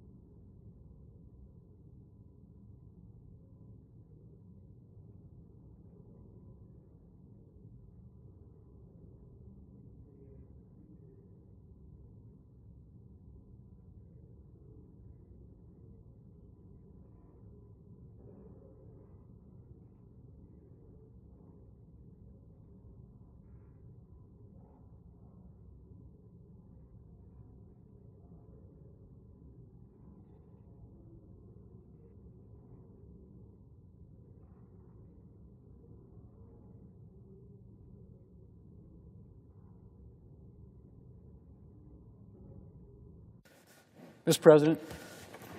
Majority Leader. Mr. President, I ask unanimous consent the quorum call be suspended. Without objection. And I ask unanimous consent that the cloture motion with respect to the motion to proceed to H.R. 1968 be withdrawn. The motion to proceed to H.R. 1968 be agreed to. Further, that if cloture is filed on H.R. 1968, the Senate immediately vote on the motion to invoke cloture. And if cloture is invoked, the only amendments in order to H.R. 1968 be the following. Merkley, number 1273, Duckworth, number 1274, Van Hollen, number 1272, and Paul, number 1266. That the Senate vote on adoption of the amendments in the order listed with 60 affirmative votes required for adoption, with the exception of the Paul amendment, that there be 2 minutes for debate, equally divided prior to each vote. Further, that upon disposition of the Paul amendment, all post-cloture time be expired. The bill be considered, read a third time, and the Senate vote on passage of the bill as amended, if amended, all without further intervening action or debate. Further, that following disposition of H.R. 1968, the Senate proceed to the immediate consideration of S. 1077, that there be up to 10 minutes for a debate on the bill equally divided between the two leaders or their designees, that upon the use or yielding back of time, the bill be considered, read a third time, the Senate vote on passage with no amendments or motions to order the bill, and the motions to reconsider be considered made and laid upon the table with no intervening action or debate. Finally, following disposition of S. 1077, and notwithstanding Rule 22, the Senate resume executive session and vote on the motion to invoke cloture on Phelan nomination, and if cloture is invoked on the Phelan nomination, all post-cloture time be expired. The Senate immediately vote on the motion to invoke cloture on the Landau nomination, and if cloture is invoked on the Landau nomination, all post-cloture time be expired. The Senate vote on confirmation of the nominations at a time to be determined by the Majority Leader in consultation with the Democratic Leader no earlier than Monday, March 24th. Is there objection? Without objection. Mr. President. Under previous order, the clerk will report the bill. Calendar number 26, H.R. 1968, an act making further continuing appropriations and so forth and for other purposes. The Democratic Leader. Mr. President, before we finish today, I would like to say that soon the Senate will vote on a bipartisan piece of legislation that will make an important D.C. funding fix. This legislation will make sure that we take care of the residents of the district.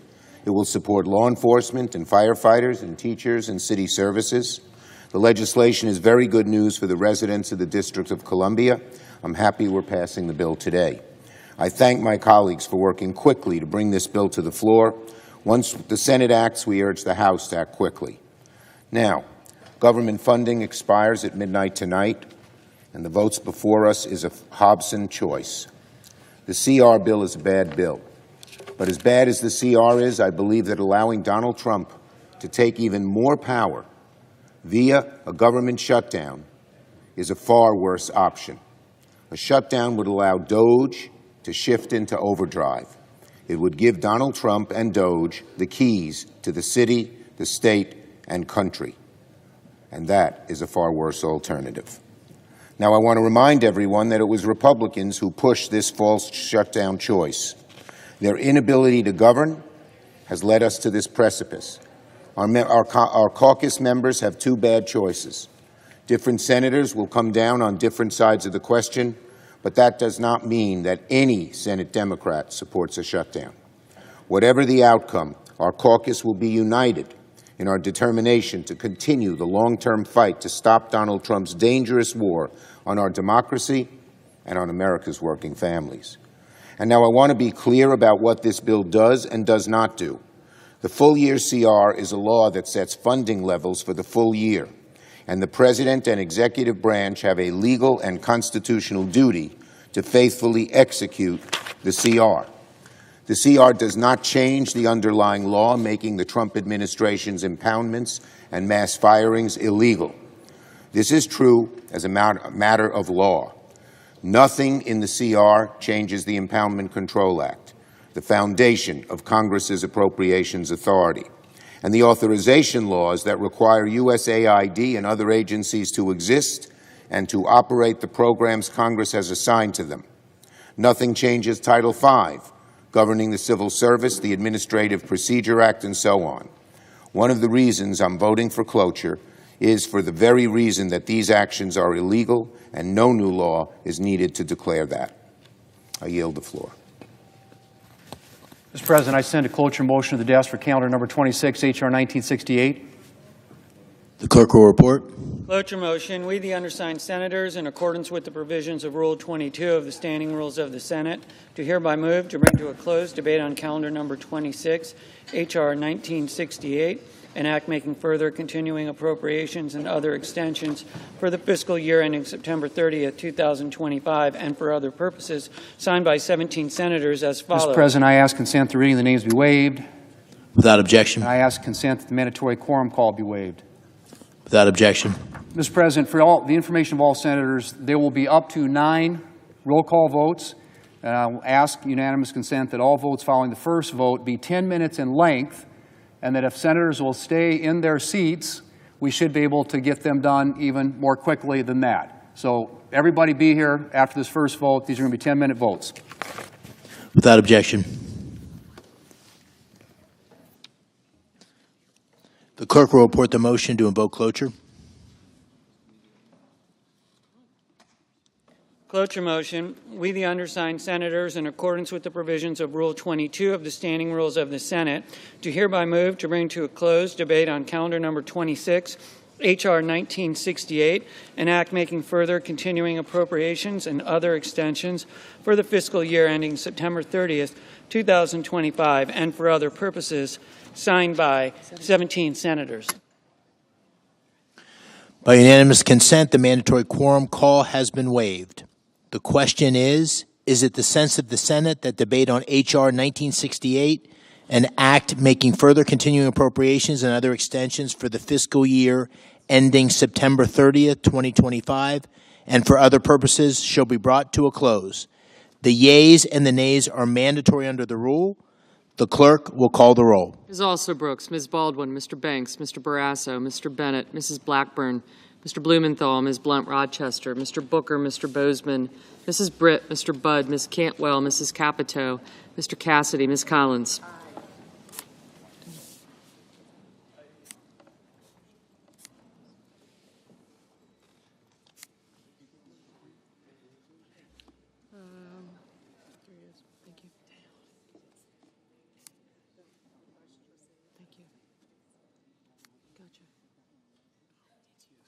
I got you. Thank you. Honest. Mr. Schumer, I did get you. Thank you. The Democratic leader. Thank you. Thank you. Thank you. Mr. Coons. Mr. Cornyn. Thank you. Ms. Cortez Masto. Mr. Cotton. Mr. Kramer. Mr. Crapo. Mr. Cruz. Mr. Curtis. Mr. Daines. Ms. Duckworth. Mr. Durbin. Ms. Ernst. Mr. Fetterman. Mrs. Fisher. Mr. Gallego, Mrs. Gillibrand, Mr. Graham, Mr. Grassley, Mr. Haggerty, Ms. Hassan, Mr. Hawley, Mr. Heinrich, Mr. Hickenlooper, Ms. Hirono, Mr. Hoven, Mr. Husted, Mrs. Hyde-Smith, Mr. Johnson,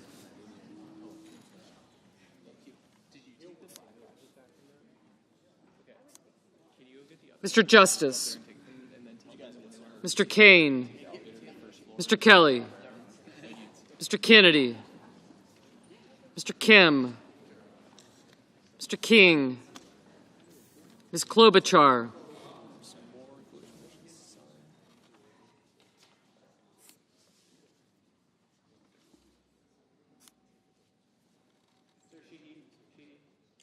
Mr. Lankford, Mr. Lee, Mr. Lujan, Ms. Lummis, Mr. Markey, Mr. Marshall, Mr. McConnell, Mr. McCormick, Mr. Merkley, Mrs. Moody, Mr. Moran, Mr. Marino, Mr. Mullen, Ms. Murkowski, Mr. Murphy, Mrs. Murray, Mr. Ossoff, Mr. Padilla, Mr. Paul,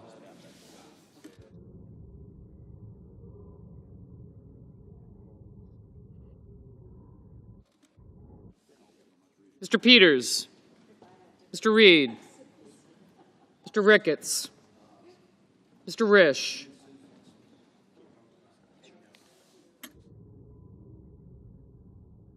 Ms. Rosen, Mr. Rounds, Mr. Sanders, Mr. Schatz, Mr. Schiff, Mr. Schmidt, Mr. Schumer, Mr. Scott of Florida, Mr. Scott of South Carolina, Mrs. Shaheen, Mr. Sheehy, Ms. Slotkin, Ms. Smith,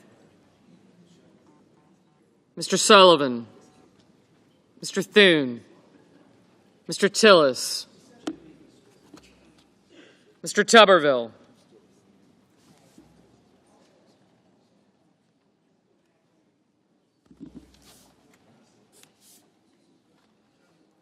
Mr. Van Hollen, Mr. Warner,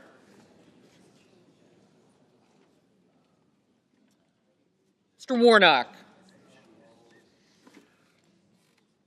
Ms. Warren, Mr. Welch,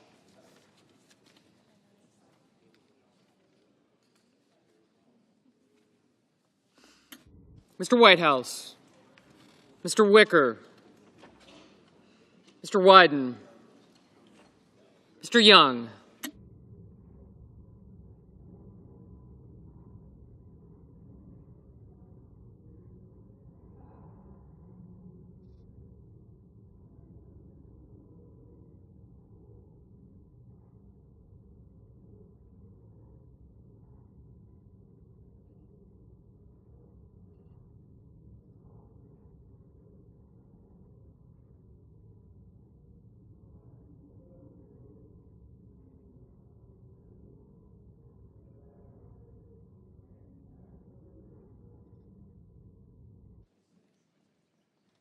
Senators voting in the affirmative: Bozeman, Britt, Collins, Cornyn, Crapo, Durbin, Ernst, Graham, King, Lummis, Marshall, McCormick, Mullen, Ricketts, Schatz, Schumer, Sheehy, Thune, and Tillis. Senators voting in the negative: Cantwell, Duckworth, Heinrich, Hirono, Kane, Murray, Ossoff, and Paul.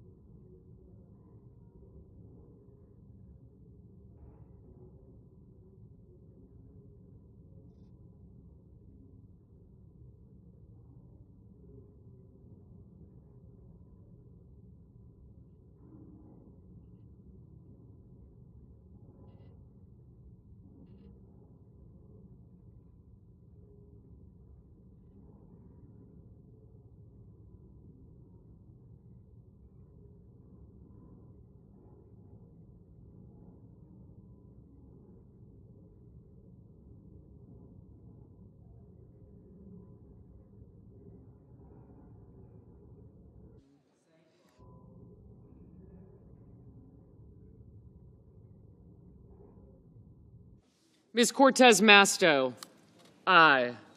Mrs. Fisher, aye. Mr. Schiff, no. Mr. Kelly, no.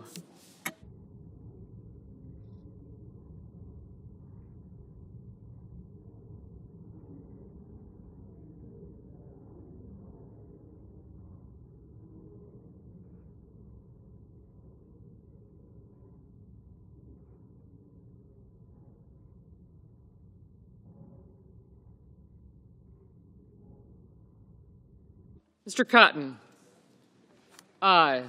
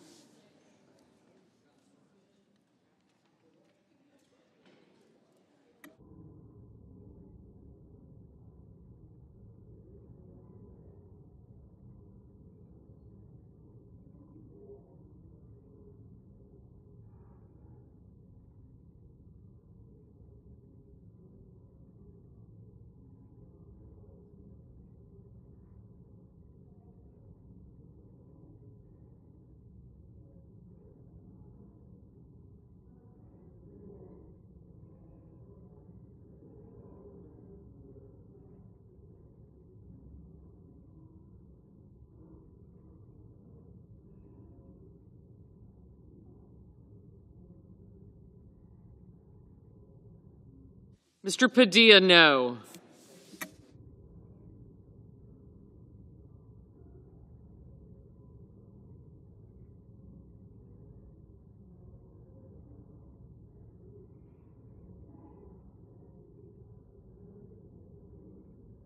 Mrs. Blackburn, aye.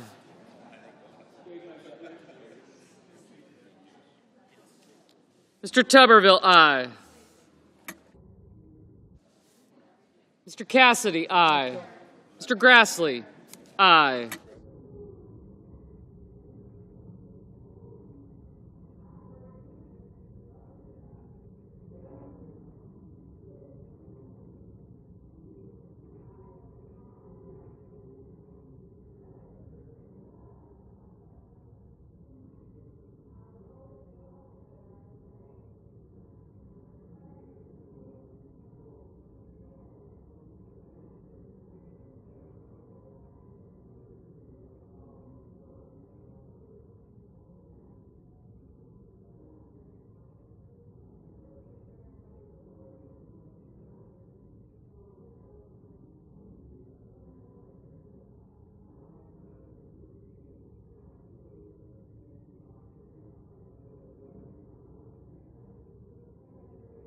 Mr. Gallego, no.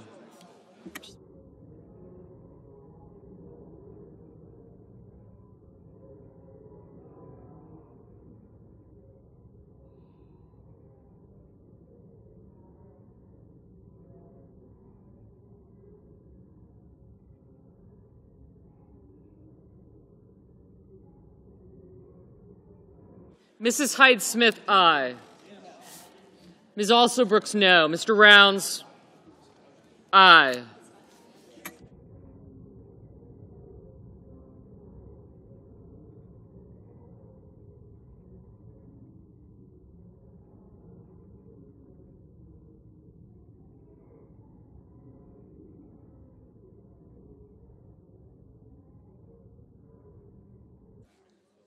Mr. Budd, aye.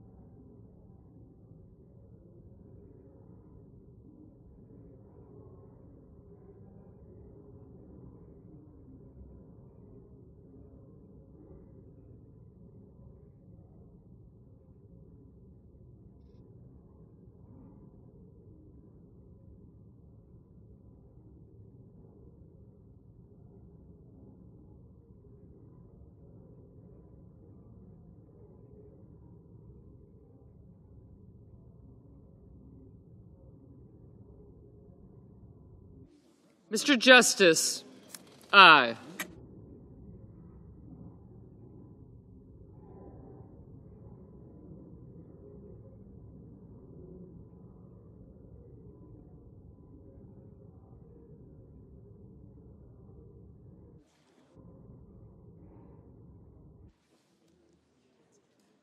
Mr. Scott of Florida, aye.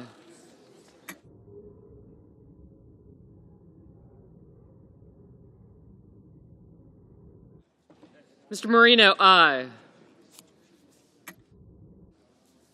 Ms. Blunt Rochester, no. Mr. Daines, aye.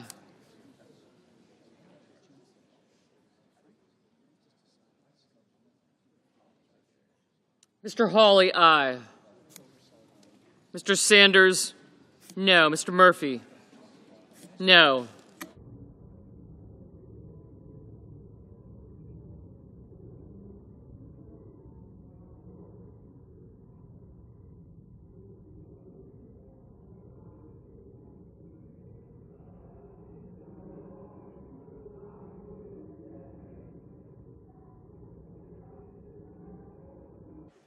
Mr. Kramer, aye.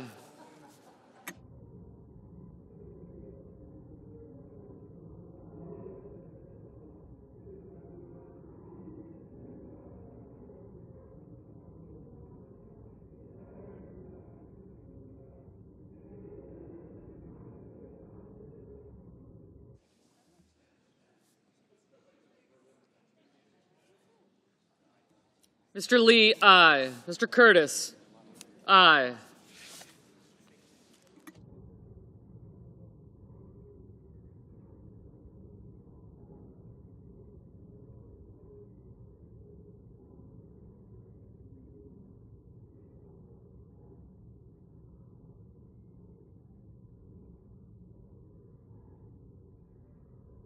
Mr. Kim, no.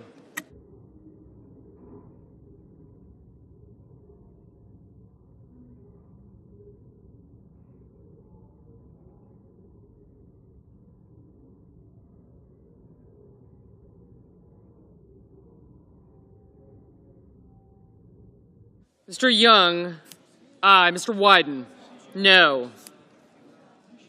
Mr. Hoven, aye.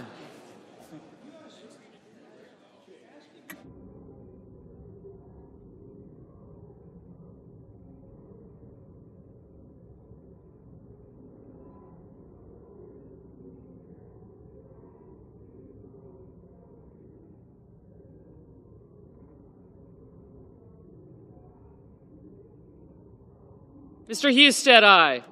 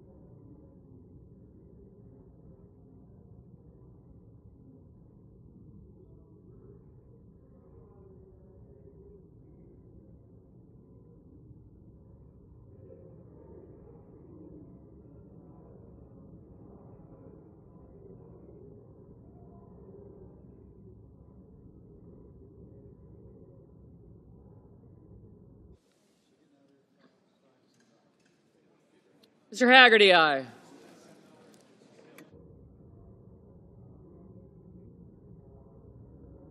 Mr. Risch, aye. Thank you.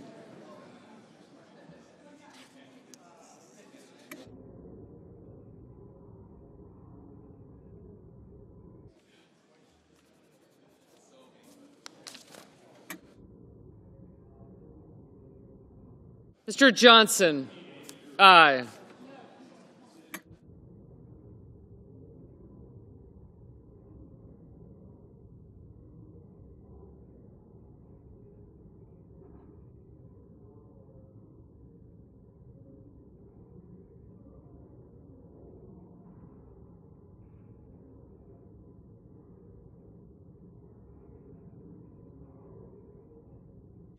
Mrs. Capito, aye. Mr. Whitehouse, no.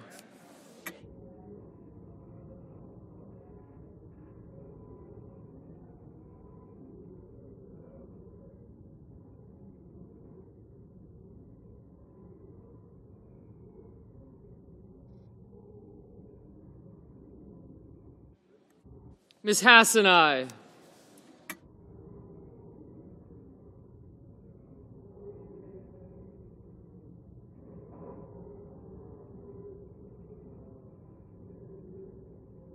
Mr. Fetterman, aye.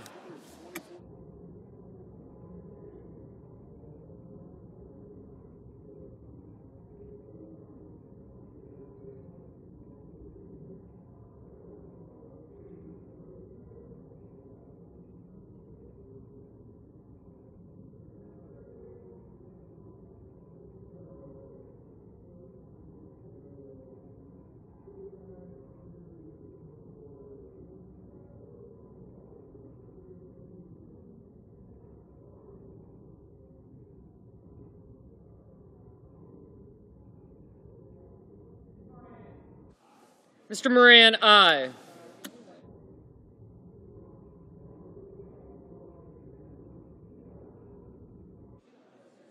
Ms. Baldwin, no. Mr. Reed, no.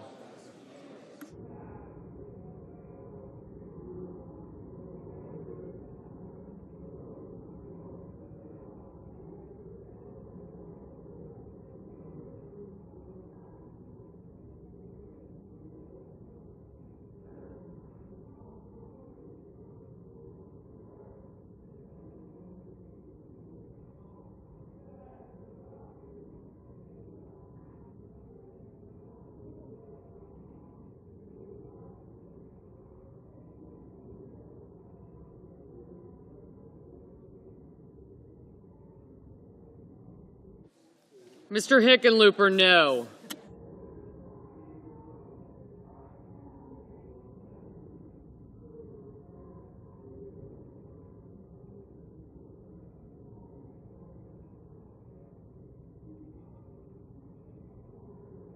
Ms. Murkowski, aye.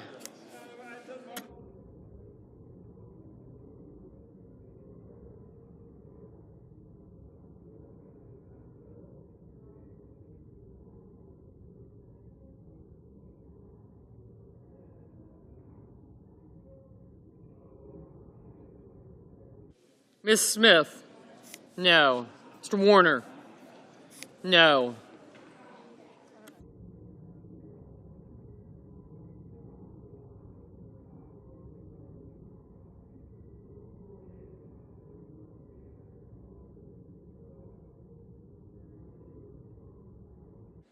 Mr. Peters, aye.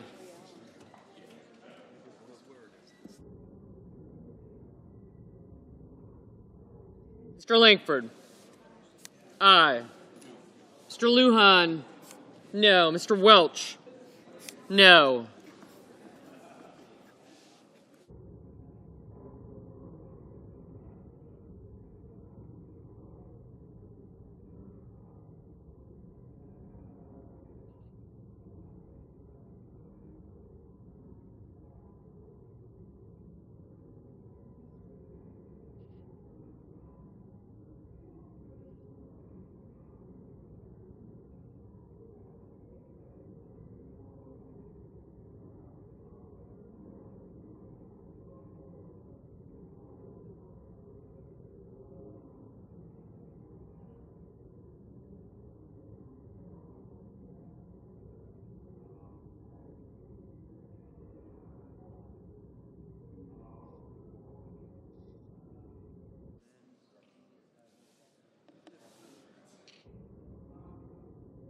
Mrs. Moody, aye.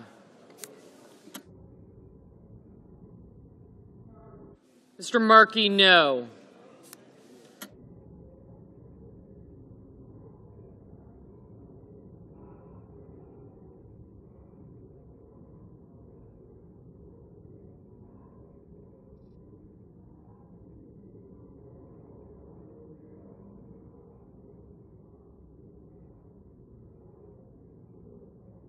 Ms. Klobuchar? No.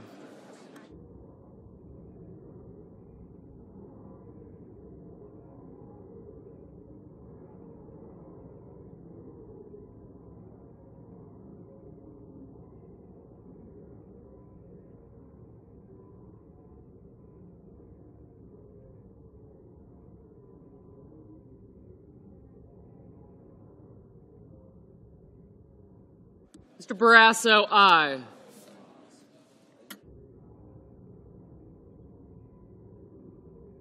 Mrs. Gillibrand, aye.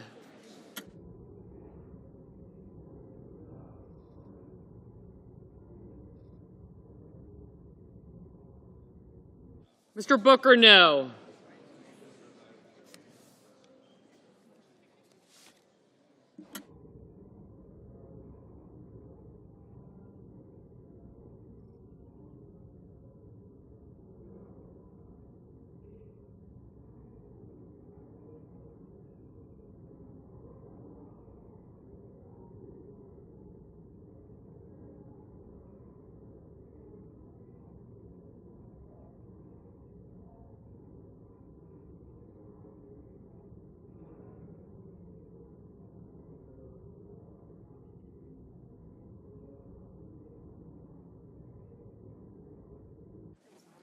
Mr. McConnell, aye.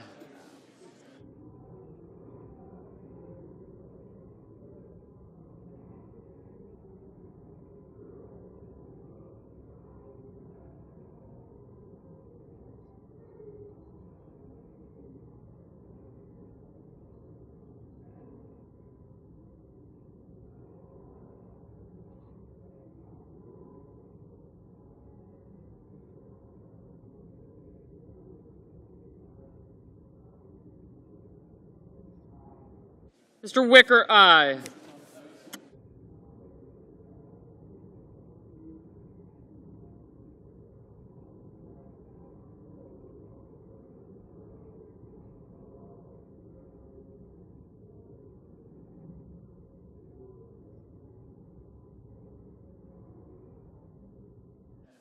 Ms. Rosen, no.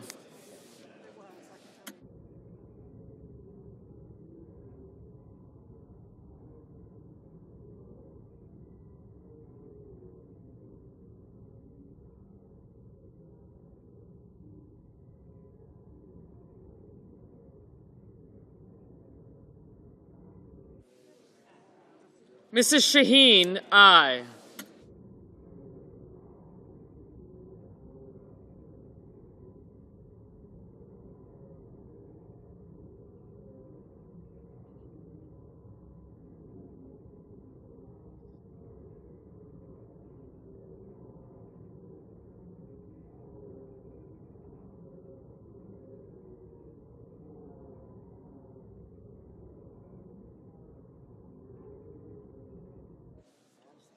Mr. Scott of South Carolina, aye.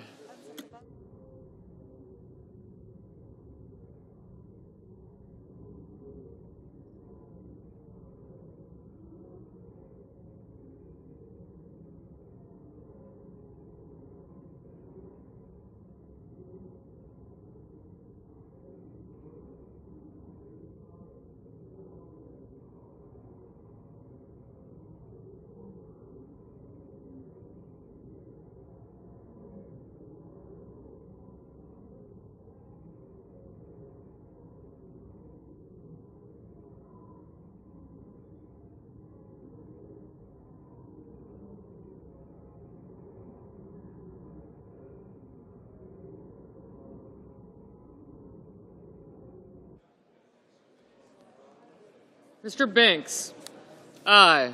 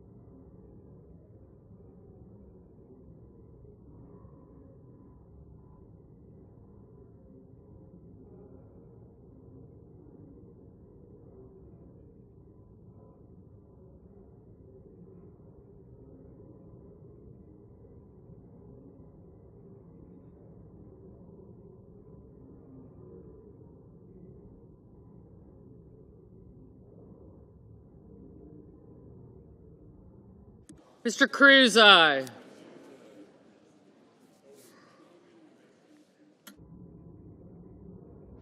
Mr. Young.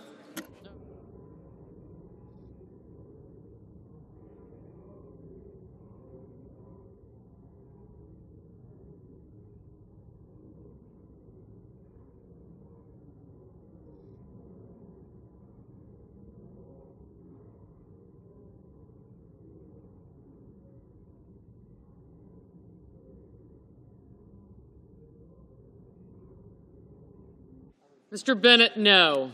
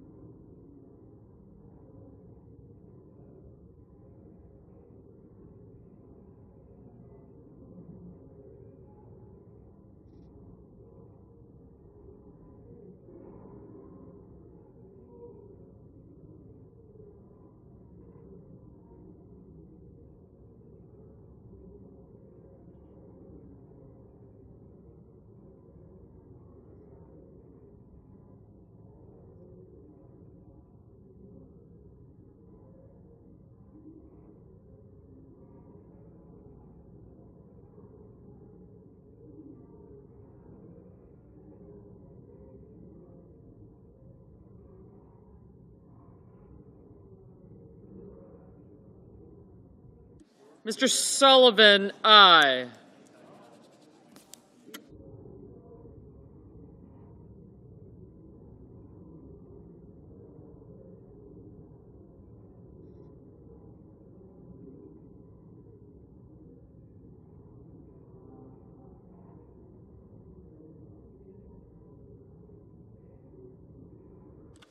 Ms. Slotkin, no.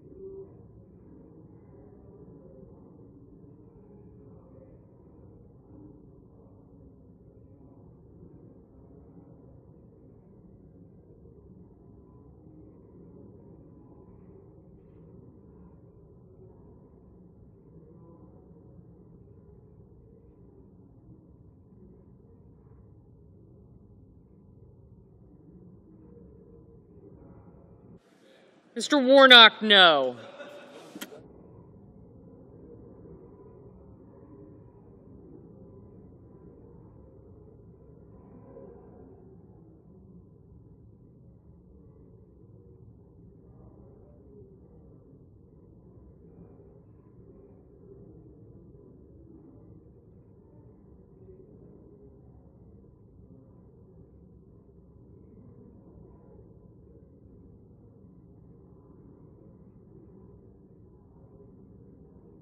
Mr. Schmidt, aye.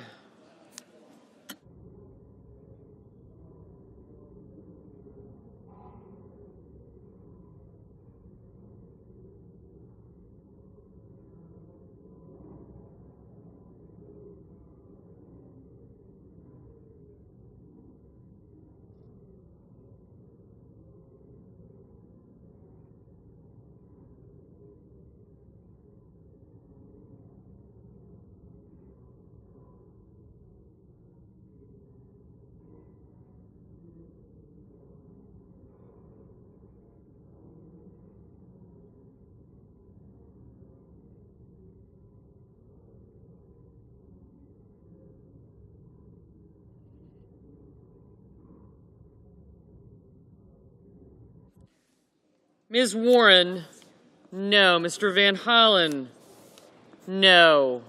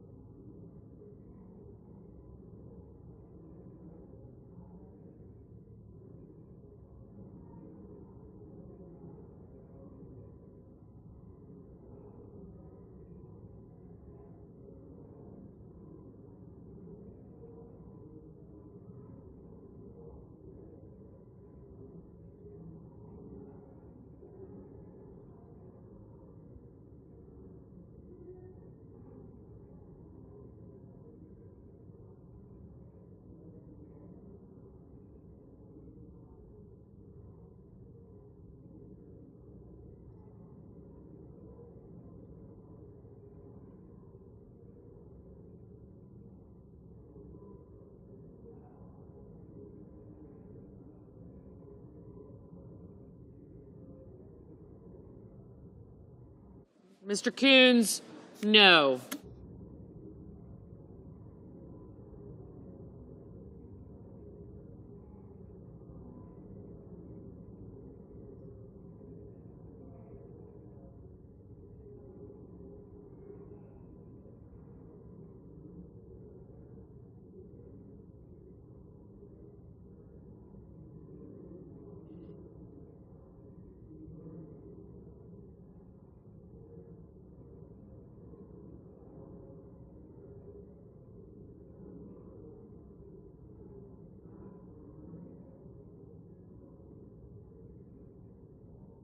Mr. Merkley, no. Okay.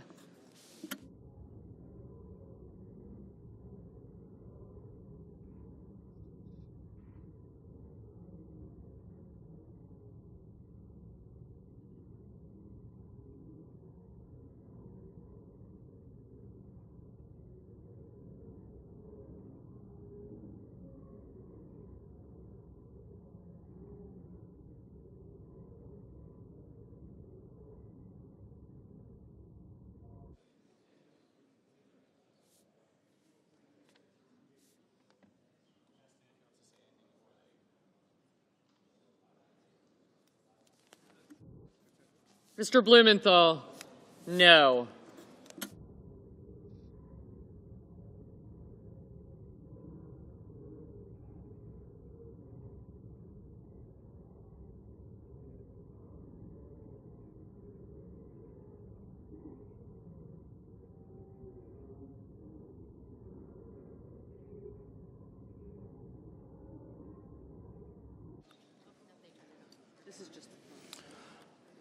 On this vote, the yeas are 62, the nays are 38.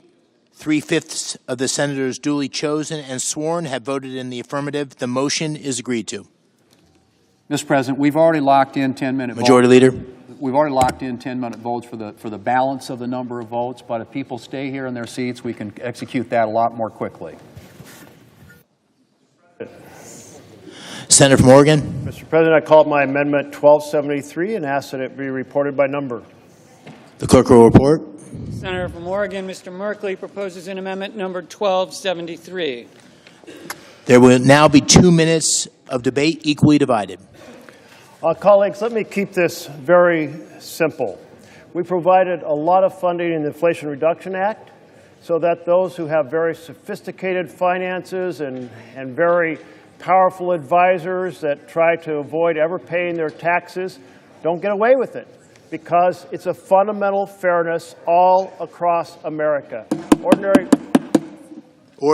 Ordinary working people have the money taken out of their paychecks every week. Just because people have enormous paychecks and fancy consultants shouldn't be that they get licensed to cheat. And all of that money went to make sure that those upper income folks knew that somebody might be taking a look at their finances. If this amendment fails, it will increase the deficit by $46 billion. So I hope all of you who are fiscally responsible and care about fundamental fairness to workers across America will vote for this amendment.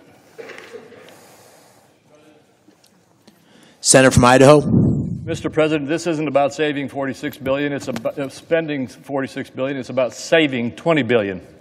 The Democrats' partisan, supersized IRS funding is something we've been battling over for a couple of years now. It's a textbook example of the type of out-of-control spending that President Trump and Republicans have rightly opposed. Rather than working together to help the IRS solve its massive taxpayer service and IT shortcomings, the misnamed Inflation Reduction Act went to fund untargeted and heavily handed enforcement improvement. As I mentioned at the time, the last thing hardworking Americans need is an IRS funding bloat that disproportionately hurts them. I urge my colleagues to vote against this amendment to provide the IRS nearly 2 times its entire annual budget in unaccountable enforcement dollars.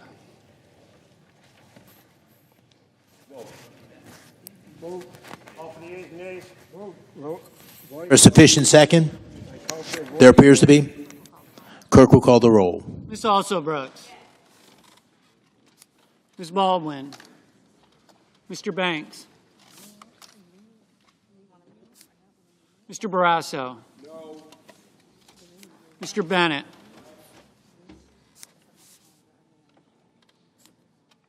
Mrs. Blackburn. Mr. Blumenthal. Ms. Blunt-Rochester. Mr. Booker. Mr. Bozeman. Mrs. Britt. Mr. Budd. Ms. Cantwell. Mrs. Capito. Mr. Cassidy. Ms. Collins. Mr. Coons. Mr. Cornyn. Ms. Cortez Masto. Mr. Cotton. Mr. Kramer. Mr. Crapo. Mr. Cruz. Mr. Curtis. Mr. Daines. Ms. Duckworth. Mr. Durbin. Ms. Ernst. Mr. Fetterman. Mrs. Fisher. Mr. Gallego. Mrs. Gillibrand. Mr. Graham. Mr. Grassley. Mr. Haggerty. Ms. Hassan. Mr. Hawley. Mr. Heinrich. Mr. Hickenlooper. Ms. Hirono. Mr. Hoven. Mr. Husted. Mrs. Hyde-Smith. Mr. Johnson. Mr. Justice. Mr. Kane. Mr. Kelly.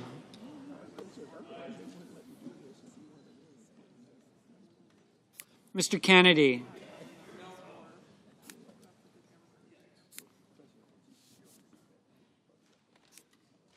Mr. Kim. Mr.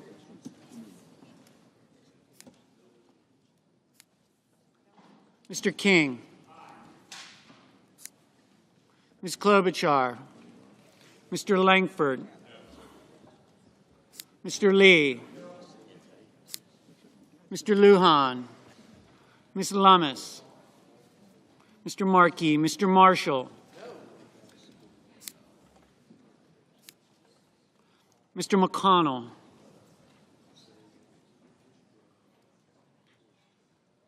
Mr. McCormick. No.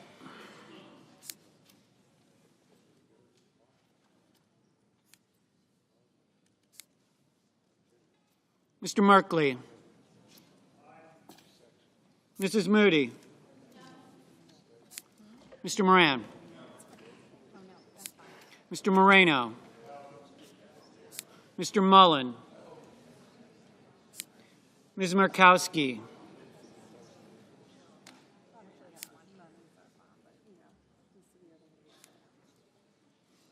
Mr. Murphy. Mrs. Murray. Mr. Ossoff. Mr. Padilla. Mr. Paul. Mr. Peters. Mr. Reed.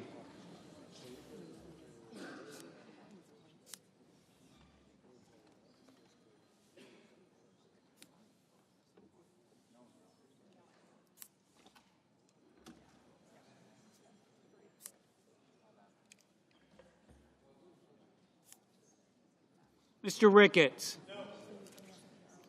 Mr. Resch. Ms. Rosen. Mr. Rounds.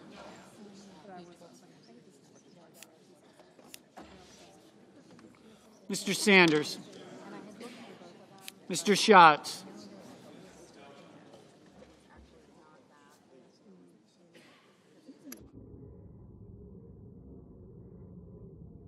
Mr. Schiff. Mr. Schmidt. Mr. Schumer. Mr. Scott of Florida. Mr. Scott of South Carolina. Mrs. Shaheen. Mr. Sheehy. Ms. Slotkin. Ms. Smith. Mr. Sullivan. Mr. Thune. Mr. Tillis. Mr. Tuberville. Mr. Van Hollen. Mr. Warner.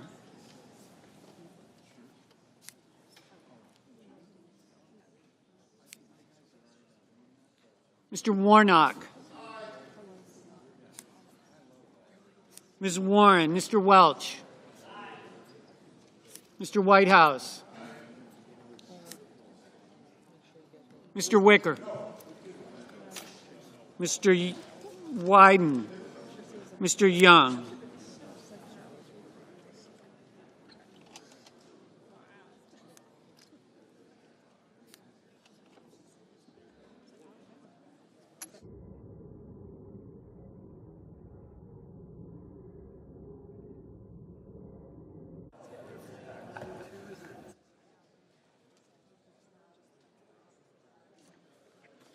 Senators voting in the affirmative.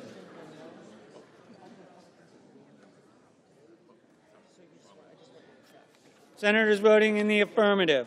Also Brooks, Bennett, Blumenthal, Blunt Rochester, Booker, Cantwell, Coons, Duckworth, Durbin, Fetterman, Hassan, Heinrich, Hickenlooper, Hirono, Kelly, Kim, King, Klobuchar, Lujan, Markey, Merkley, Murphy, Murray, Padilla, Peters, Rosen, Sanders, Schatz, Schiff, Shaheen, Smith, Van Hollen, Warnock, Warren, Welch, Whitehouse. Senators voting in the negative.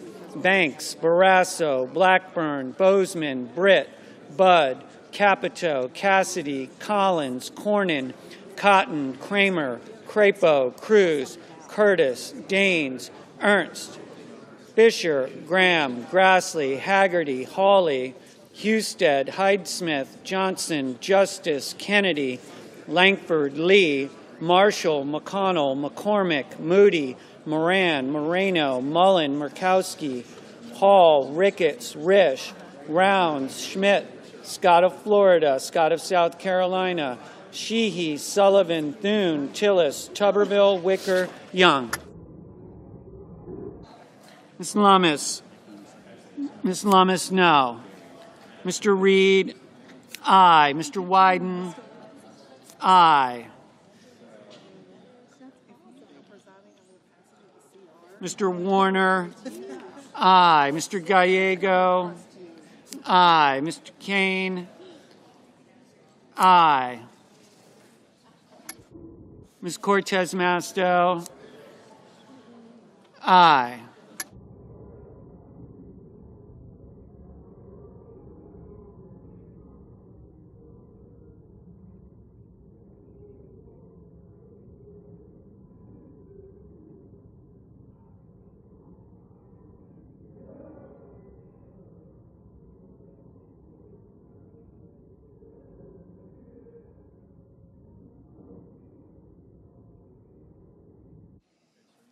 Mr. Ossoff?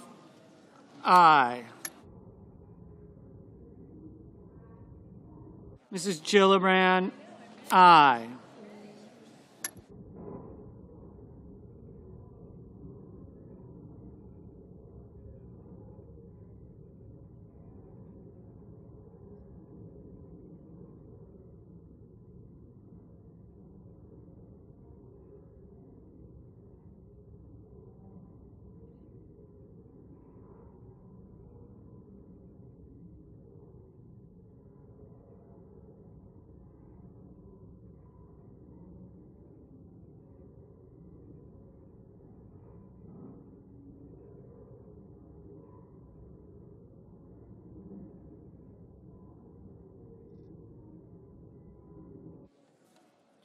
Ms. Slotkin? Aye.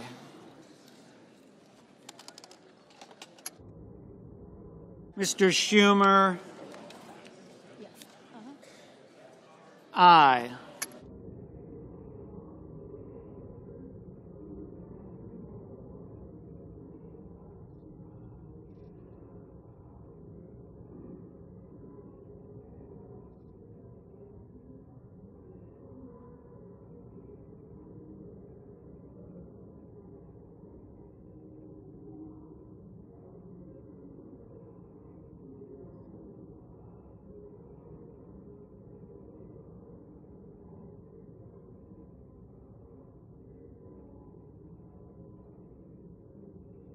Mr. Hoeven?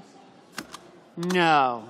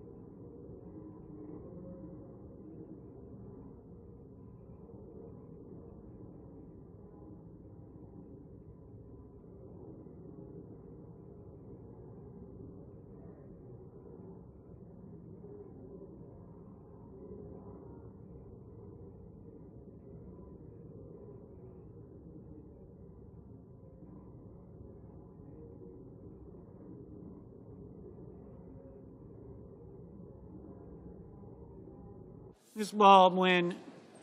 Aye.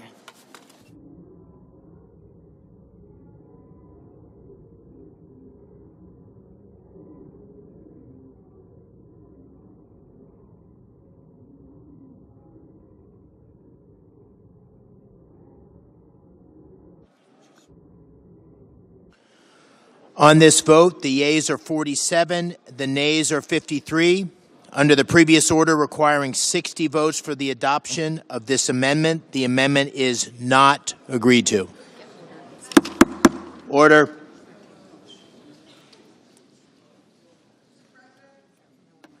Senator from Illinois. Mr. President, I call up my amendment 1274 and ask that it be reported by number. The clerk will report. The senator from Illinois, Ms. Duckworth, proposes an amendment number 1274. Mr. President. There will now be 2 minutes of debate, equally divided. Mr. President, what Trump and Musk have done to our veterans in just 8 weeks since Trump has been back in office amounts to a total betrayal. He's already fired more veterans than any other president in modern history, 6,000 and counting, for no apparent reason, forcing the bravest people you or I could ever meet to have to worry about how they're going to put food on their family's table next week or keep a roof over their heads next month. These are folks who did 1, 2, 6, 7 tours, then came home and chose to continue serving their nation by joining federal service. These are heroes who deserve our utmost gratitude. Instead, Trump and Musk are giving them the middle finger. Cadet Bonesburgs may like to wrap himself in the flag with one hand, but with the other, he's signing off on the orders that sell out our veterans to line billionaires' pockets, and our warriors deserve better. That is one reason why I'm urging my colleagues to vote yes on my Protect Veterans Jobs Act, a simple amendment that would reinstate every veteran who's been fired because of Trump and Musk betrayal. If Republicans actually care about our veterans like they claim to on Fox News, The senator's time has then they will expired. vote yes on this bill and help give our veterans their jobs back. Otherwise, they're making it clear that they would rather bow down at the altar of senator's Donald time has Trump expired. than stand up for our heroes. Senator from Montana. Mr. President, where was the Democrat outrage when 8,000 active duty and reserve troops were unceremoniously and with no due process fired out of the military without benefits? Where was the outrage when thousands of first responders, police officers, firefighters, nurses, and doctors lost their employment because they had COVID vaccine hesitancy? There was no outrage. There was no call of betrayal under President Biden when all that happened. The truth is this bill is pro-veteran. It adds $6 billion to our veteran spending. It has the largest pay increase for our war fighters in a generation. This is a pro-veteran bill. Let's stop using veterans as political pawns and keep the government funded. I yield. Order. The question is on the amendment. Is there a second? There is. The clerk will call the roll. Ms. Also Brooks. No worries. Ms. Baldwin. Just vote.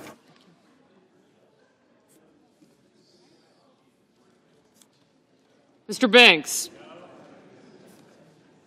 Mr. Barrasso. Mr. Bennett. Mrs. Blackburn. Mr. Blumenthal. Thank you.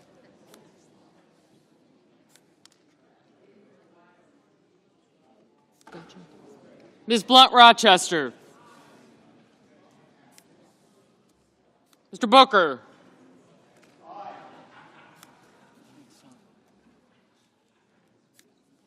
Mr. Bozeman. Mrs. Britt. Mr. Budd. Ms. Cantwell. Mrs. Capito. Mr. Cassidy. Ms. Collins. Mr. Coons. Mr. Cornyn. Ms. Cortez Masto. Mr. Cotton. Mr. Kramer. Mr. Crapo. Mr. Cruz. Mr. Curtis. Mr. Daines. Ms. Duckworth. Mr. Durbin. Ms. Ernst. Mr. Fetterman. Mrs. Fisher. Mr. Gallego. Mrs. Gillibrand. Mr. Graham. Mr. Grassley. Mr. Haggerty. Ms. Hassan. Mr. Hawley. Mr. Heinrich. Mr. Hickenlooper. Ms. Hirono. Senator. Mr. Hoeven. Mr. Husted. Mrs. Hyde-Smith.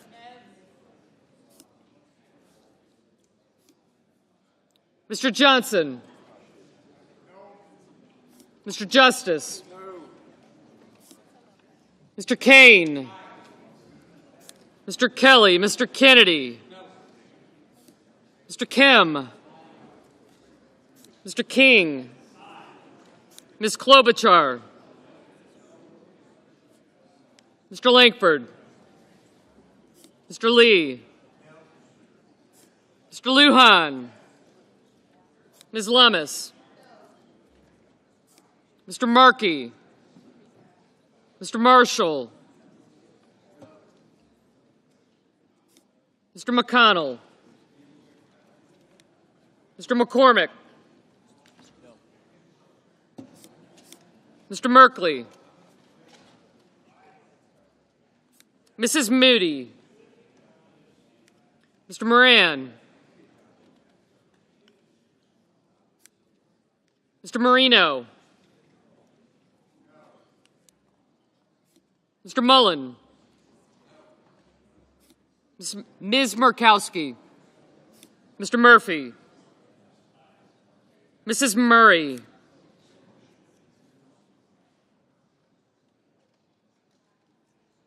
Mr. Ossoff. Mr. Padilla. Mr. Paul. Mr. Peters. Mr. Reed. Mr. Ricketts. Mr. Risch. Ms. Rosen. Mr. Rounds. Mr. Sanders. Mr. Schatz. Mr. Schiff. Thanks. Mr. Schmidt. Mr. Schumer. Mr. Scott of Florida. Mr. Scott of South Carolina. Mrs. Shaheen.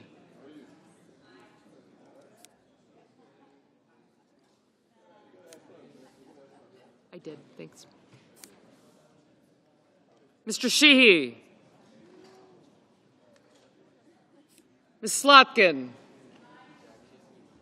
Ms. Smith. Mr. Sullivan. Mr. Thune.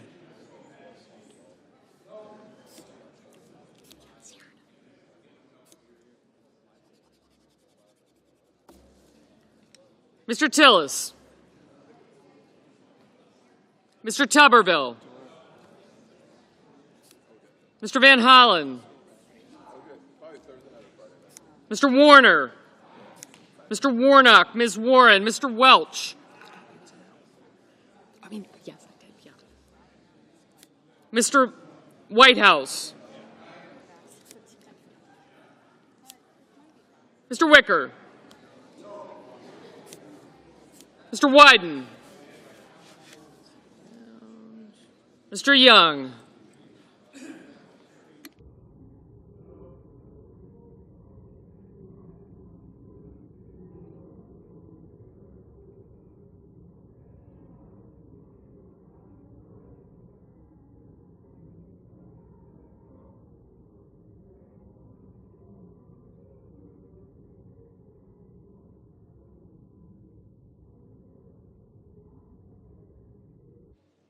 Senators voting in the affirmative: also Brooks, Baldwin, Bennett, Blumenthal, Blunt-Rochester, Booker, Cantwell, Duckworth, Durbin, Fetterman, Gallego, Hassan, Heinrich, Hickenlooper, Hirono, Kane, Kelly, Kim, King, Klobuchar, Lujan, Markey, Merkley, Murphy, Murray, Ossoff, Padilla, Peters, Reed, Rosen, Sanders, Schatz, Schiff, Schumer, Shaheen, Slotkin, Smith, Van Hollen, Warner, Warnock, Warren, Welch, and Whitehouse. Mr. Schatz, aye. Senators voting in the negative: Banks, Barrasso, Blackburn, Bozeman, Britt, Budd, Capito, Cassidy, Collins, Cornyn, Cotton, Kramer, Crapo, Cruz, Curtis, Daines, Ernst, Fisher, Graham, Grassley, Haggerty, Hawley, Hoeven, Husted, Hyde-Smith, Johnson, Justice, Kennedy, Lankford, Lee, Lummis, Marshall, McConnell, McCormick, Moody, Moran, Marino, Mullen, Murkowski, Paul, Ricketts, Risch, Rounds, Schmidt, Scott of Florida, Scott of South Carolina, Sheehy, Sullivan, Thune, Tillis, Tuberville, Wicker, and Young.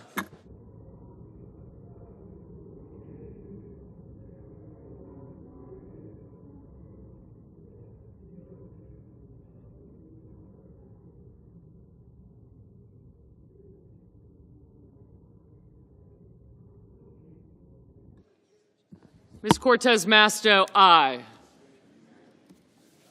Mr. Wyden, aye.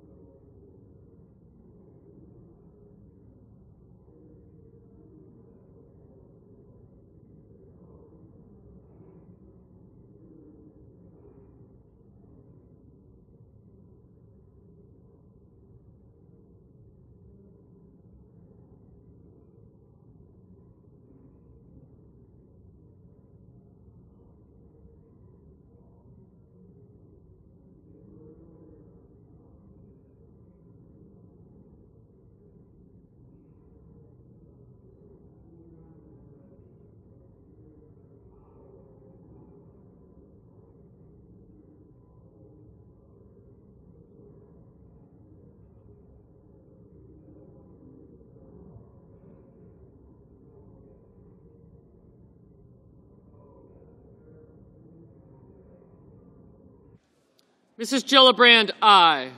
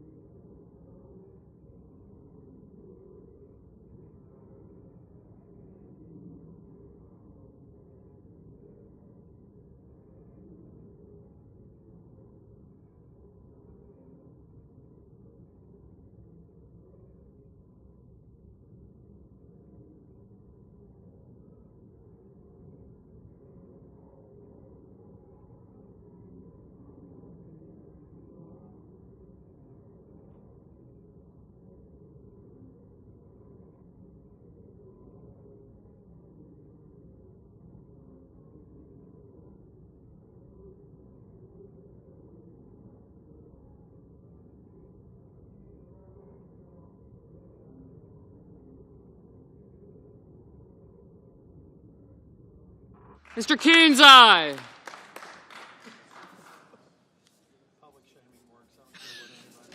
It does.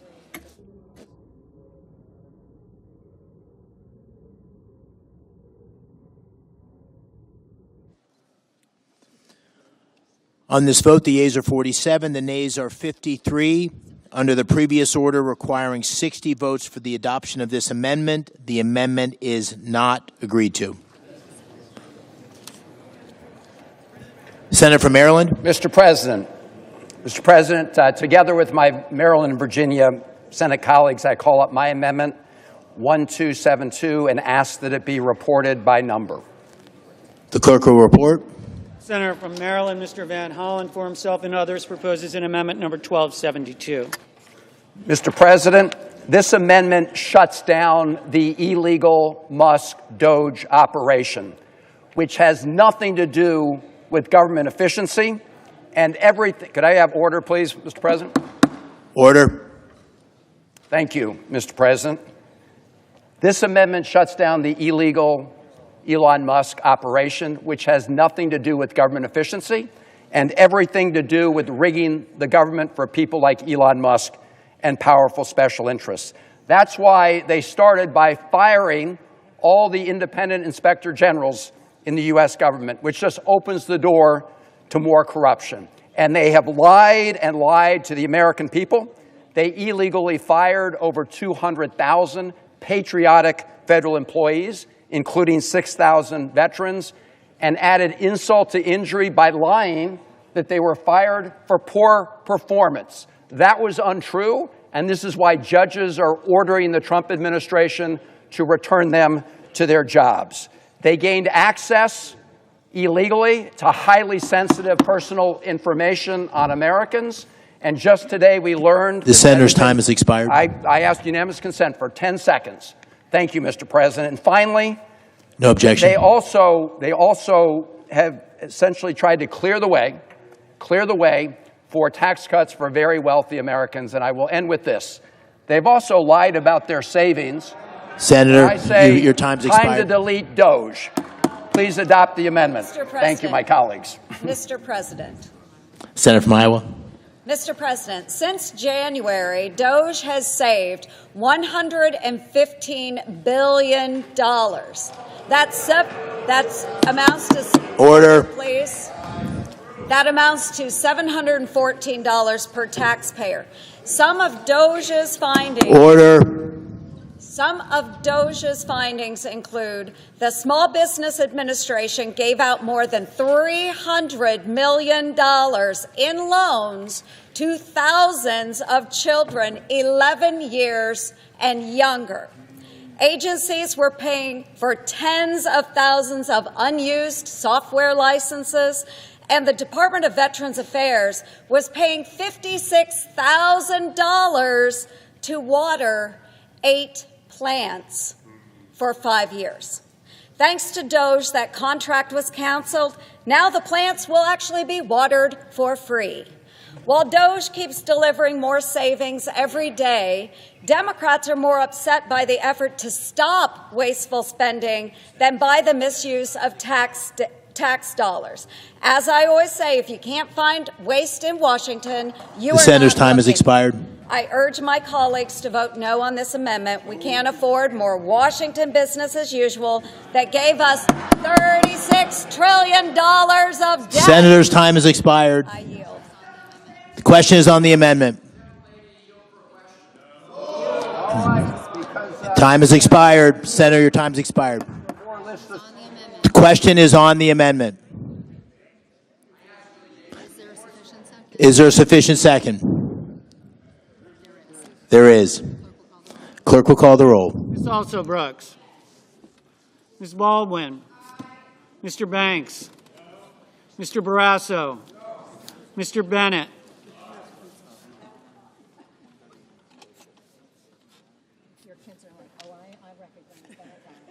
Mrs. Blackburn.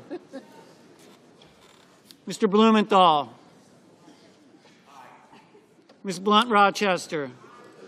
Mr. Booker.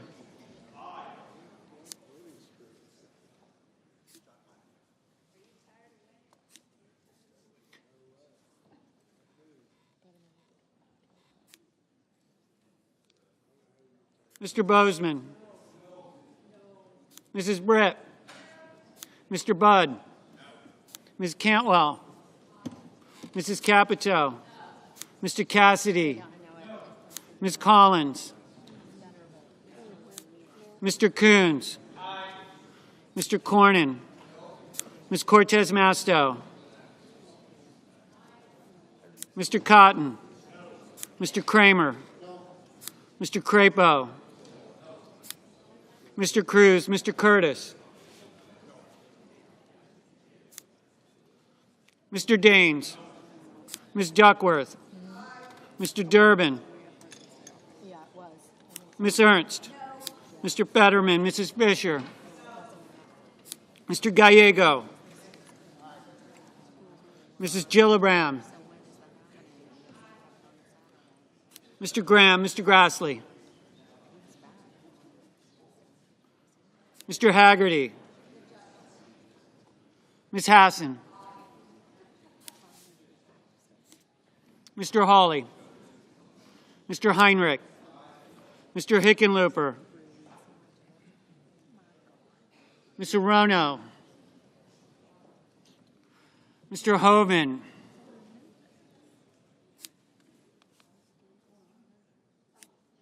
Mr. Husted, Mrs. Hyde-Smith, Mr. Johnson,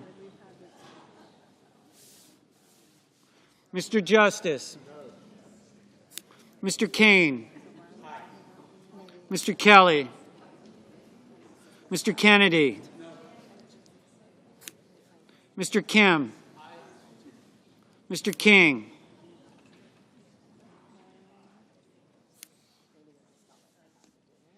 Ms. Klobuchar, Mr. Langford, Mr. Lee, Mr. Lujan, Ms. Lummis,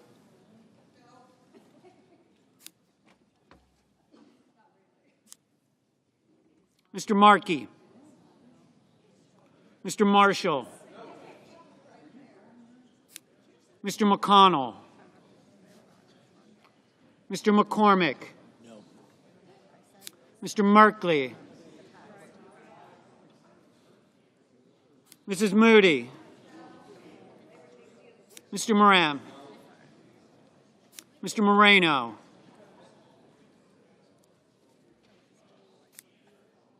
Mr. Mullen, Ms. Murkowski, Mr. Murphy, Mrs. Murray,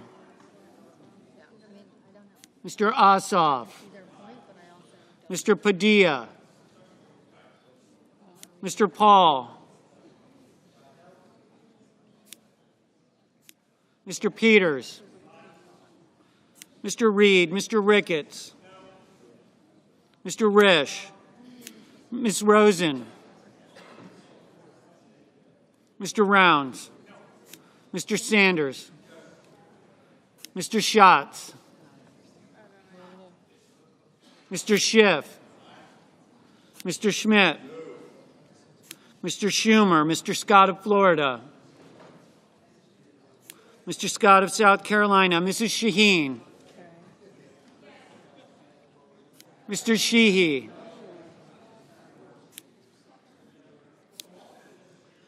Ms. Slotkin, Ms. Smith, Mr. Sullivan, Mr. Thune, Mr. Tillis, Mr. Tuberville, Mr. Van Hollen, Mr. Warner, Mr. Warnock, Ms. Warren, Mr. Welch, Mr. Whitehouse,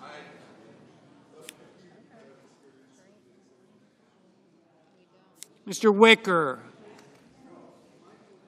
Mr. Wyden, Mr. Young.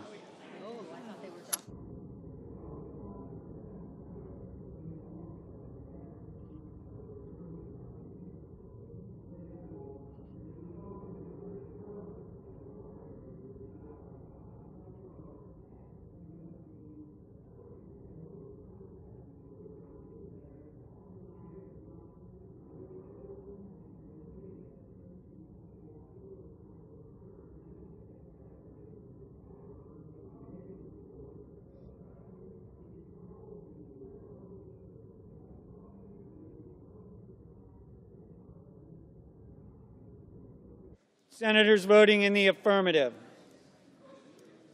Alsobrooks, Baldwin, Bennett, Blumenthal, Blunt-Rochester, Booker, Cantwell, Coons, Cortez Masto, Duckworth, Durbin, Fetterman, Gallego, Gillibrand, Hassan, Heinrich, Hickenlooper, Hirono, Kane, Kim, King, Lujan, Markey, Merkley, Murkowski, Murphy, Murray, Ossoff, Padilla, Peters, Reed, Sanders, Schatz, Schiff, Schumer, Shaheen, Smith, Van Hollen, Warner, Welch, Whitehouse. Ms. Slotkin, aye. Mr. Kelly, aye. Senators voting in the negative: Banks, Barrasso, Blackburn, Bozeman, Britt, Budd, Capito, Cassidy, Collins, Cornyn, Cotton, Kramer, Crapo, Cruz, Curtis, Daines, Ernst, Fisher, Graham, Grassley, Hawley, Hoban, Husted, Hyde-Smith, Johnson, Justice, Kennedy, Langford, Lee, Lummis, Marshall, McConnell, McCormick, Moody, Moran, Moreno, Mullen, Hall, Ricketts, Risch, Rounds, Schmidt, Scott of Florida, Scott of South Carolina, Sheehy, Sullivan, Thune, Tillis, Tuberville, Wicker. Mr. Warnock, aye. Ms. Rosen, aye. Ms. Warren, aye.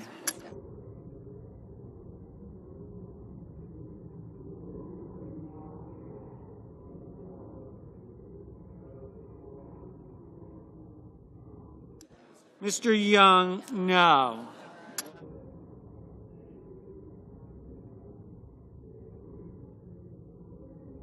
Ms. Klobuchar, aye.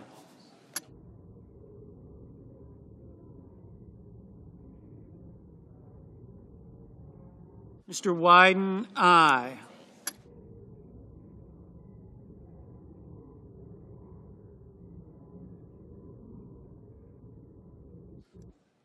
Mr. Haggerty, no.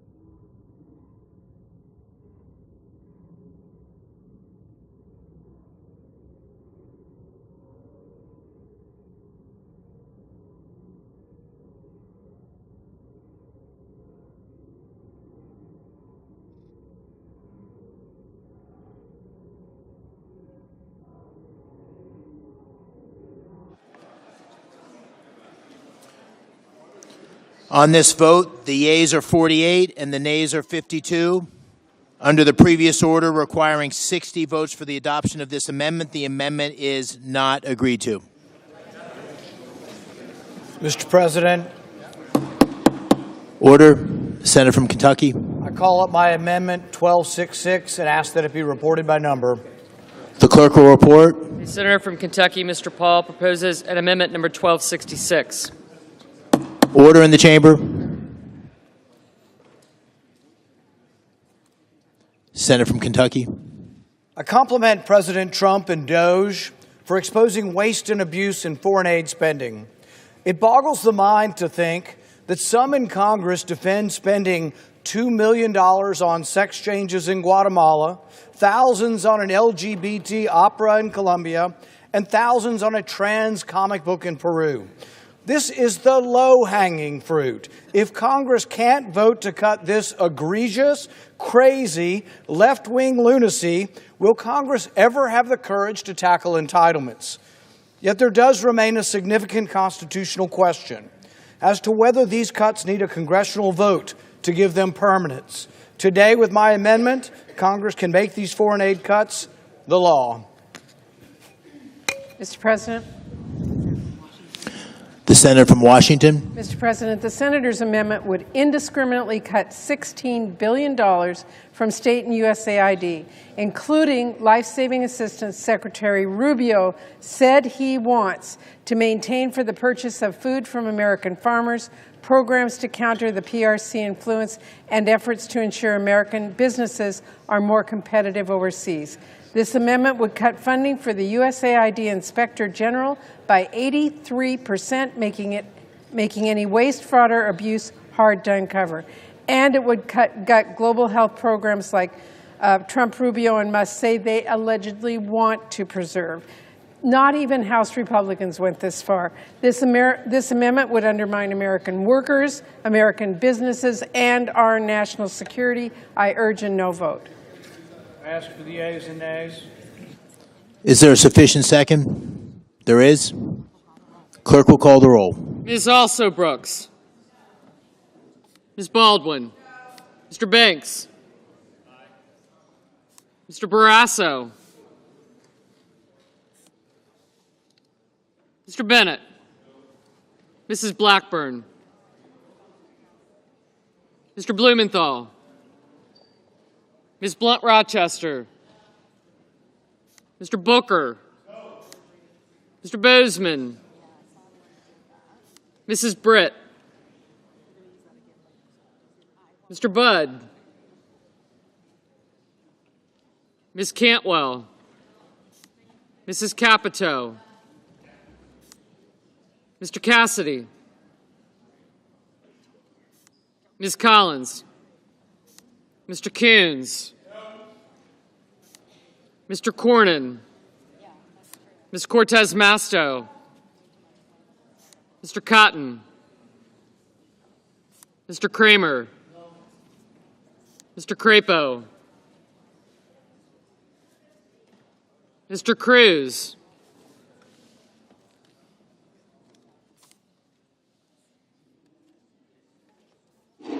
Mr. Curtis. Mr. Daines, Ms. Duckworth. Mr. Durbin. Ms. Ernst. Mr. Fetterman.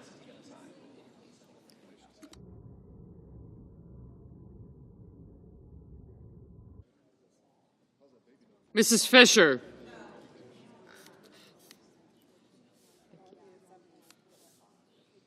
Mr. Gallego. Mrs. Gillibrand. Mr. Graham. Mr. Grassley. Mr. Haggerty. Ms. Hassan. Mr. Hawley. Mr. Heinrich. Who said no? Wicker? Oh, okay, it was. Gotcha. Thank you. Mr. Hickenlooper. Ms. Hirono. Mr. Hoven. Mr. Husted. Mrs. Hyde-Smith. Mr. Johnson. Mr. Justice. Mr. Kane.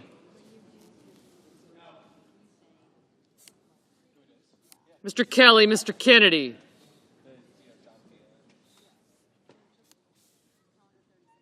Mr. Kim. Mr. King. Ms. Klobuchar.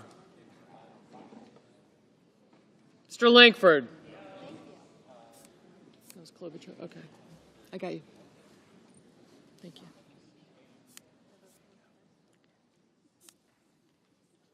Mr. Lee.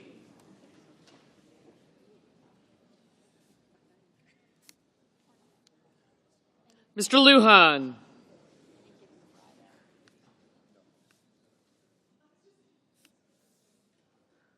Ms. Lummis. Mr. Markey. Mr. Marshall. Mr. McConnell.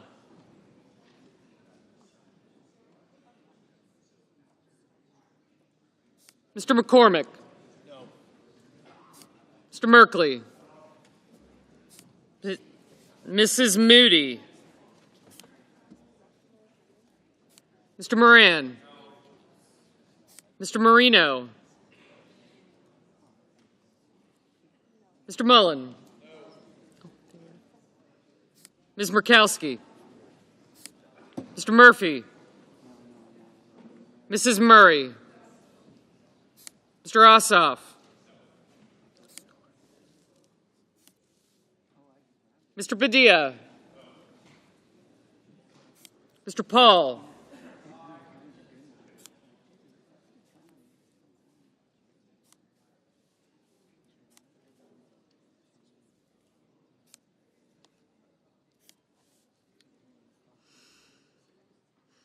Mr. Peters, Mr. Reed, Mr. Ricketts, Mr. Risch, Ms. Rosen, Mr. Rounds, Mr. Sanders, Mr. Schatz, Mr. Schiff, Mr. Schmidt, Mr. Schumer, Mr. Scott of Florida, Mr. Scott of South Carolina, Mrs. Shaheen, Mr. Sheehy, Ms. Slotkin, Ms. Smith, Mr. Sullivan, Mr. Thune, Mr. Tillis, Mr. Tuberville, Mr. Van Hollen, Mr. Warner,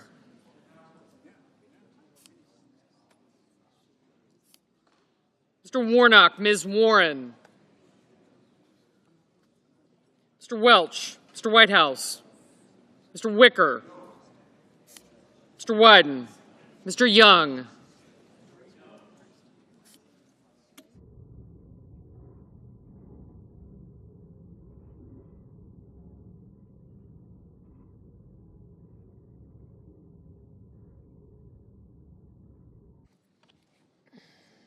Senators voting in the affirmative: Banks, Blackburn, Cornyn, Cotton, Cruz, Curtis, Daines, Ernst, Haggerty, Hawley, Johnson, Justice, Lee, Lummis, Moody, Paul, Schmidt, Scott of Florida, Sheehy, and Tuberville.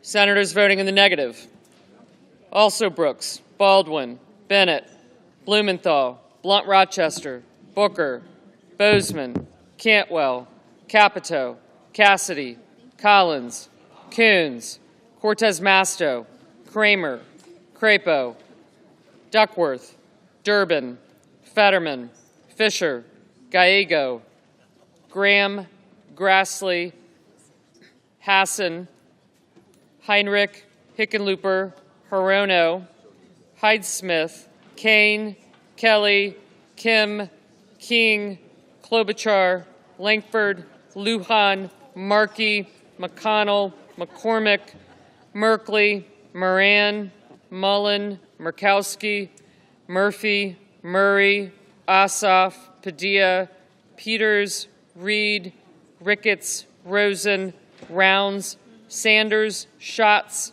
Schiff, Shaheen, Slotkin, Smith, Thune, Tillis, Van Hollen, Warner, Warnock, Welch, Whitehouse, Wicker, Wyden, and Young.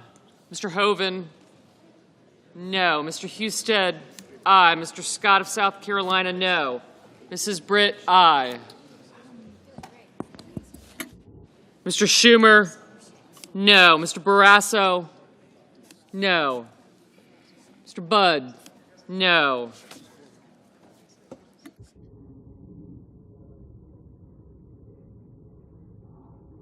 Ms. Warren, no. Mr. Marshall, aye.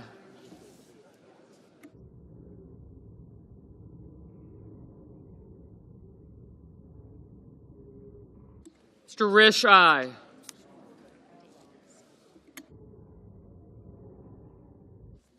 Mr. Kennedy, aye.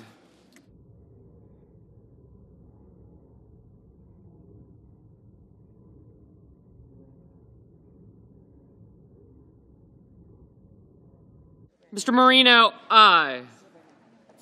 Mrs. Gillibrand, no.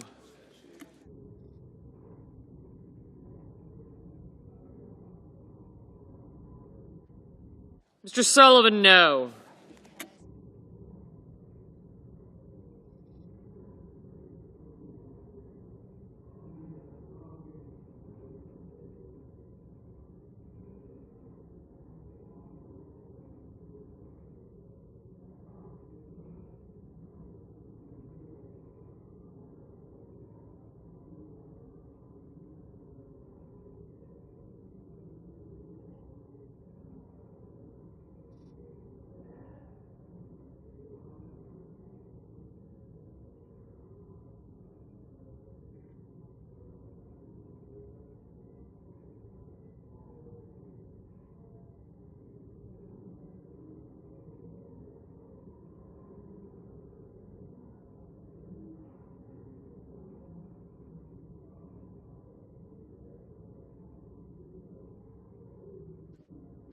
Mr. Budd, aye.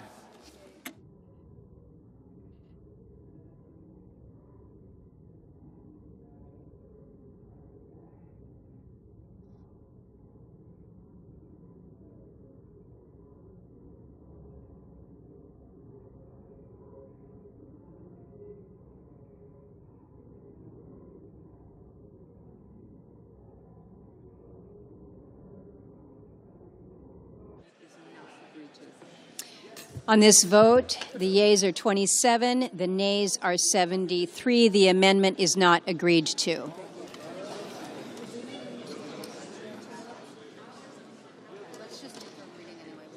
Okay. Under the previous order, the bill is considered read a third time. The question occurs on passage of the bill. Is there a sufficient second? There is a sufficient second. The clerk will call the roll. Ms. Alsobrooks. Ms. Baldwin. Mr. Banks. Mr. Barrasso. Mr. Bennett. Mrs. Blackburn. Mr. Blumenthal. Ms. Blunt Rochester. Mr. Booker. Mr. Bozeman.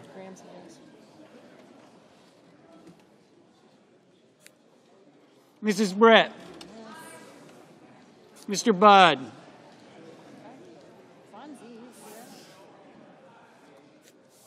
Ms. Cantwell. Mrs. Capito.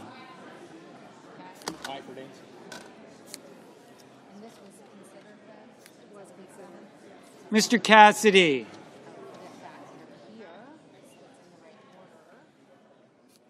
Ms. Collins.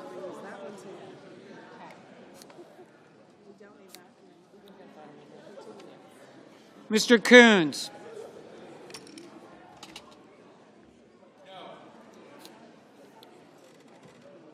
Mr. Cornyn.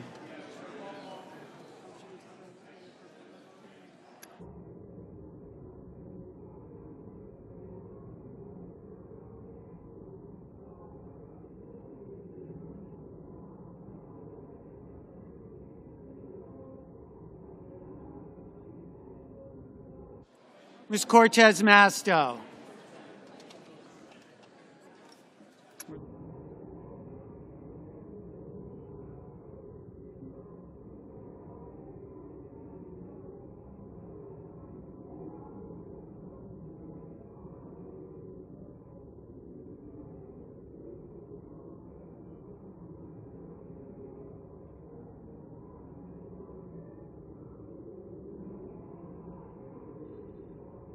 Mr. Cotton.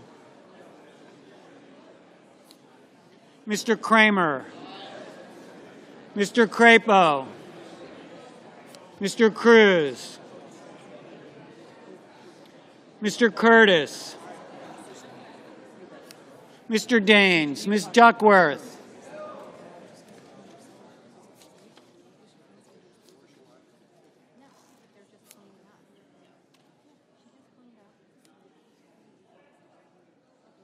Mr. Durbin, Ms. Ernst, Mr. Fetterman, Mrs. Fisher, Mr. Gallego, Mrs. Gillibrand, Mr. Graham, Mr. Grassley, Mr. Haggerty, Ms. Hassan, Mr. Hawley, Mr. Heinrich, Mr. Hickenlooper,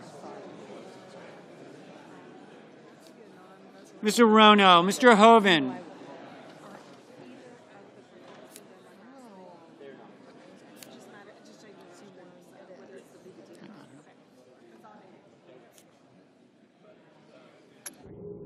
Mr. Husted, Mrs. Hyde-Smith, Mr. Johnson, Mr. Justice, Mr. Kane, Mr. Kelly, Mr. Kennedy, Mr. Kim,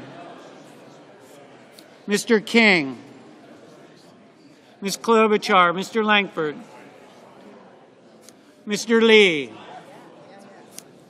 Mr. Lujan, Ms. Lummis, Mr. Markey, Mr. Marshall, Mr. McConnell, Mr. McCormick, Mr. Merkley,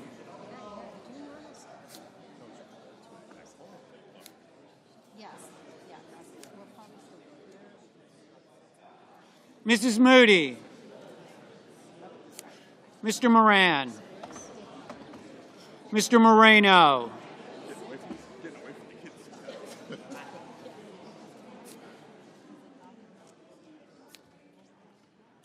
Mr. Mullen, Ms. Murkowski, Mr. Murphy, Mrs. Murray, Mr. Ossoff, Mr. Padilla, Mr. Paul,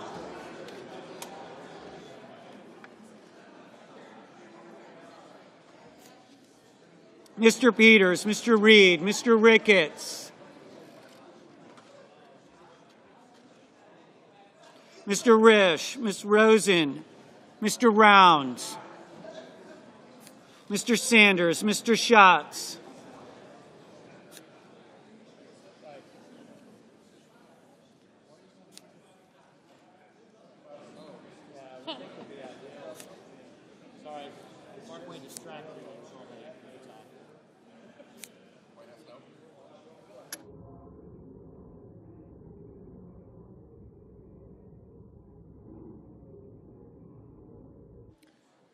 Mr. Sanders, Mr. Schatz, Mr. Schiff,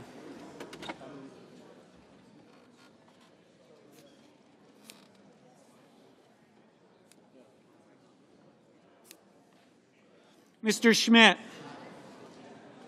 Mr. Schumer, Mr. Scott of Florida, Mr. Scott of South Carolina, Mrs. Shaheen,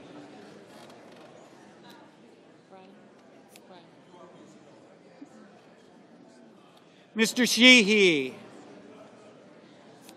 Ms. Slotkin, Ms. Smith, Mr. Sullivan,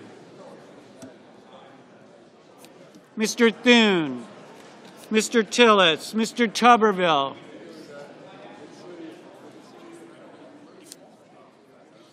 Mr. Van Hollen, Mr. Warner, Mr. Warnock, Yeah, those New Yorkers are fast talkers. Ms. Warren, Mr. Welch, Mr. Whitehouse, Mr. Wicker, Mr. Wyden, Mr. Young.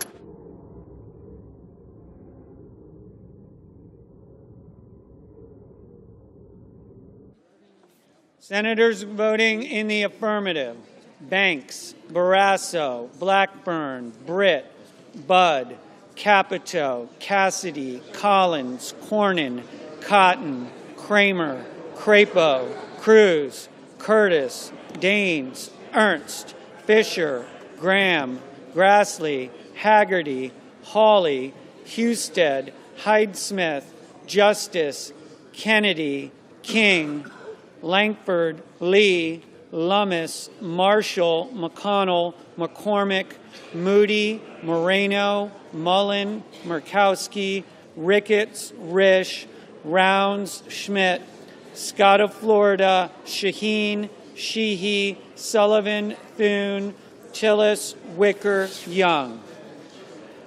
Senators voting in the negative: also Brooks, Baldwin, Bennett, Blumenthal, Blunt Rochester, Booker, Cantwell, Coons, Cortez Masto, Duckworth, Durbin, Fetterman, Gallego, Gillibrand, Hassan, Heinrich, Hickenlooper, Hirono, Kane, Kim, Klobuchar, Lujan, Markey, Merkley, Murphy, Murray, Ossoff, Padilla, Hall, Peters, Reed, Rosen, Sanders, Schatz, Schiff, Slotkin, Smith, Van Hollen, Warner, Warren, Welch, Whitehouse, Wyden. Mr. Scott of South Carolina, aye. Mr. Bozeman, aye. Mr. Moran, aye. Mr. Johnson, aye.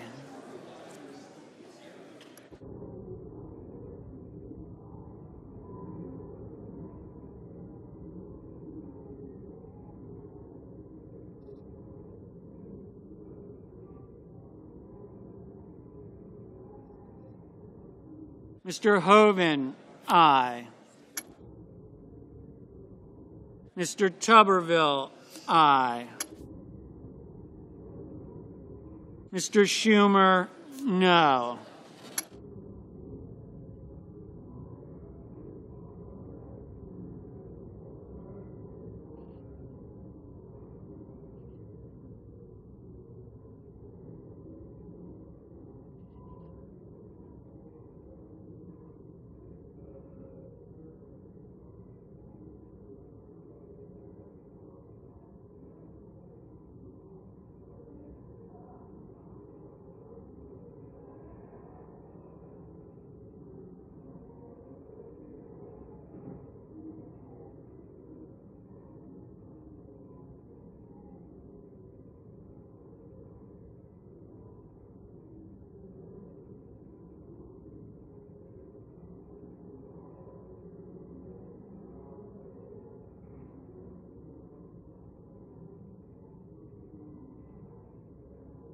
Mr. Kelly, no.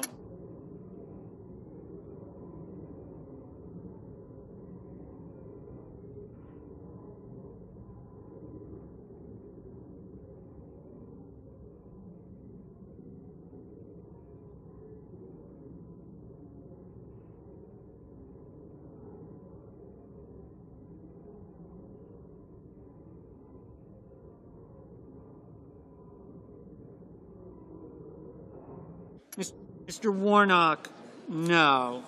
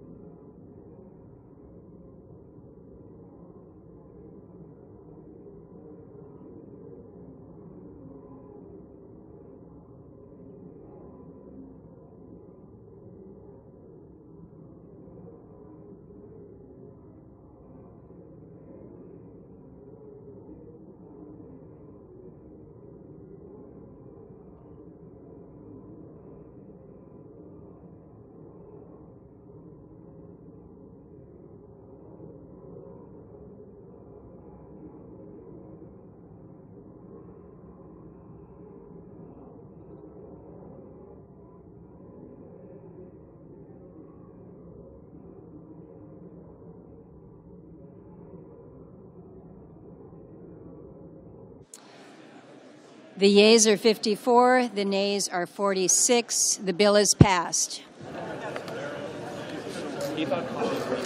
Under the previous order, the motion to reconsider is considered made and laid upon the table. Do you want to go first? Or? Yes. Okay. So. Under the previous order, the Senate will proceed to the consideration of S-1077, which the clerk will report. S-1077, a bill to approve local funds for the District of Columbia for fiscal year 2025 and so forth. President. There will now be up to 10 minutes of debate, equally divided. The senator from Maine is recognized. Thank you. Madam President, I'm pleased to introduce this bill with Senators Van Hollen, Murray, Alsobrooks, Warner, and Kane. It has been endorsed by President Trump and also by the chairman of the House Appropriations Committee, Tom Cole. This bill would simply fix a mistake. And Madam President, could I have order, please?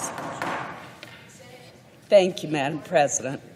Madam President, this bill would simply fix a mistake in the House CR that prevents the District of Columbia from spending its own tax dollars as part of its budget, which Congress routinely approves. Congress approves the authorization of the expenditure of D.C. local funds, which are paid for by D.C. tax revenues. The first CR that we enacted last year included language to approve the D.C.'s FY25 budget, and that language was continued in the second CR. However, the House did not extend this anomaly in the year-long CR. As a result, unless this bill is passed, D.C. would have to operate under its fiscal year 24 budget for the remainder of 25, potentially requiring $1.1 billion in local spending cuts. Reducing D.C.'s local funding expenditures will not result in a dollar of federal savings. Since October 1st of 2024, the district has been operating under and spending at its approved level for the fiscal year 25 budget.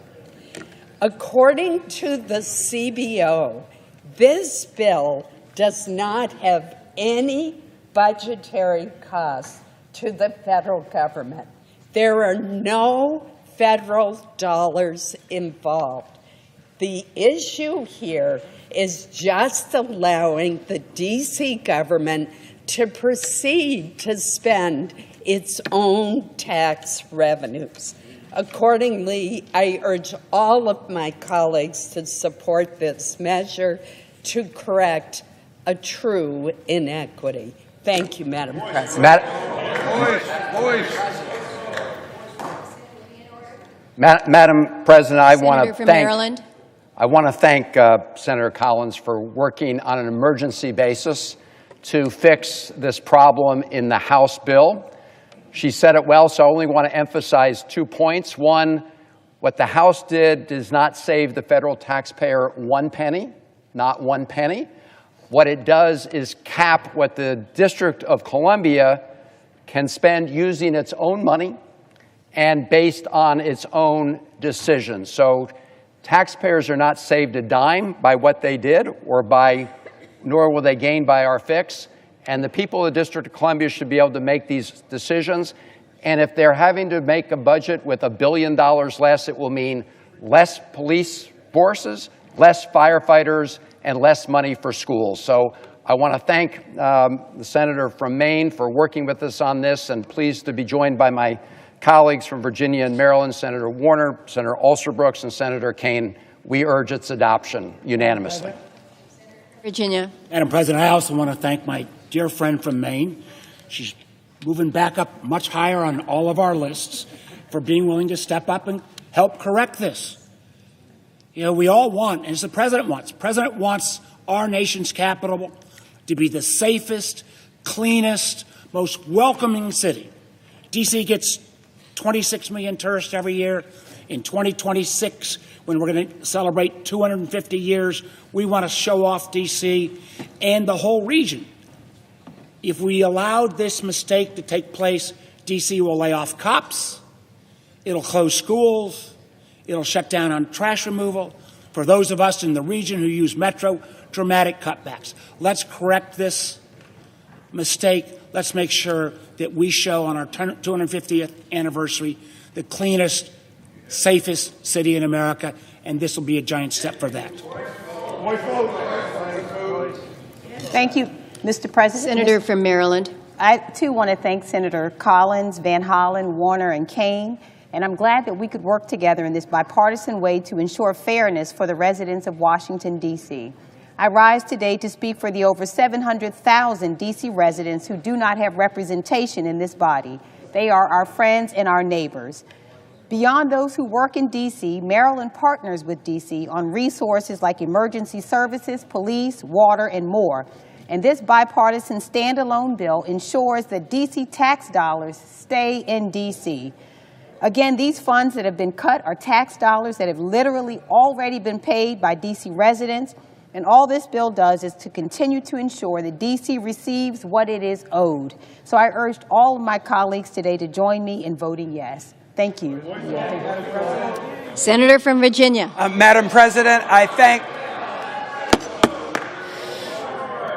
can make it fast or slow. I'm joining all these colleagues to advocate for this bill. 1/3 of the Virginia population is residents of the D.C. metro area and enjoy this capital, and 150,000 Virginians come to work in D.C. every day, and they want D.C. police and services to be well-funded. Please support this bill. Thank you. Under the previous order, the bill is considered read a third time. The question occurs on passage of the bill. All those in favor indicate by saying aye. Aye. All those opposed say nay. The ayes appear to have it. The ayes do have it. The bill is passed. Way to go, Susan.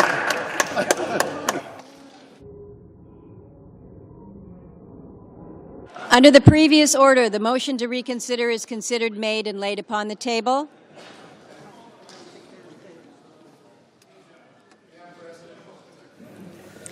Majority Leader. Madam President, I ask unanimous consent that the mandatory quorum calls with respect to the Phelan and Landau nominations be waived. Without objection, so ordered. Under the previous order, the Senate will resume executive session. The clerk will report the motion to invoke cloture.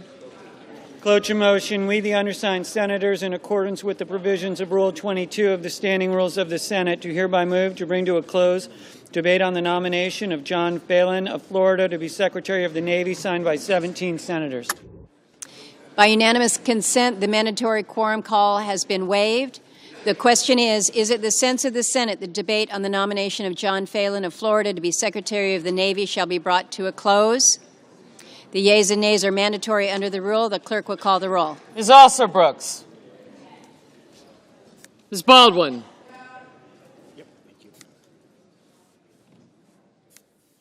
Mr. Banks. Mr. Barrasso. Mr. Bennett. Mrs. Blackburn. Mr. Blumenthal. Ms. Blunt Rochester.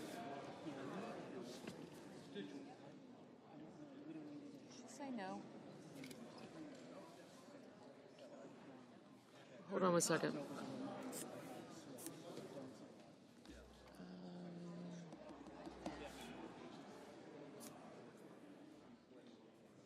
Mr. Booker. Yes, sir. I'll erase that. Yeah, thank you. Thank you. Kim.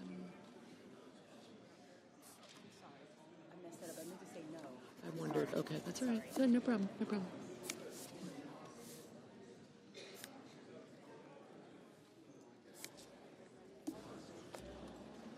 Mr. Bozeman.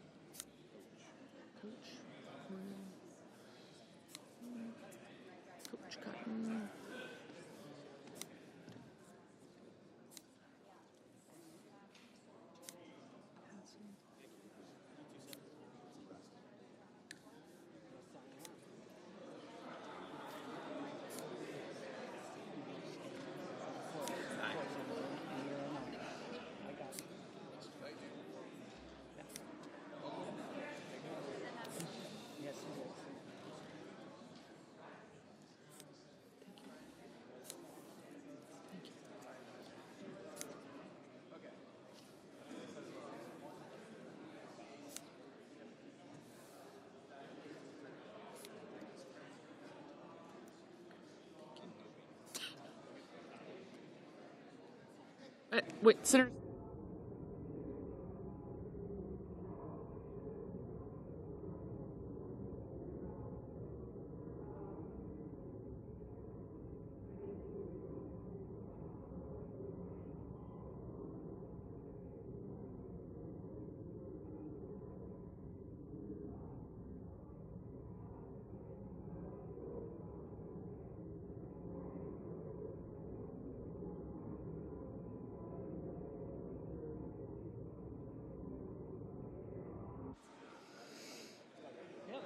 Mrs. Britt.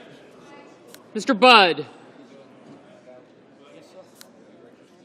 Ms. Cantwell. Okay. Same with your colleague, Moody. Van Hollen, Padilla. Okay. I got Van Hollen, Padilla. Mrs. Capito. Mr. Cassidy.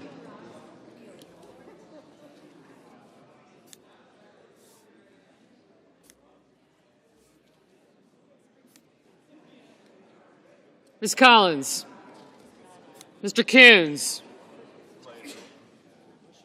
Yes, sir.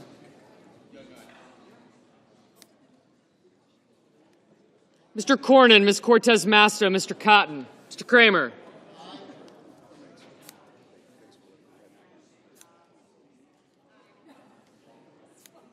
Mr. Crapo. Mr. Cruz. Mr. Curtis. Mr. Daines. Ms. Duckworth. Mr. Durbin. Ms. Ernst. Thanks.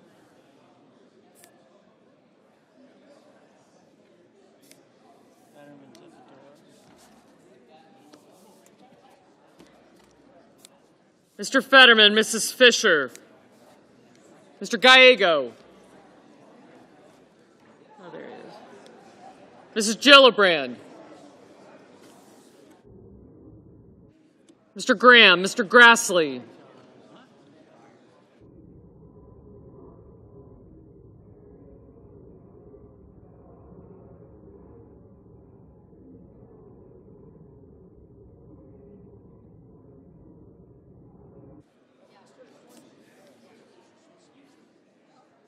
Mr. Haggerty.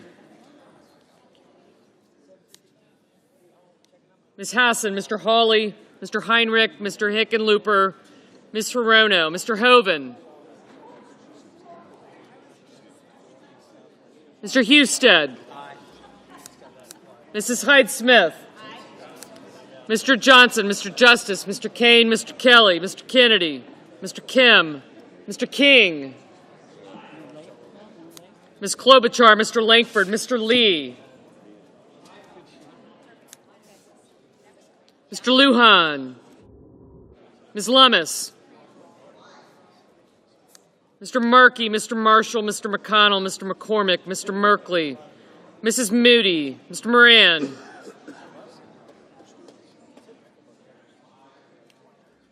Mr. Marino, Mr. Mullen, Ms. Murkowski,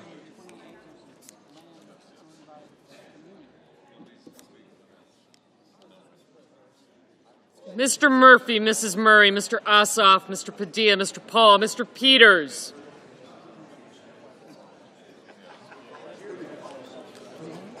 Mr. Reed, Mr. Ricketts. Oh, there you are, right in front of me. Mr. Risch, Ms. Rosen, Mr. Rounds. Mr. Sanders.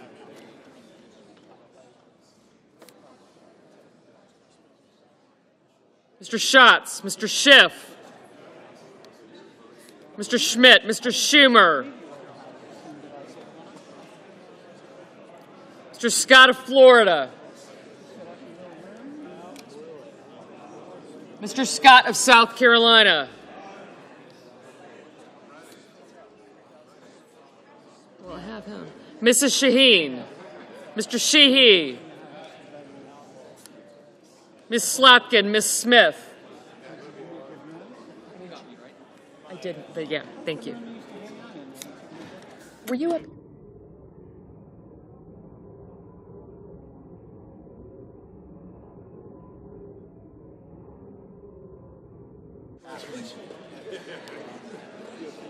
Mr. Sullivan, Mr. Thune, Mr. Tillis, Mr. Tuberville, Mr. Van Hollen, Mr. Warner, Mr. Warnock, Ms. Warren, Mr. Welch, Mr. Whitehouse, Mr. Wicker, Mr. Wyden, Mr. Young.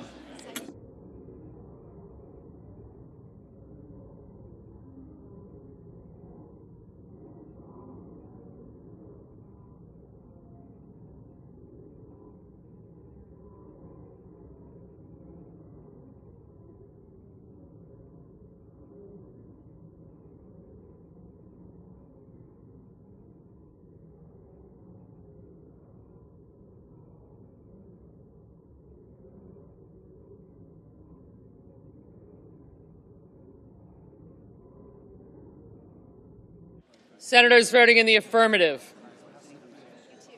Banks, Barrasso, Blackburn, Bozeman, Britt, Budd, Capito, Collins, Coons, Cornyn, Cortez Masto, Cotton, Kramer, Crapo, Cruz, Curtis, Daines, Ernst, Fetterman, Fisher, Graham, Grassley, Hassan, Hawley, Hoeven, Husted, Hyde-Smith, Johnson, Justice, Kane, Kelly, Kennedy, King, Lankford, Lee, Lummis, Marshall, McConnell, McCormick, Moody, Moran, Marino, Mullen, Murkowski, Paul, Reed, Ricketts, Risch, Rosen, Rounds, Schmidt, Scott of Florida, Scott of South Carolina, Shaheen, Sheehy, Sullivan, Thune, Tillis, Tuberville, Warner, Wicker, and Young. Senators voting in the negative: also Brooks, Baldwin, Bennett, Blumenthal, Blunt Rochester, Booker, Cantwell, Duckworth, Gillibrand, Heinrich, Hickenlooper, Hirono, Kim, Klobuchar, Lujan, Markey, Merkley, Murphy, Murray, Ossoff, Padilla, Peters, Schatz, Schiff, Schumer, Slotkin, Smith, Van Hollen, Warnock, Warren, Welch, and Whitehouse. Mr. Wyden, no. Mr. Gallego, aye. Mr. Haggerty, aye.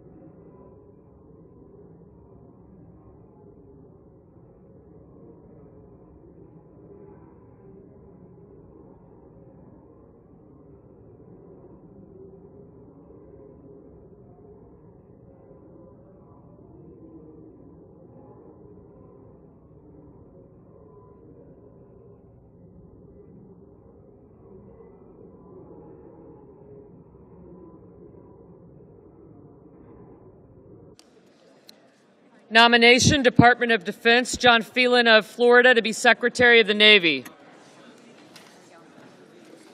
Under the previous order, the clerk will report the motion to invoke cloture. Cloture motion, we the undersigned senators, in accordance with the provisions of Rule 22 of the Standing Rules of the Senate, do hereby move to bring to a closed debate on the nomination of Christopher Landau of Maryland to be Deputy Secretary of State, signed by 17 senators.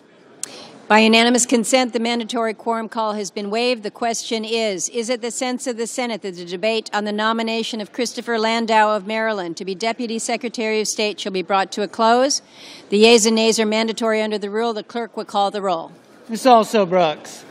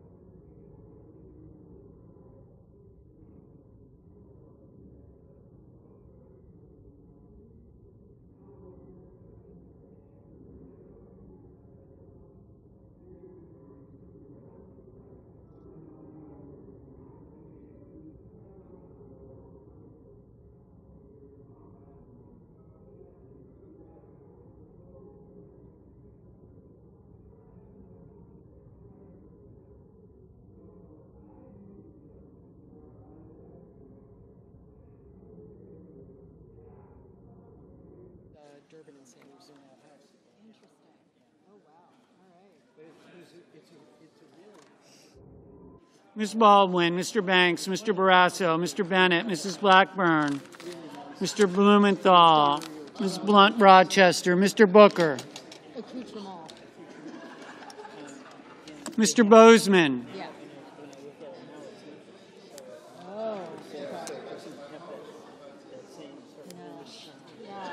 Mrs. Britt, Mr. Budd, Ms. Cantwell, Mrs. Capito, Mr. Cassidy, Ms. Collins, Mr. Coons, Mr. Cornyn, Ms. Cortez Masto, Mr. Cotton, Mr. Kramer, Mr. Crapo, Mr. Cruz, Mr. Curtis, Mr. Daines, Ms. Duckworth, Mr. Durbin, Ms. Ernst, Mr. Fetterman, Mrs. Fisher,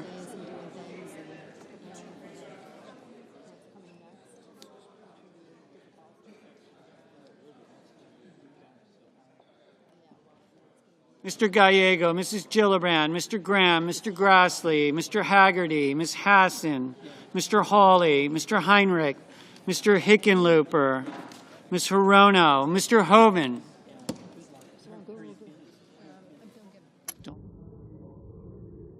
Mr. Husted, Mrs. Hyde-Smith, Mr. Johnson, Mr. Justice, Mr. Kane, Mr. Kelly, Mr. Kennedy, Mr. Kim, Mr. King.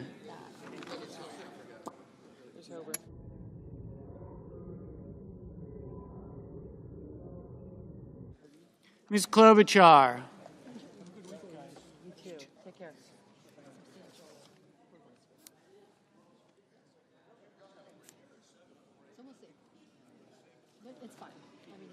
Mr. Langford, Mr. Lee, Mr. Lujan, Ms. Lummis,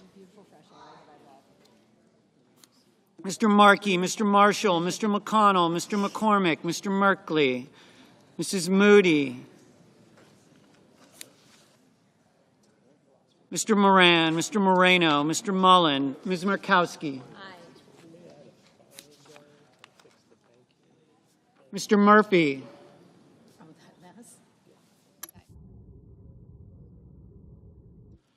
Mrs. Murray, Mr. Ossoff, Mr. Padilla, Mr. Paul, Mr. Peters, Mr. Reed, Mr. Ricketts, Mr. Risch, Ms. Rosen, Mr. Round.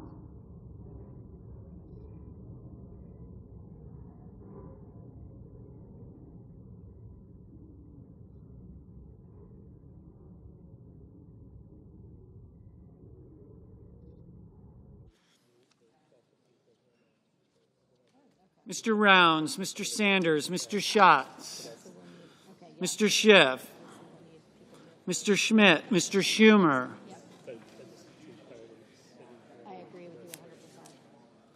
Mr. Scott of Florida, Mr. Scott of South Carolina, Mrs. Shaheen, Mr. Sheehy, Ms. Slotkin, Ms. Smith, Mr. Sullivan, Mr. Thune, Mr. Tillis, Mr. Tuberville, Mr. Van Hollen, Mr. Warner, Mr. Warnock, Ms. Warren, Mr. Welch, Mr. Whitehouse, Mr. Wicker, Mr. Wyden, Mr. Young.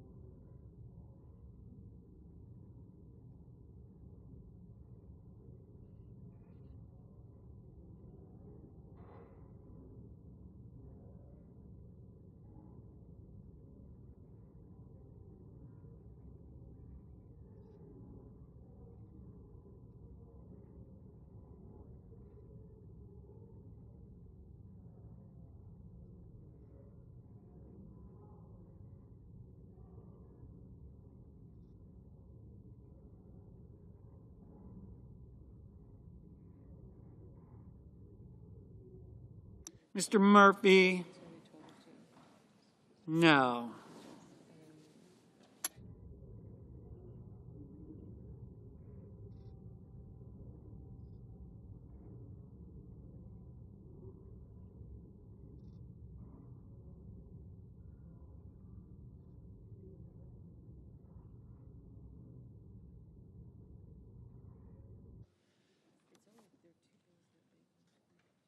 Senators voting in the affirmative: Banks, Barrasso, Bennett, Blackburn, Bozeman, Britt, Budd, Capito, Collins, Coons, Cornyn, Cortez Masto, Cotton, Kramer, Crapo, Cruz, Curtis, Daines, Ernst, Fetterman, Fisher, Graham, Grassley, Haggerty, Hassan, Hawley, Hoeven, Husted, Hyde-Smith, Johnson, Justice, Kane, Kennedy, King, Klobuchar, Langford, Lee, Lummis, Marshall, McConnell, McCormick, Moody, Moran, Moreno, Mullen, Murkowski, Paul, Ricketts, Risch, Rosen, Rounds, Schmidt, Scott of Florida, Scott of South Carolina, Shaheen, Sheehy, Sullivan, Thune, Tillis, Tuberville, Warner, Wicker, Young. Senators voting in the negative: also Brooks, Baldwin, Blumenthal, Blunt Rochester, Cantwell, Duckworth, Gallego, Gillibrand, Heinrich, Hirono, Kelly, Kim, Lujan, Markey, Merkley, Murphy, Murray, Ossoff, Padilla, Peters, Reed, Schatz, Schiff, Schumer, Slotkin, Smith, Van Hollen, Warnock, Warren, Welch, Whitehouse, Wyden.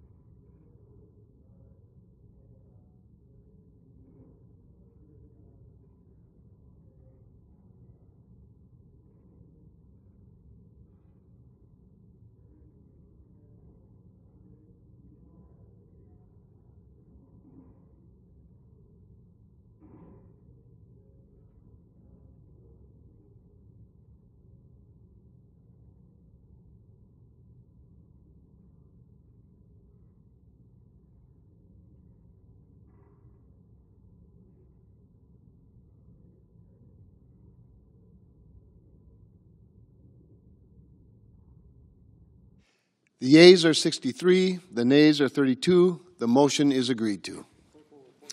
The clerk will report the nomination. Department of State, Christopher Landau of Maryland to be Deputy Secretary. Mr. President, Republican Whip. I move to proceed to legislative session. The question is on the motion. All those in favor say aye. Aye. Opposed, no. The ayes appear to have it. The ayes do have it. The motion is agreed to. Mr. President, I move to proceed to executive session to consider calendar number 38. The question is on the motion. All those in favor say aye. Aye. Those opposed, no. The ayes appear to have it. The ayes do have it. The motion is agreed to. The clerk will report the nomination. Nomination, Executive Office of the President, Michael Kratsios of South Carolina to be Director of the Office of Science and Technology Policy. Mr. President, I send a cloture motion to the desk. Clerk will report. Cloture motion, we the undersigned senators, in accordance with the provisions of Rule 22 of the Standing Rules of the Senate, do hereby move to bring to a closed debate on the nomination of Michael Kratsios of South Carolina to be Director of the Office of Science and Technology Policy, signed by 17 senators as follows. Mr. President, I ask consent that the reading of the names be waived. Without objection. Mr. President, I move to proceed to legislative session. The question is on the motion. All those in favor say aye. Aye. Those opposed, no. The ayes appear to have it. The ayes do have it, and the motion is agreed to. Mr. President, I move to proceed to executive session to consider calendar number 44. The question is on the motion. All those in favor say aye. Aye. Those opposed, no. The ayes appear to have it. The ayes do have it, and the motion is agreed to. The clerk will report the nomination. Nomination, Department of Health and Human Services, Jayanta Bhattacharya of California to be Director of the National Institutes of Health. Mr. President, I ask consent the reading of the names be waived. Without objection. Mr. President, I move to proceed to legislative session. I send a cloture motion to the desk. I send a cloture motion to the desk. The clerk will report. Cloture motion, we, the undersigned senators, in accordance with the provisions of Rule 22 of the Standing Rules of the Senate, do hereby move to bring to a closed debate on the nomination of Jayanta Bhattacharya of California to be Director of the National Institutes of Health, signed by 17 senators as follows. Mr. President, I ask consent the reading of these names be waived. Without objection. Mr. President, I move to proceed to legislative session. The question is on the motion. All those in favor say aye. Aye. Those opposed, no. The ayes appear to have it. The ayes do have it, and the motion is agreed to. Mr. President, I move to proceed to executive session to consider calendar number 45. The question is on the motion. All those in favor say aye. Aye. Those opposed say nay. The ayes appear to have it. The ayes do have it, and the motion is agreed to. The clerk will report the nomination. Nomination, Department of Health and Human Services, Martin Mockery of Virginia to be Commissioner of Food and Drugs. Mr. President, I send a cloture motion to the desk. Clerk will report. Cloture motion, we, the undersigned senators, in accordance with the provisions of Rule 22 of the Standing Rules of the Senate, do hereby move to bring to a closed debate on the nomination of Martin Mockery of Virginia to be Commissioner of Food and Drugs, Department of Health and Human Services, signed by 17 senators as follows. Mr. President, I ask consent the reading of these names be waived. Without objection. Mr. President, I move to proceed to legislative session. The question is on the motion. All those in favor say aye. Aye. Those opposed, no. The ayes appear to have it. The ayes do have it, and the motion is agreed to. Mr. President, I move to proceed to executive session to consider calendar number 39. Question is on the motion. All those in favor say aye. Aye. Those opposed, no. The ayes appear to have it. The ayes do have it, and the motion is agreed to. The clerk will report the nomination. Nomination, Executive Office of the President, James Bishop of North Carolina to be Deputy Director of the Office of Management and Budget. Mr. President, I send a cloture motion to the desk. The clerk will report. Cloture motion, we, the undersigned senators, in accordance with the provisions of Rule 22 of the Standing Rules of the Senate, do hereby move to bring to a closed debate on the nomination of James Bishop of North Carolina to be Deputy Director of the Office of Management and Budget, signed by 17 senators as follows. Mr. President, I ask consent the reading of these names be waived. Without objection. Mr. President, I move to proceed to legislative session. The question is on the motion. All those in favor say aye. Aye. Opposed, no. The ayes appear to have it. The ayes do have it. The motion is agreed to. Mr. President, I move to proceed to executive session to consider calendar number 48. The question is on the motion. All those in favor say aye. Aye. Those opposed, no. The ayes appear to have it. The ayes do have it, and the motion is agreed to. The clerk will report the nomination. Nomination, Department of Justice, Aaron Wrights of Texas to be an Assistant Attorney General. Mr. President, I send a cloture motion to the desk. Clerk will report. Cloture motion, we, the undersigned senators, in accordance with the provisions of Rule 22 of the Standing Rules of the Senate, do hereby move to bring to a close debate on the nomination of Aaron Wrights of Texas to be an Assistant Attorney General, signed by 17 senators as follows. Mr. President, I ask consent that the reading of these names be waived. Without objection. Mr. President, I ask unanimous consent that the Senate resume legislative session and be in a period of morning business for debate only with senators permitted to speak therein for up to 10 minutes each. Without objection. Mr. President, I ask unanimous consent the Senate now proceed to the en bloc consideration of the following resolutions which are at the desk. S-Res 129, S-Res 130, S-Res 131, and H-Con-Res 17. Is there objection to proceeding to the measures en bloc? Without objection, the Senate will proceed en bloc. Mr. President, I ask unanimous consent that the resolutions be agreed to, the preambles, where applicable, be agreed to, and that the motions to reconsider be considered made and laid upon the table all in bloc. Without objection. Mr. President, I ask unanimous consent that notwithstanding the upcoming adjournment of the Senate, the President of the Senate, the President pro tem, and the majority and minority leaders be authorized to make appointments to commissions, committees, boards, conferences, and interparliamentary conferences authorized by law by concurrent action of the two houses or by order of the United States Senate. Without objection. Mr. President, I ask unanimous consent that the committees be authorized to report out legislation on Tuesday, March 18th from 12 noon until 12:30 p.m. Without objection. Mr. President, I ask unanimous consent that when the Senate completes its business today, it adjourn and then convene for a pro forma session only, with no business being conducted on the following dates and times: Tuesday, March 18th at 12:15 p.m. and Thursday, March 20th at 12 noon. Further, that when the Senate adjourns on Thursday, March 20th, it stand adjourned until 3 p.m. on Monday, March 24th. That following the prayer and the pledge, the morning hour be deemed expired, the journal of proceedings be approved to date, the time for the leaders be reserved for their use later in the day, morning business be closed, and the Senate proceed to executive sessions and resume consideration of calendar number 36, John Phelan, and that at 5:30 p.m. the Senate vote on confirmation of the Phelan nomination, followed by confirmation of calendar number 41, Christopher Landau. Further, that the cloture motions filed during today's session of the Senate ripen on Tuesday, March 25th. Finally, if any nominations are confirmed during Monday's session, then motions to reconsider be considered made and laid upon the table, and the President be immediately notified of the Senate's actions. Without objection. Mr. President, I have two requests for committees to meet during today's session of the Senate. They have the approval of the majority and the minority leaders. Duly noted. Mr. President, if there's no further business to come before the Senate, I ask that it stand adjourned until under the previous order. The Senate stands adjourned until Tuesday, March 18th at 12:15 p.m. Thank you.